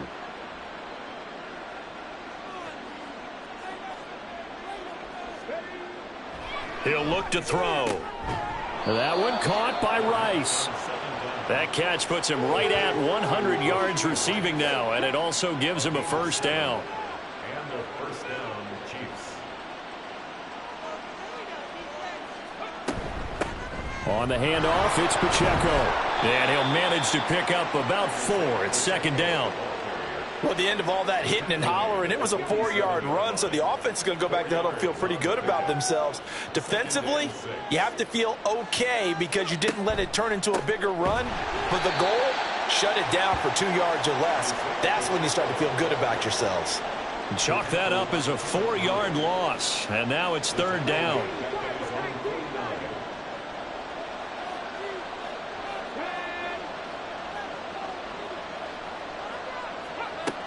Back to throw here. Able to find the open man. That's complete. And he'll be out just a yard or 2 shy of the 30. 7 catches for him now, and this last one, a first down. Well, normally you might say start running the football. You've got the lead here in the fourth quarter, but the way that they've passed it with such success, I don't know, maybe keep throwing it. Yeah, I think you brought up something that goes against conventional wisdom, right? In this stage of the game, you would think you would switch to a running attack, but you're exactly right. They've thrown it so well throughout the game, and trusting this quarterback, I think you continue to do so. And he gets stopped up at the 31 after a gain of maybe a yard. They work now on 2nd and 9.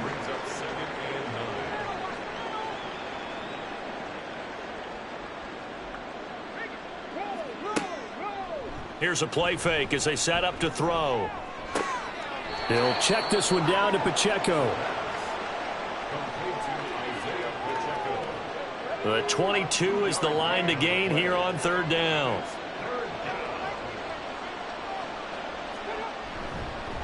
And they'll run with Pacheco.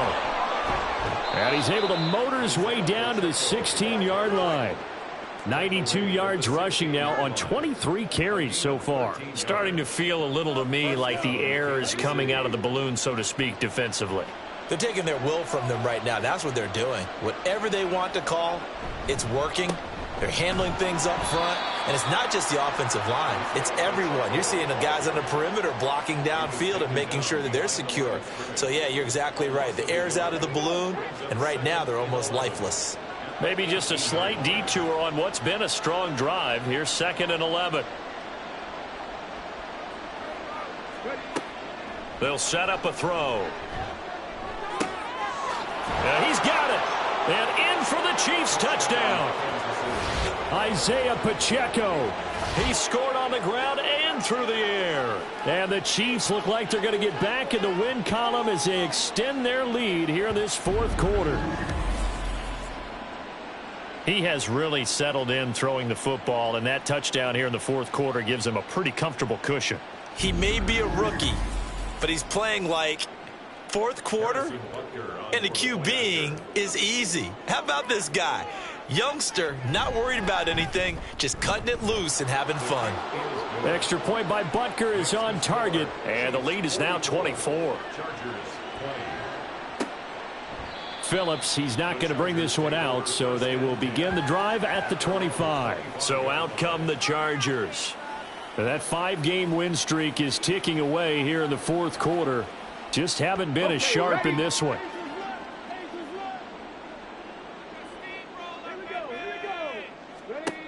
They'll come out throwing here on 1st down. Setting up the screen, here's Spiller. And he's upended after a gain of 2 out to the 27. Nice job by the defense figuring that play out and holding it to a short game, but I don't think the offense is going to be daunted. They actually accomplished their goal there. Now they've got them aware that they can throw a screen at them, maybe to slow the pass rush down a little bit, and they can throw it downfield. And he'll be tackled right on the chalk of the 45. Holding offense.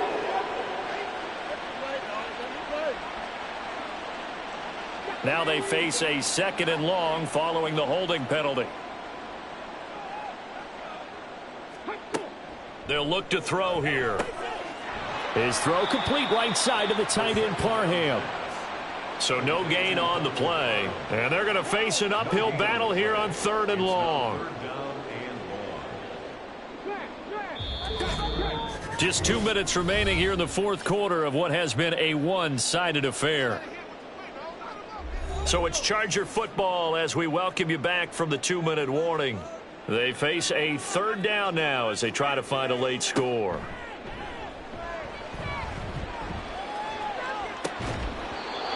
A throw there, but that's going to wind up incomplete.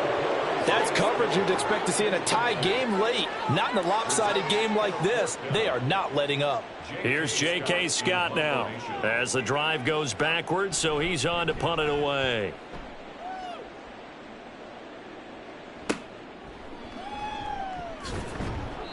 It'll be a 44-yard punt, 6 on the return. KC's offense ready to take over. Now they are really in the driver's seat here, enjoying this lead late in the 4th quarter. The defense does have all 3 timeouts, but at this point, doesn't look like it's going to matter much. And not a whole lot of room to operate there on the 1st down run. He gets maybe 3. From the 47 now, they work with a 2nd and 7. 2nd and 7 at the 47-yard line. Here's Pacheco once again. And he'll be brought down right on the 50, a gain of 3. Vision is so important for the man in the middle because his ability to look through all the clutter that's happening in front of him, diagnose a play, and then go make it and finish it, that's when the great ones know that they have the goods. Open man right side is Rice. That he's brought down short. 2 yards there, needed 4. Just a gain of a couple there. And that's going to make it 4th down. Here's the Chiefs punter now as he'll punt it away for the 2nd time. And no return possible here as they angle this one out of bounds. A higher scoring game, Charles, than we typically see in the National Football League, but fun to watch these offenses. They were really clicking. It seemed like everything that they dialed up worked. Yeah, it certainly was fun to watch from our perspective. How'd you like to be those defensive coaches, though? That wasn't a blast for them at all. And let's face it, they all game plan, they all scout, they all think they're prepared. But executing and stopping teams, that's another matter entirely. So for Kansas City, they finished the regular season with another win. They're 15th against just 2 losses. And now they'll have the week off as they get set to go after a Super Bowl title. Meanwhile, for L.A., they suffered just their 4th loss all year to bring the final mark to 13-4 overall. And now they'll have to see how the final playoff picture will all shake out. I'm Brandon Gaudin. Certainly have to thank Charles Davis, my broadcast partner, and our entire crew. We'll catch you next time right here. It's the NFL on EA Sports.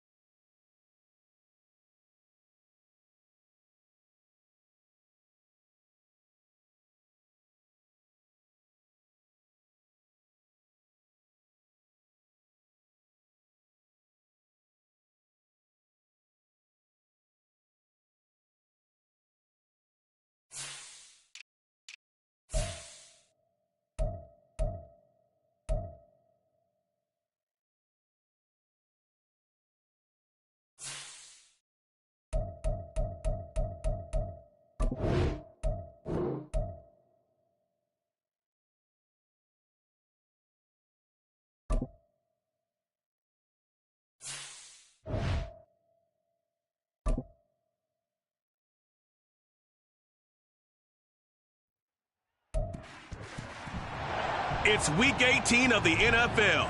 All eyes are on Jamar Chase, whose utter dominance has moved him within range of the single-season receiving record. It's the Bengals and the Browns, and it's all just ahead on Madden NFL 24. It's the NFL on EA Sports, and there you get a look at Paycor Stadium on the banks of the Ohio River in Cincinnati. It's all about divisional matchups on this final day of the regular season, and we've got a compelling one in store here, as it'll be the Cleveland Browns taking on the Cincinnati Bengals. With Charles Davis, I'm Brandon Gaudin, and yes, it's January 7th, but we haven't seen you since New Year's Eve, so we have to say Happy New Year, one and all. And partner, Happy New Year to you. This has hit the conclusion of the 2023 season. Hard to believe, but we got a good one here between division rivals. And you like what the NFL's done here, making Week 18 all division.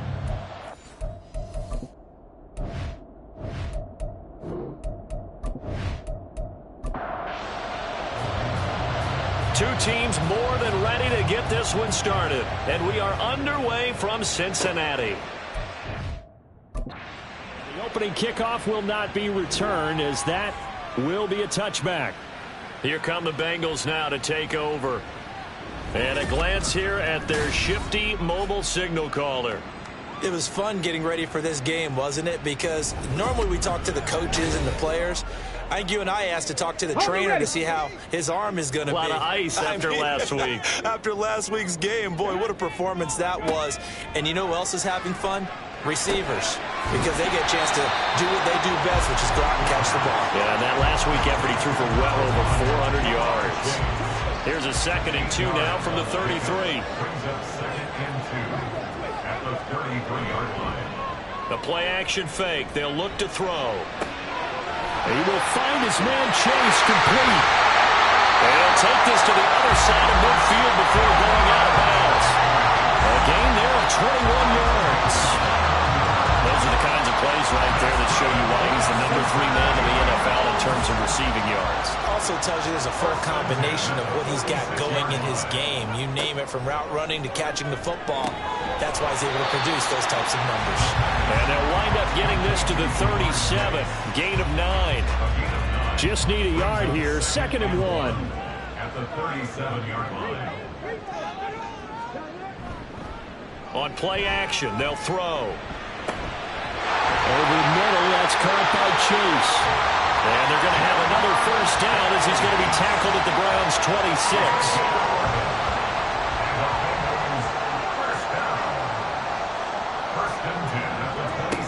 Again, he'll drop to throw. Catch is made by Marquise Brown. He's tackled a yard short of the marker.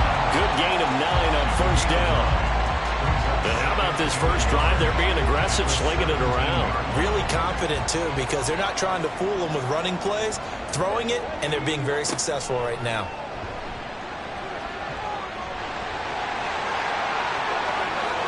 And he will take it on in for a Bengals touchdown. From 17 yards out. And the Bengals will jump on top with the game's first score here this afternoon. Looking sharp on that first drive. These guys, of course, coming off back-to-back victories, and you see that kind of advancing into this game, don't you? You certainly do, and when you have a team that doesn't get too full of itself, even though they've won 2 games in a row, you get the end result that we saw there, that nice opening drive, because they're sharp, they're focused, and they're locked into everything that they're doing. Extra point by McPherson, up and good, and that makes the score 7-0. After the touchdown, McPherson on to kick this one away.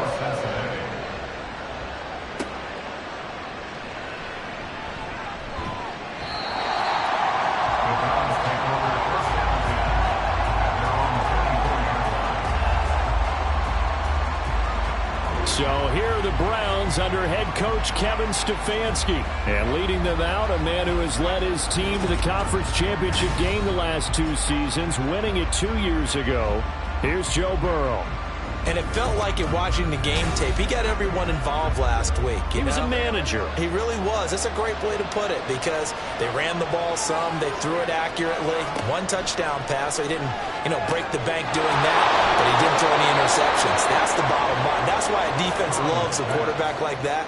Doesn't put them in bad situations. 16 yards right off the bat and a 1st down. Defense gives up a touchdown the opening drive. Offense, you got to want to get out there and get those points back right now. And that's a sharp throw there to get this drive off to a good start. They will throw on 1st down with Burrow. And he's got his receiver, Cooper. And he'll have it past midfield almost to the 40 before being taken down.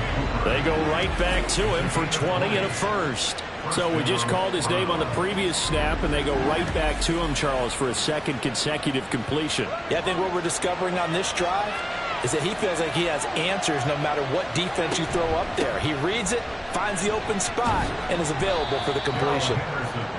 Just a yard on the pickup there, and it'll bring up a 2nd and 9. A gain of a yard brings up 2nd and 9. Now it's Burrow.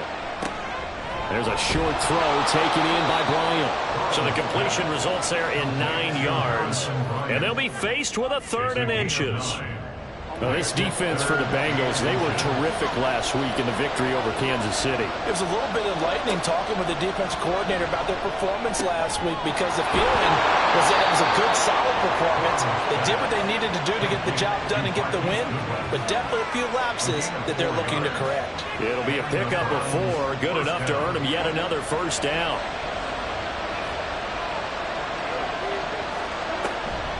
From the gun to give to Henderson. And they're going to stop it right at the line of scrimmage. Just no cutback lane to be found whatsoever. 2nd and 10.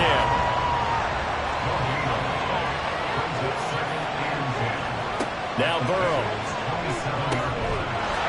And that'll be incomplete. Took a pretty good shot as he tried to pull that one in. Couldn't hang on 3rd down.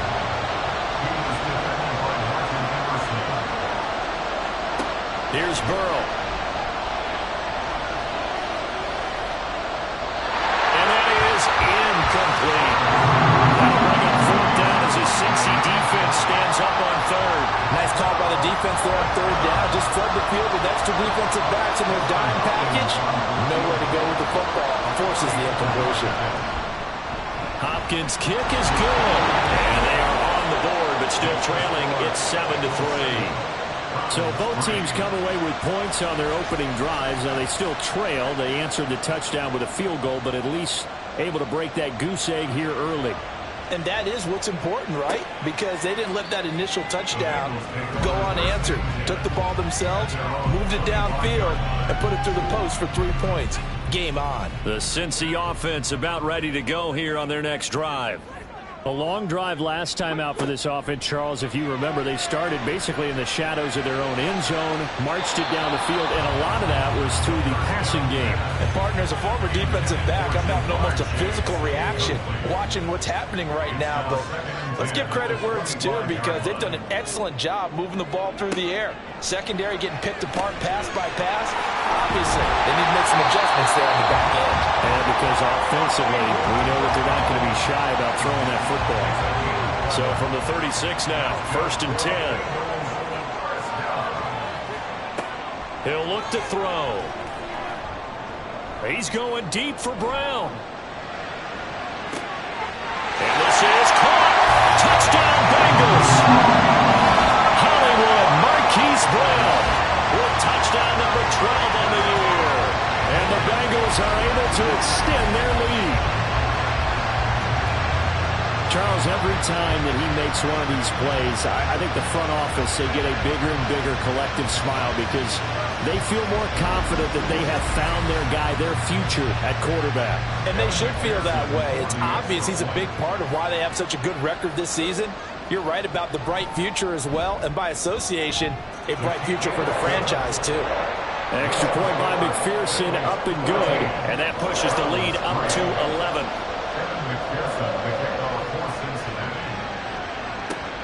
This taken in at the goal line. And his guys will get the football right at the 20-yard line. Second drive coming up here for Cleveland as they return to the field on offense.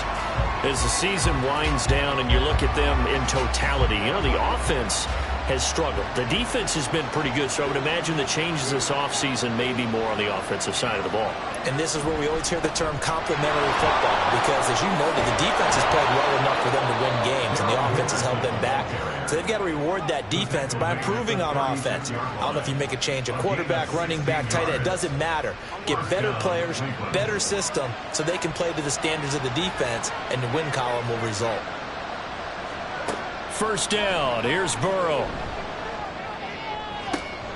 To the sideline, and that is a heck of a catch as he was able to get both feet in. It's another first down on what will be a gain of 21 yards. I do have to admit, I like it when it all comes together. When the top part, catching the football, right, whether you're catching it with your hands or cradling it, comes together with the legs, in this case the feet, doing a little toe tap to stay in bounds and complete the catch. And a great job by our crew on the camera shot. Love when you see the grass or on the field turf, those rubber pellets flying up. Great catch.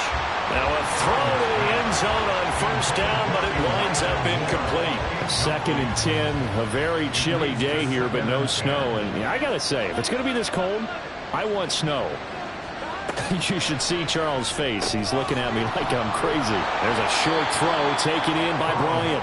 He'll be stopped at the 35, but not before he picks up 7 yards. They'll come up now 3rd and 3. Burrow will throw.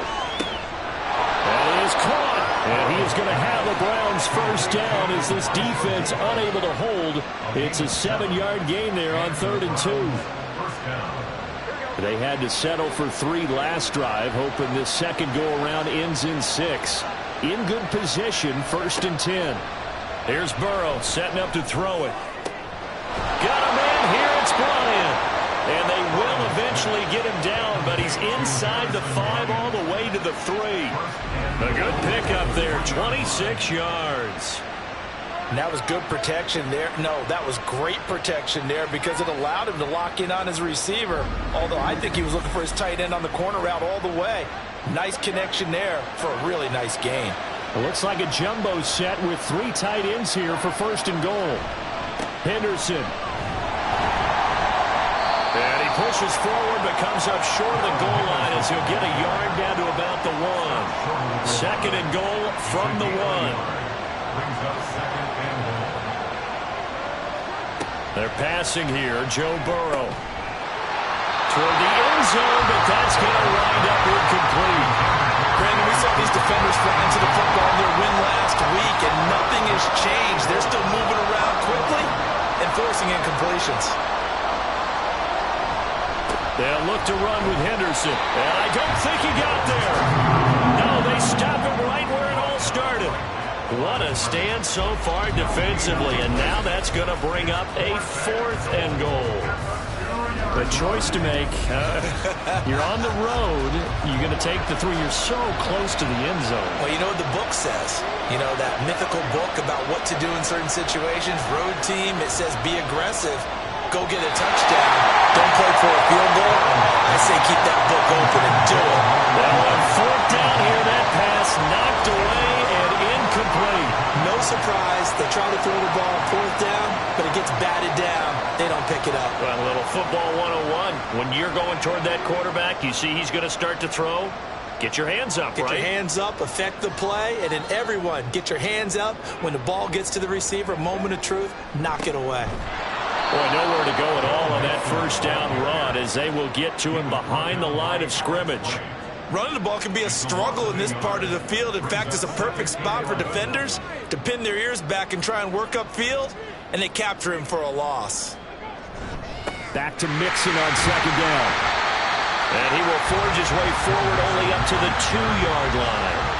Well done to sniff that out defensively. He had it diagnosed pretty quickly. I love that description because diagnosed is perfect on that one. Read his keys, made the play, and he couldn't even get going moving the football. And he'll get inside the 10, but he's short of the line he needed. A good pickup there, 7 yards, but it brings up 4th down. The Bengals bring out their punter now, as his first punt will come from inside his own end zone. He was only asked to punt once in the victory last week as he sends this one away. That's taken at around the 40. That'll be a 47-yard punt officially, 5 on the return. And the Browns will take over 1st and 10. For the Browns, good starting field position as they have it 1st and 10 at the 45. A carry by Henderson to start the drive. And he'll be brought down at the 50 after a gain of about 5. Oh, that was a thing of beauty right there. Look at how quick those blockers fired off the line once the ball was snapped. That was an O-line on a mission, all in sync, and the defense is lucky that play only picked up 5 yards. And tackled down after a gain of 3. Leaves him with 1 yard to go on 3rd down. After one, a 14-3 ball game. The start of the second quarter, and it's the Browns in control of the football. The Browns on 3rd down. They've hit 2 for 4 thus far. They're up against a 3rd and 1 situation. Now it's Burrow. And that is incomplete. He had a defender right there with him to force that to the ground. And 4th down now coming up. On 4th down, is Corey Bajorquez to punt. Charlie Jones deep for Cincinnati. And the win last week punted 4 times as this one's away. And this is going to be ruled out, I think, just inside the 20. Yes, it will. Side judge calls it at the 19-yard line.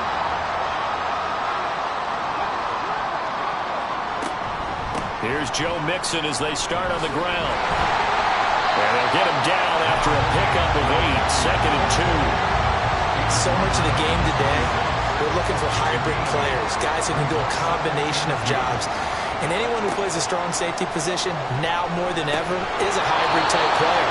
Half defensive back that covers passes and half linebacker that makes tackles. We just saw the linebacker make that play. Off the play fake, he'll look to throw.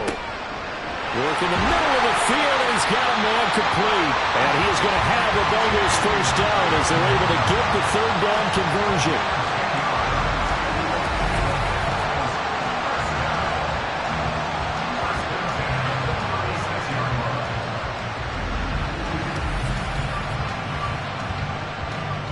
So from the 36 now, 1st and 10.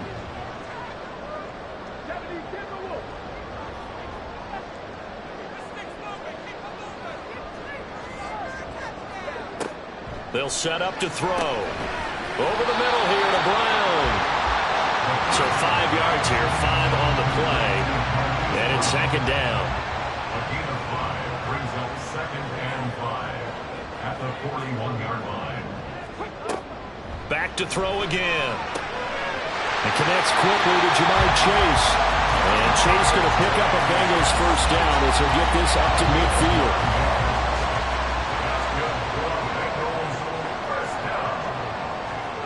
From the midfield stripe, they'll look to throw. He'll drop this one down to Mixon. So give him 5 yards there on the pitch and catch, and that'll make it 2nd down. Well, these two teams, they met up way back in the season opener, and it was the visiting Bengals who came away with a victory in that one, so they'll look to take the season series now here at home in Cincinnati. Throwing again on 2nd down, but this time it's incomplete. I know we're just in the 2nd quarter and there's a ways to go in this game, but that's a 2nd drop. I'm wondering if that's a little bit of an alarm bell for them when they start calling plays on the offensive side of the ball. His eyes already looking upfield on that last one before he brought it in. And they're going to have another first down as he's going to be tackled at the Browns' 29-yard line. The Bengals passing game finding a rhythm. They've got another first.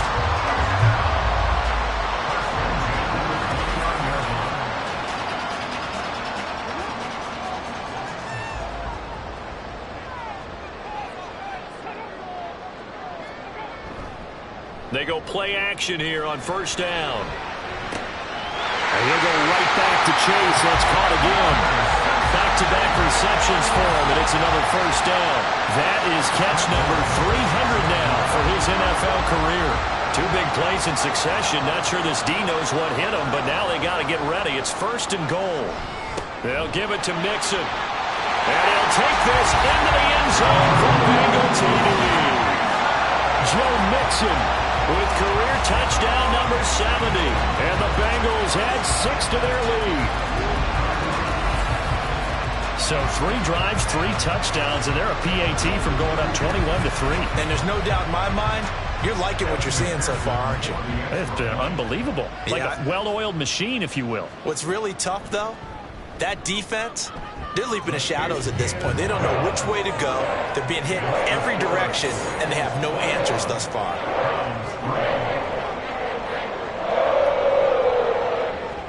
After the touchdown, McPherson on to kick this one away. And here comes a return from a few steps into the end zone.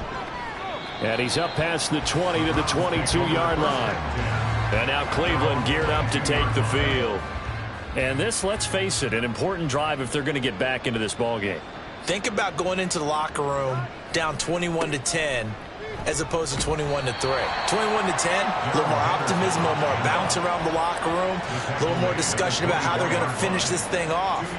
21-3, I think discouragement clouds that locker room. Yeah, and I think a touchdown much bigger than a field goal on this drive just to get into the end zone and get that momentum. And he'll be stopped up at the 26 after a gain of only a couple. 3rd down and 6. And it's 3rd down. Burrow looking to pass. They'll try and set up the screen. It's complete. Well, this is going to depend on the spot, but it's not a very generous one. He looks to be about a yard or so short. The screen good for 6, but it's not enough as it leads to a 4th down. Here's Corey Bojorquez now.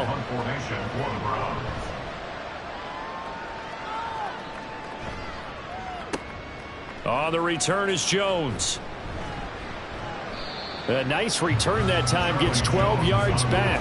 And the Bengals will take over here 1st and 10. Cincinnati now ready to take the field.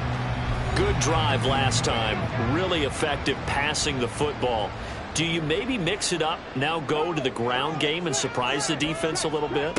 I would anticipate the defense making some changes, but I wouldn't necessarily just absolutely go in the opposite direction. They're doing so well throwing the ball. Yeah, why I wouldn't change it up until they showed me a reason to do so. Back to throw now on 2nd and 10. He will find his man Chase complete. And he'll go down, but not before getting this inside the 30. 39 yards there, a big one. And the offense is saying to itself right now, if only they were all this easy, because he was wide open.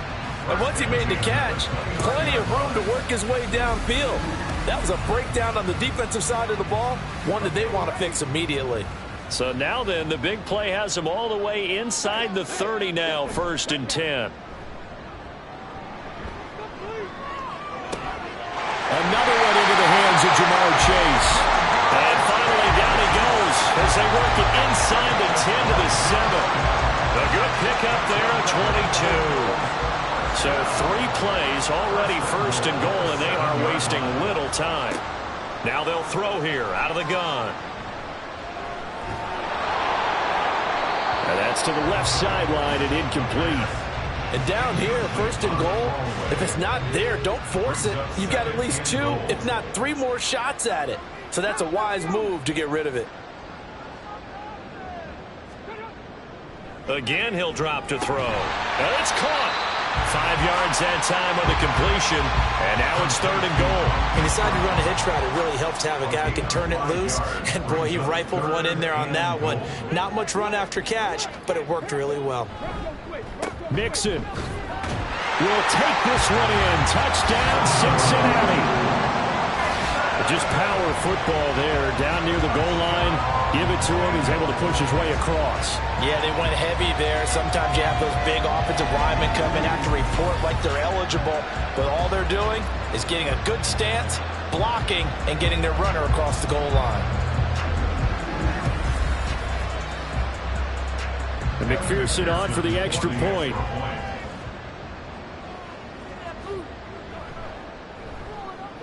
And they open the lead up now to 25 points. That time a 6-play drive. And it all culminated in the touchdown run coming from Joe Mixon. And it'll come out to the 25 as he will not attempt to return. The Browns offense heading out as we take a look at the playoff picture in the AFC. And it's all come down to this, hasn't it? Final week of the regular season. As this year's playoffs play out anything like the regular season has gone, could be in for a wild and fun month of January. And we can break the rules because we can look ahead. All right, there's not a coach out there that's ever said to their team, all right, let's look three weeks down the road. It's always right here, right now. Forget that. Think about what the playoffs are going to look like. The teams that we see that are already in, the teams that are trying to get in, we could have some great matchups. And they get him down, but not before he takes it across the 40-yard line. A gain of 12. First down, Cleveland. They will throw on 1st down with Burrow. Over the middle, and he's got Goodwin complete. It'll be a gain of 5, and that will bring up 2nd down. It's a gain of 5. Brings up 2nd and 5 at the 47-yard line. And they go play action now. Burrow. And he spots Henderson open left side. And he'll take it down shy of the 45 at the 46. This offense finding its legs now. Here's another 1st and 10. Henderson running straight ahead. Yeah, good work there in open space. And he's got this all the way down now to the 32. 14 yards, and it's a Cleveland first down. 2 minutes remaining in this first half of football. From the 32 now, here's 1st and 10. Now Burrow. And that's going to be incomplete. So it looks like they start some fight in them on this series because it seemed like things were headed for the red zone. But if this defense gets 2 more stops, they can keep them out of that area. Now he dumps this off over the middle. He'll get only 3 there, so it leaves him with a 3rd and 7 ahead. 3-yard pickup, and it's 3rd down. Now it's Burrow. There's a short throw taken in by Bryant. Now the Bengals going to use the first of their timeouts as they'll head to the sideline and talk over what to do next. Hopkins' kick is good, and they're back within 3 scores as it's now a 22-point game. So they get the 3. It was 4th and 1, and I think you were doing what I was doing. I was looking down at the sideline. I'm not sure the offensive unit wanted the 3. They wanted to go for it. But when have we ever seen a unit that didn't want to go for it in that situation, right? Sometimes it's just way more important to have the points on the board than to worry about any type of a gamble. And he returns this to the 22. There's a look at receiver Jamar Chase as the Bengals get set to go on offense. He might be on his way to a record-setting performance. So good here. We're only in the 2nd quarter. And it's so interesting when we watch these types of days unfold for a receiver because they need a quarterback throwing it accurately, people to block for the quarterback, so many other variables. But, boy, he's getting it done and in a big way. Right now, he wants to rock on every snap. Yeah, he's counting his yards in the hundreds, not the tens. Right back to Njoku. 9 yards to pick up there, and it's a first down. I got a kick out of that one, partner. You and I talk often about trying to hide receivers in certain situations, but a guy of his size can't really hide him. But the tight end drag route, definitely an effective way to sneak him across the formation for an easy completion and a first down. The Bengals going to use the 2nd of their timeouts as they'll stop it with a little over 30 seconds to go in the first half of play.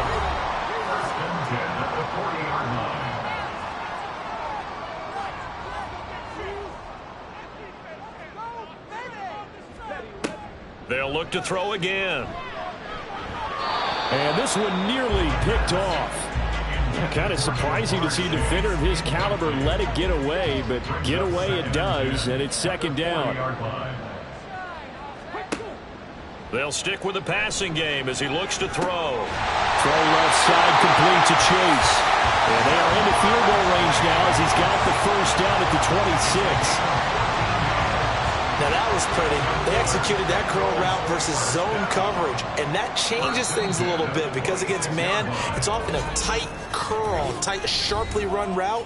Against zone, you're just looking for that open spot, that dead area, so you may curl it a little bit wider just to get to that place. And usually a tight window. He fired a bullet in there for the completion. McPherson's kick is good. And that will extend their lead even further. So after 4 touchdowns in the game for this offense, this time they're forced into taking the 3. But you did mention 4 touchdowns, right? So 4 out of 5, not too bad. I think that's a pretty good record for them.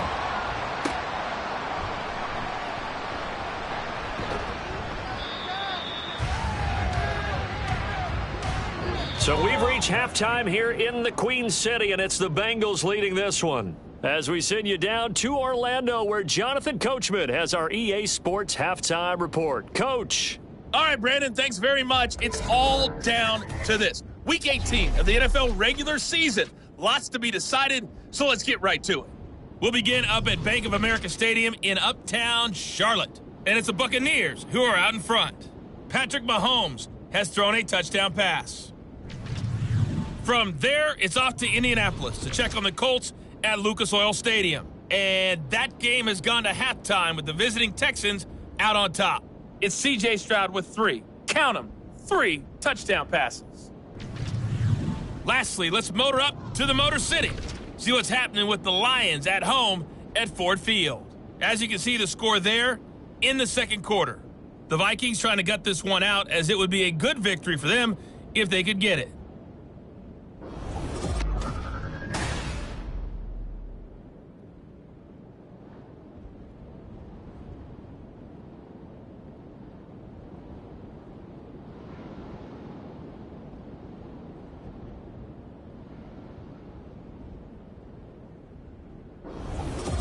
All right, Coach, thank you very much. As we welcome you back for quarter number 3. The Browns going to see the football first, but they trail here as we resume play on EA Sports.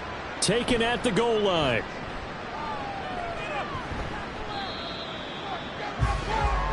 Here's the Browns offense now getting set to start off this third quarter.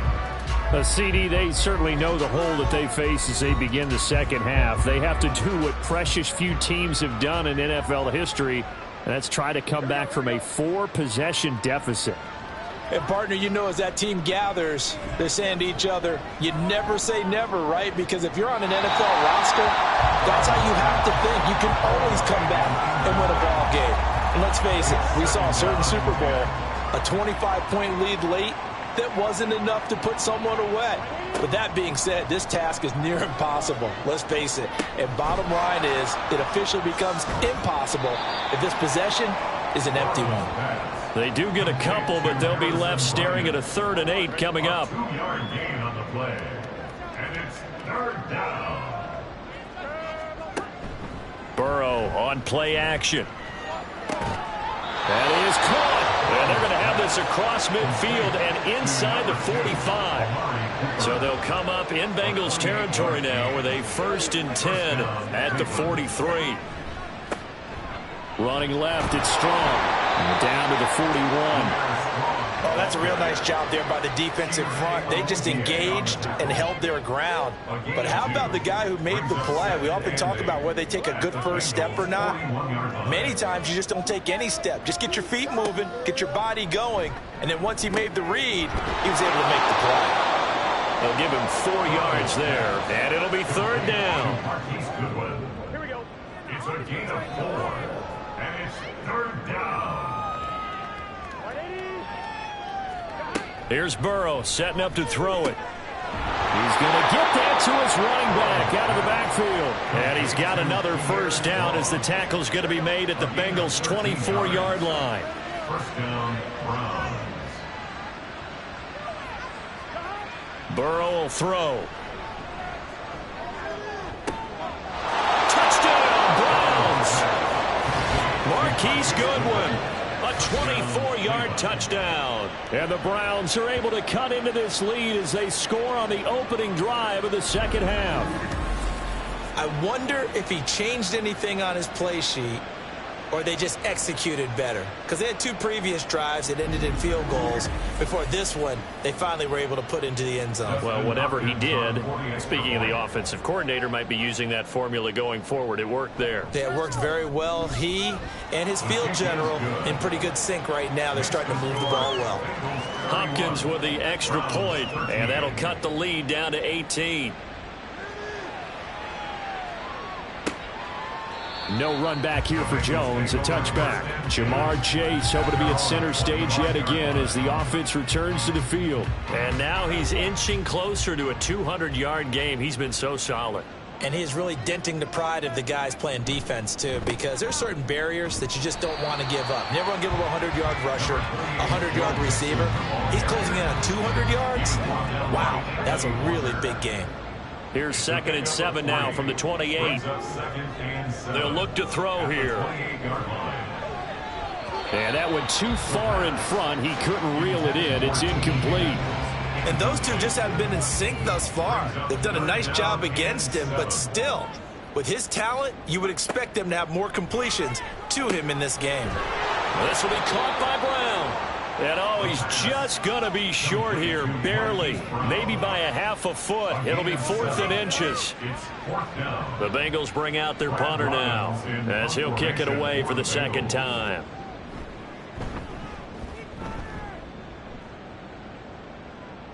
And a fair catch called for and made just outside the 15-yard line. So possession goes over here on the punt. And they will take over 1st and 10.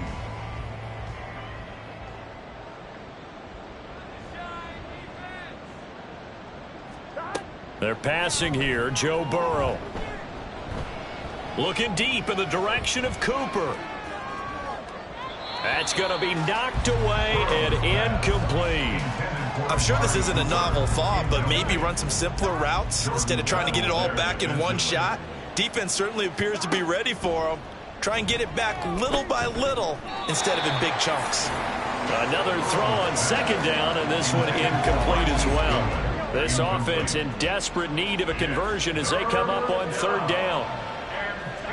Here's Burrow.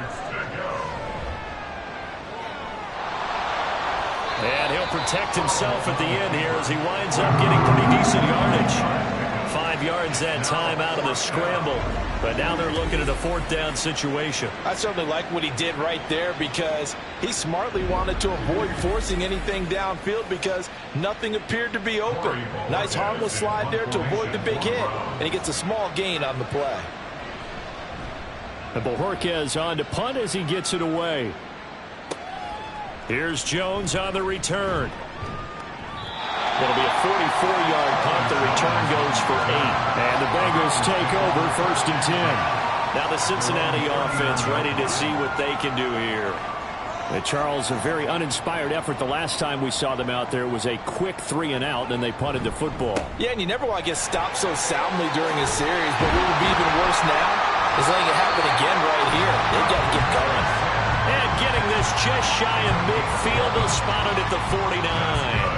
A gain of 11 to kick off the drive, and it's a quick first down. First and 10 at the 49-yard line. Back to throw. A quick throw there is incomplete. Jamar Chase, the intended receiver. But it's going to be second down. It's now second and 10. He'll drop to throw. This goes out wide for Mixon. It'll go as a loss of a yard, so now they deal with 3rd and 11. I really like the angles that the tacklers came from on that play. They secured inside, took away the cutback. The sideline's there, so you can only go so far outside, and they were able to close in and tackle him for a loss. Well, they use your boy over there, the 12th man, Sammy Sideline, right? Sammy Sideline. You know something? He tackles pretty well, too. He's tougher than an airport steak. The Bengals bring out their punter now, as he'll come on to kick this one away. He's averaging just under 50 yards a punt as he gets this away. And no one there to stop it. Hits at the 8, but it carries all the way into the end zone for a touchback. Another opportunity now for the Browns offense. I kind of feel like they've reached a do-or-die point in this game, Charles. If they're going to try to pull off an impressive comeback, it has to start right here, right now. Yeah, now they've got a final chance to get out of this situation, but they also understand they've got to move the ball and move it fast. In addition, they need to save as much time so they can get 2 more possessions. Now it's Burrow. That pass complete to Moore. And he's got it past the 30 before he's hit and dropped. 1st and 10, and they've got 3 tight ends out there. A jumbo package look. Straight ahead is Strong. And he'll maneuver his way forward for about 4. 2nd and 6. Well, on every play call, you realize it's not going to go for a touchdown. So a lot of your calls are setting things up for maybe later in the game, trying to establish the inside run with toughness now. Hopefully get to the perimeter later, and let's face it, you could do worse than a 4-yard run on first down. Only a yard there on the keeper, and that's going to leave him with a 3rd down. It's a gain of a yard, and it's 3rd down. Burrow looking to pass. Thrown across his body, and it's intercepted. And the return stops at the 39-yard line. Partner, I think this one went awry very simply because he overestimated his arm strength and his ability to fit it anywhere he wants to. A lot of quarterbacks do that and often pay the price. The Bengals set to take over. And they'll have good field position here following the interception and a chance to build on their lead as they start with a 1st and 10. They'll come out throwing here to start the drive. Open man is Chase, complete. So the completion good for 6 yards. And it's second down. Inside 4 minutes to go, third quarter. At the Browns' 33-yard line. 2nd and 4. Open man is Higgins. And they'll get this one to about the 20-yard line. Second catch for him today, and it'll wind up a first down. First and 10 at the 20-yard line. Mixing up the middle. And they'll get to him just inside the 15. Even after the strong run we just saw, they're able to corral him quickly defensively. 2nd down and 4. Second and 4. They'll look to throw. Touchdown! T. Higgins. A 14-yard touchdown. As his guys are able to push that lead out a bit further. So they're able to capitalize there on the short field, and that might prove to be the score that turns out the lights. The party's over. Oh, sorry about that. That's an old reference there, folks. But, yeah, they've been the better of the two teams by far, and that's great complimentary football right there. Defense gets the turnover, sets up the short field, and the offense goes right out and scores to open up a pretty sizable lead.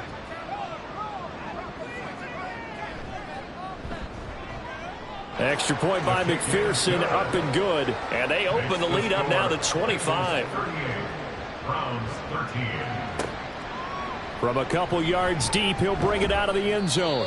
And no chance to get away as they'll get him down at about the 17-yard line. With the football going back over now to the Cleveland Browns.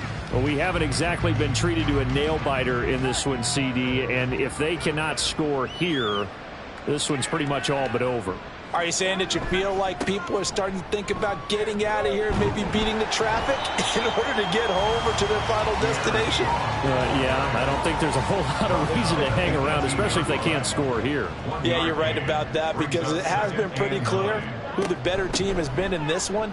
And in a league that we talk about every game being a one-score game as we go into it, watching this blowout, let's just say it's been unusual. Now a 3rd and 6. Brings up 3rd down.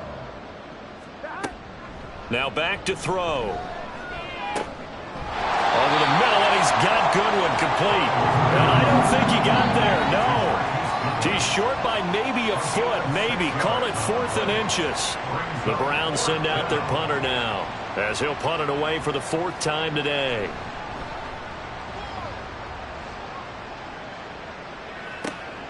Jones on the return. It'll be a 44-yard punt, 6 on the return. And it will be 1st and 10 as they take over. Cincinnati now ready to take the field. So this drive here beginning probably with a pair of motivated groups. Remember, the offense scored a touchdown on their last time out, looking to repeat that in Charles's defense. They were very frustrated after giving up 6 the last time on the field. And frankly, it's just a battle of wills in a lot of ways, because you know they're both motivated, they both game plan for this drive, and they both have specific outcomes in mind. To me, it just comes down to who can execute better and which side can step up and assert its will over the other. Over the middle, he finds Higgins. That'll leave him with a 3rd and 2 coming up. They got 8 yards there. Brings up 3rd and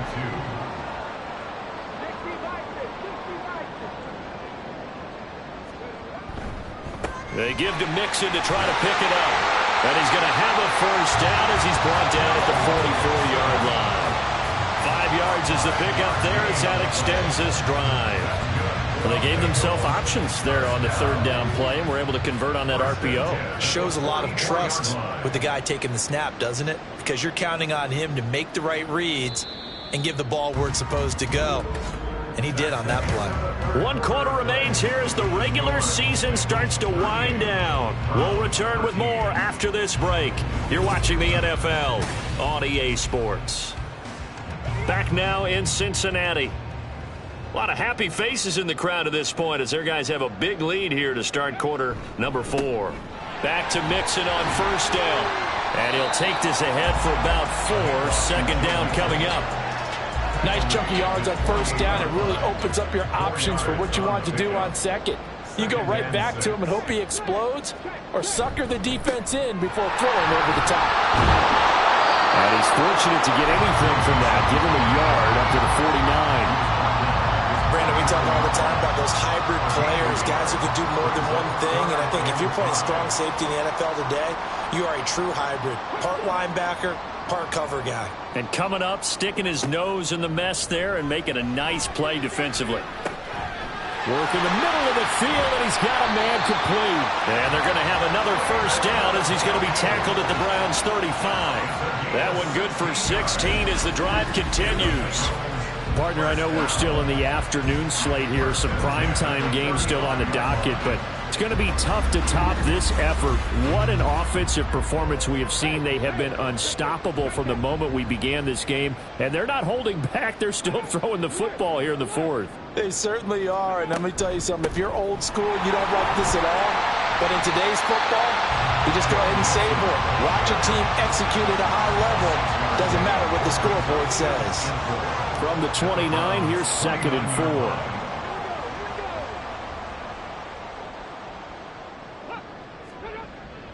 They'll drop to throw. It's incomplete. Took a shot, couldn't connect.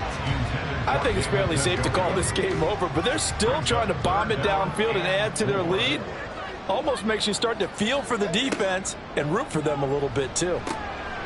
He's got his target. That's complete. And he is going to have a Bengals first down. They needed 4. He doubled that. He wound up getting 8.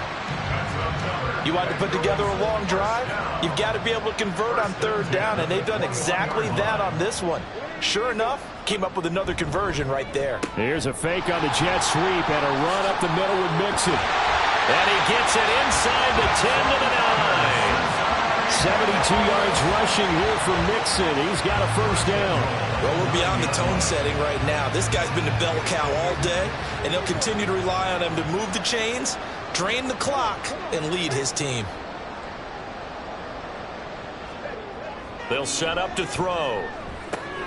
And that is caught. He's got it for a Bengal touchdown. Marquise Brown with his 13th touchdown of the year and 2nd of the game. And the Bengals have sewn this one up as they add to their lead here in the 4th. Well, to put it mildly, he's been able to dice up this secondary all game long, and this time that was a missile that he threw into the end zone and adding another touchdown to his ledger. And I think we see these youngsters develop a lot quicker than we ever have, because when they get started in this game, they're not just throwing passes around. They're reading coverages early. So now they're like seasoned pros earlier in their career. How about this one here? If they win this ball game, a game ball definitely coming from his head coach. And only able to get this to the 19, so probably should have opted for the touchback. Ready to take over again on offense. Out comes Cleveland. We certainly had a sense coming in here that these guys were in for a tough one on the road. That has been how this ball game has played out. They trail big as we continue on now here in this 4th quarter. Oh, he dropped it. And that's pretty indicative of the way this one's gone. As soon as he leaked out and began his route, someone on the defensive side broke with him and arrived just in time to separate him from another reception. On 2nd down, a run was strong. And he stopped right at the 25 after a gain of 5. That 2nd down play call was not to pick up the first down. It was to accomplish what they did, to get them into a manageable 3rd down, because they had incompletion on 1st down, so they were behind the sticks, so to speak. They needed to make up some ground, and they did. And he'll be taken down, but he does have first down yardage. A strong 8 yards will keep this drive rolling. So they'll come up 1st and 10 now from the 33. Now Burrow. And he's got the hook up to Moore. And he'll be taken down, but not before he gets into enemy territory. So they'll come up in Bengals territory now with a 1st and 10 at the 49-yard line. From the shotgun, it's Burrow. And he's got his receiver, Cooper. And he'll be out just a yard or 2 shy of the 30. A gain of 18 on the play. First down, Browns. On 1st and 10, it's Strong. And he's got it down to the 28.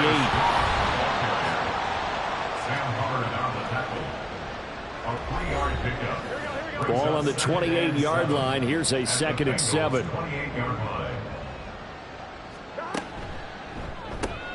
There's a short throw taken in by Bryant. That will go as a pickup of 7 on the 7th play of the drive. This will be play number 8 here on the drive. It's 3rd and a yard. Now it's Burrow.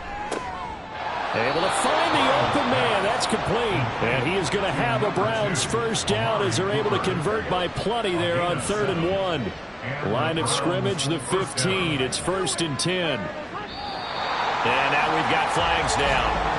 Looked like one of the Browns might have moved. So they accept the penalty, of course, and push the offense backwards a bit. A false start backs them up 5. 1st and 15.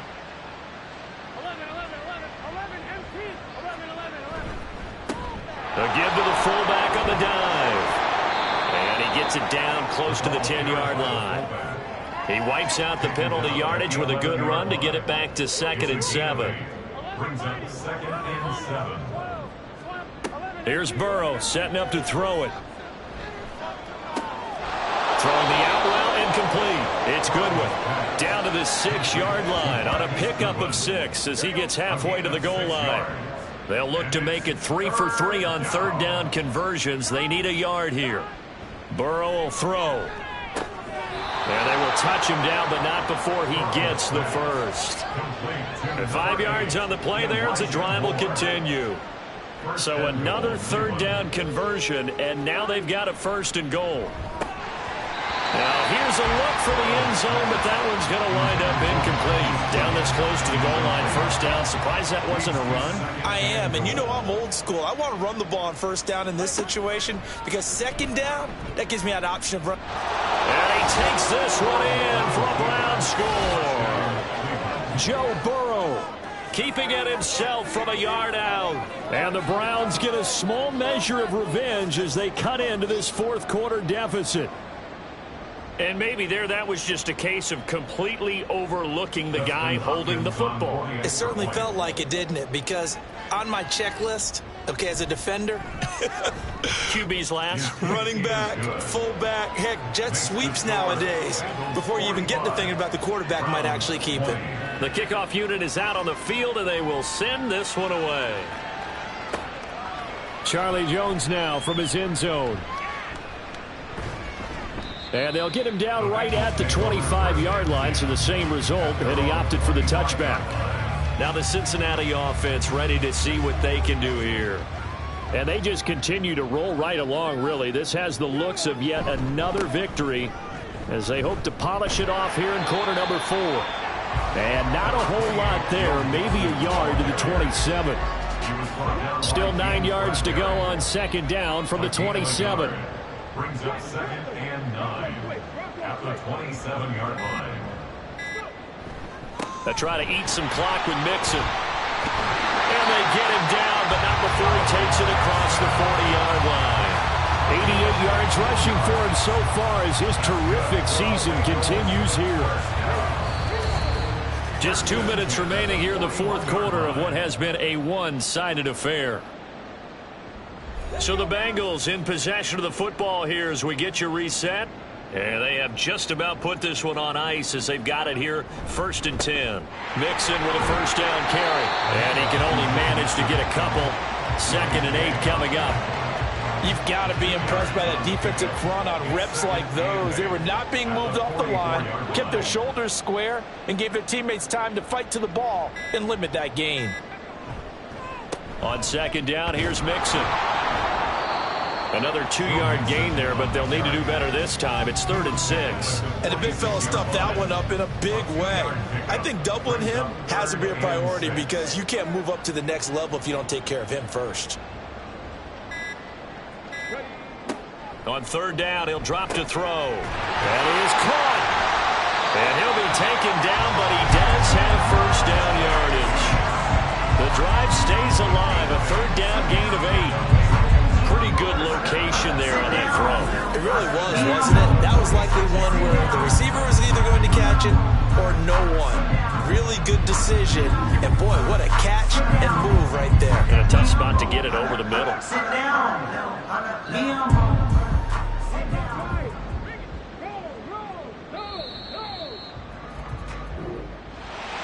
Charles, a lot of happy faces heading into the tunnel as this one ends, and understandably so. Not only did they get the win, but, boy, their offense was on fire in this ball game.